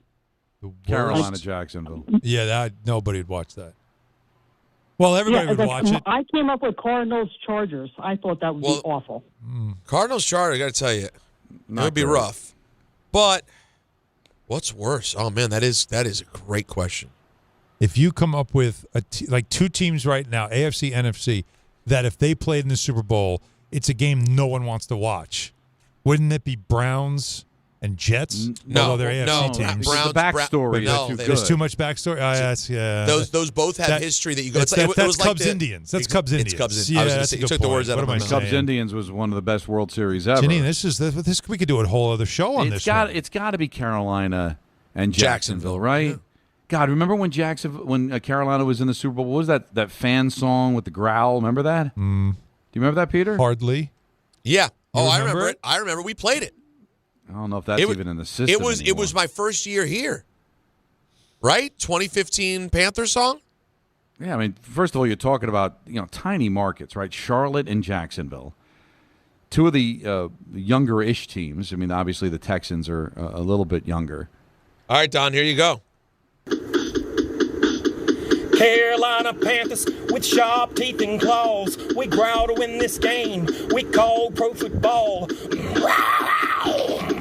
Our offense and defense This is so not real. intense. We played it. Your I team don't will know. be This the is not losers. real. I remember Got a this. lick of sense. You dig the NFL, my lyrics and my rhymes. You eat up what I'm saying, spit and fly hip hop lines. Lightning fast, big black cats, Panthers kicking ass. Yo, with a TD or a field goal. Clown show. This can't be. No, this was that's a before parody. people did fake videos. That's a parody. It's These are pre-parody, right, Peter? No, it's the parody era, but I don't think it was. This young man was that serious about it. No, oh yeah, I think that guy's serious. and was proud of it It because that was sounded- the final take. That was the one he kept. It sounded like who's the actor? Oh my God, his voice was bizarre. Who, this guy? Yeah, like I didn't ask for it again. Carolina Panthers with sharp teeth and claws. We growl to win this game. We call pro football. What's that line? He's got bars. You ever see Wreck-It Ralph? Yes. Anybody? All right. Who was the guy, the fixer guy? What was his name? Fix It something? Whoever the actor that voiced that character, that's what it sounded like to me. He's a well-known actor. Pro football. Like just the way he was talking. Like, I'll tell you who it reminds me of. No, it doesn't. It's the opposite. If he was a rapper, is this Freddie's like deadbeat cousin that nephew? he doesn't talk about? His deadbeat nephew he hates. Who wanted to make a Carolina Panthers rap song? Oh man. That's yeah. That's where we are right now. But you know where else we are? Last Call Crew. Oh, Last Call Crew, baby. 800-919-3776. I see Big Dick on hold. Yeah, he is. He's going to stay on hold. Hahn Rosenberg. There's going to be a meeting after the show. ESPN New York. This is the Michael K. Show. The Giants are kind of like the Wild Wild West. How is it possible for rookies to be running this wild? When you see teams that are bad, there's a reason they're bad. There's something wrong in the building. And with the Giants, there's something wrong in the building. There's got to be some level of discipline. There just has to be. How could there not be? You let Cam Skattebo put himself in harm's way? The Michael K. Show. Weekdays at 1 on ESPN New York and streaming live on YouTube. At Jake's 58 Casino Hotel this November, it's your chance to gobble up the green and feast on your share of $55,000 cash. Earn entries all month long and join us on Friday, November 28th from 4 to 6 p.m. 2 winners will be drawn every hour to win up to $10,000 cash. Then at 7 p.m., 1 lucky winner will take home a grand prize of $20,000 cash at Jake's 58 Casino Hotel. If gambling is a problem for you or someone you care about, please call the 24-hour toll-free helpline at 1-877-8-HOPE-NY or text HOPE-NY. This is DiPietro and Rothenberg. I got a really bad paper cut yesterday because it wasn't your garden variety. It was on one of those big holiday magazines that you get. Oh, no. Swipe through, and all of a sudden I was like, oh! It was a big, thick book, and I put my index finger there and just swiped across. I was like, oh! I'll tell you and what. now I'm going to have to live with that. It's probably going to be a scar. Morning Start with DiPietro and Rothenberg. Weekdays from 6 to 10 on ESPN New York and streaming live on YouTube. Right now at Bay Ridge Honda, experience the wonder of holiday savings on Honda cars, trucks, and SUVs during Happy Honda Days, like the Accord SE, only $239 per month, or the all-wheel drive Honda Ridgeline for only $289 a month. These clearance deals won't last long. Plus, receive thousands in benefits and savings with their Bay Ridge Plus Advantage plan. Upfront pricing, total peace of mind. Visit BayRidgeHonda.com. 36 months lease, 7,500 miles per year, $38.99 down, plus tax, tag, and fees. See dealer for full details. Finding great candidates to hire can be like, well, trying to find a needle in a haystack. Sure, you can post your job to some job board, but then all you can do is hope the right person comes along, which is why you should try ZipRecruiter for free at ZipRecruiter.com/ESPN. ZipRecruiter doesn't depend on candidates finding you. It finds them for you. Its powerful technology identifies people with the right experience and actively invites them to apply to your job. You get qualified candidates fast. So while other companies might deliver a lot of hay, ZipRecruiter finds you what you're looking for. The needle in the haystack. See why 4 out of 5 employers who post a job on ZipRecruiter get a quality candidate within the first day. ZipRecruiter, the smartest way to hire. And right now, you can try ZipRecruiter for free. That's right, free. At ZipRecruiter.com/ESPN. That's ZipRecruiter.com/ESPN. ZipRecruiter.com/ESPN. Do you owe $10,000 or more in credit card debt or personal loans? With credit card debt at all-time highs, Debt Relief Advocates is urgently notifying consumers of debt relief now being made available, designed to aid consumers with out-of-control credit card debt. Those who qualify and enroll for this relief program will only have to pay back a fraction of what they owe. This is not bankruptcy or a debt consolidation loan. This is a relief program that credit card companies would rather you not know about, as it ends your debt nightmare and saves you lots of money. Consumers owing at least $10,000 in credit card debt or personal loans can now take advantage of this debt relief as the cost of living skyrockets. Debt Relief Advocates has established a relief hotline for you to call to learn what debt reduction you may qualify for, so don't wait. For this free information, call the Relief Hotline at 800-606-8737. 800-606-8737. 800-606-8737.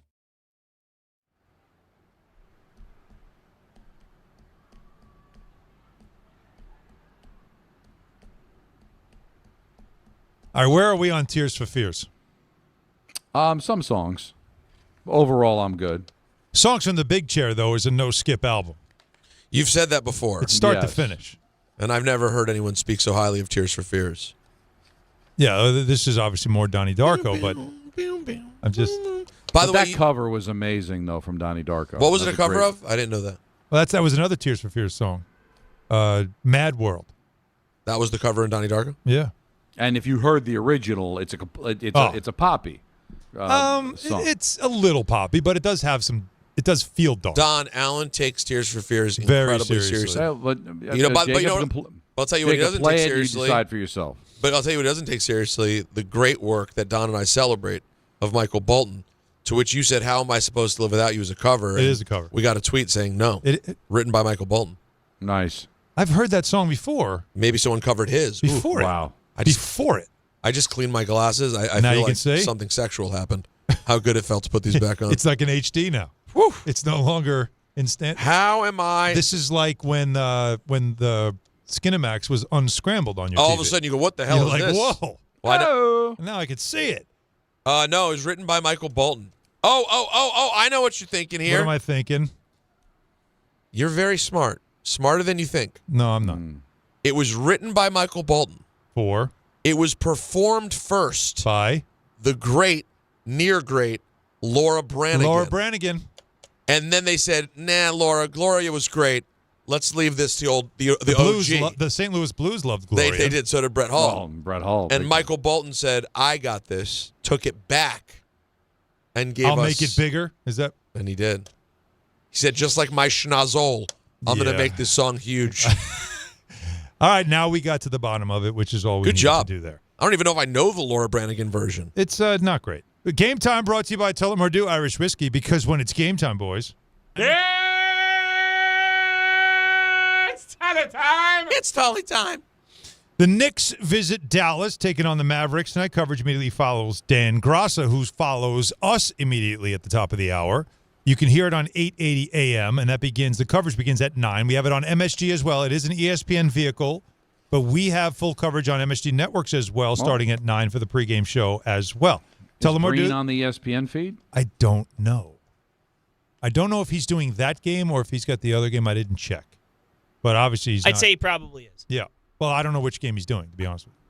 Tullamore Dew, the original triple distilled, triple blended, triple cask matured Irish whiskey. Be sure to grab a Tullamore Dew or try the new Tullamore Dew Honey during tonight's action. Glasses up to enjoying Tullamore Dew responsibly. Speaking of tonight's action, Donnie, you are in Florida. Yes. It is warm. It is beautiful. You are in a really nice area. We will not disclose where you are, but you are in a really nice area. What's the plan tonight? Don't know.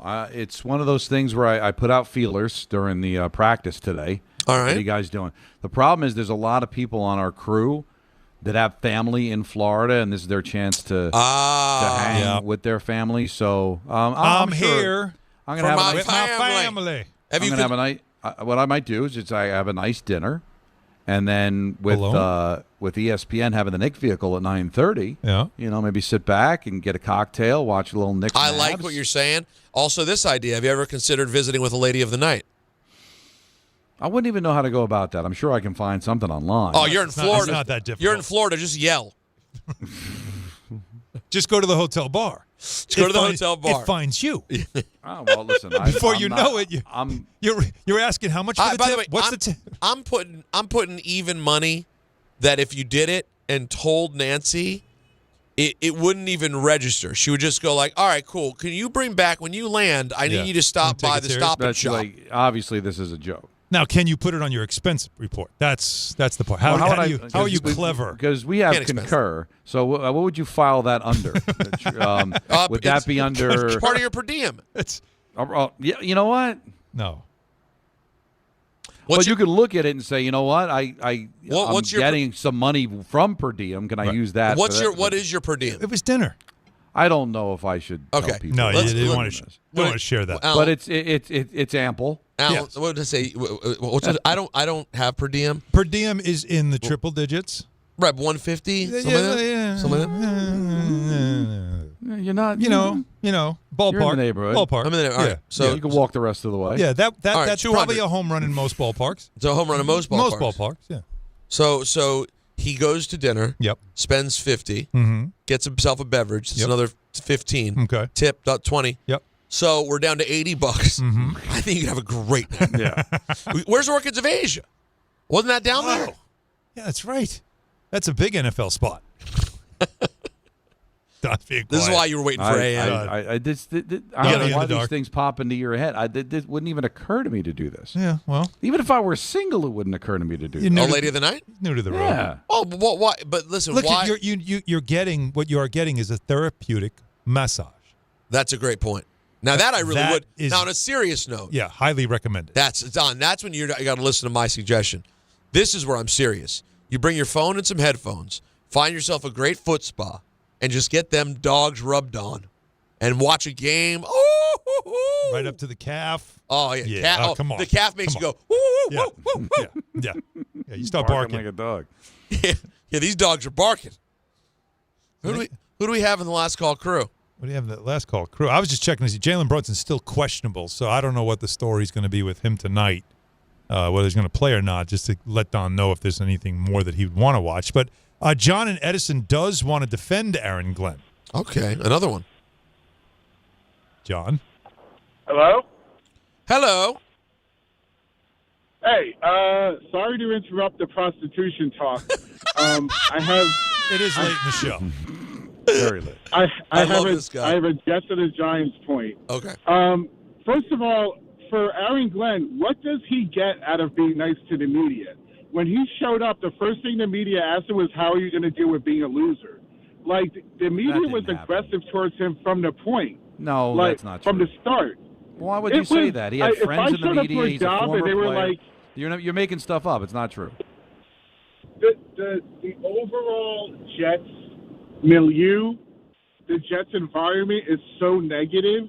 Well, because they've been losers for 60 years. So why wouldn't the first question be, are you going to be the coach that's going to turn this around? But that's not on him. No, like, but you're automatically ask, putting why the are you different than everybody on else? Him. Because, well, the first question is, why are you going to be the guy that's going to turn it around? I don't think it was negative. I think it was overwhelmingly positive. He's a former player. A lot of guys already knew him. Rich Cimini knew him as a player. I think the consensus was people wanted him to get the opportunity to be the head coach. I don't think there was a negative attitude or a negative atmosphere around him. I didn't feel And we that know either. it's his decision on who the quarterback's going to be. The question was not whose decision, why? Why does he have to be so defensive? It feels very, you'd look prettier if you smiled. That's all I'm saying. It feels like, but John, you let me brought ask it you, up John, before. John, let me ask you a question. John, hang on, because we only got a minute left in the show. I just want to say one thing to you. Okay. You called into the show. We received you, right, cordially, right? And we have a conversation. If we call, we're like, John, what do you want? And then you said something, we're like, no. And then we just hung up. Wouldn't you feel like, wow, like you guys could have been a little bit nicer, right? So I hang up now because we have to. No, but that's like, it's just simply like, when you look miserable and say things. Now, we had a tweet.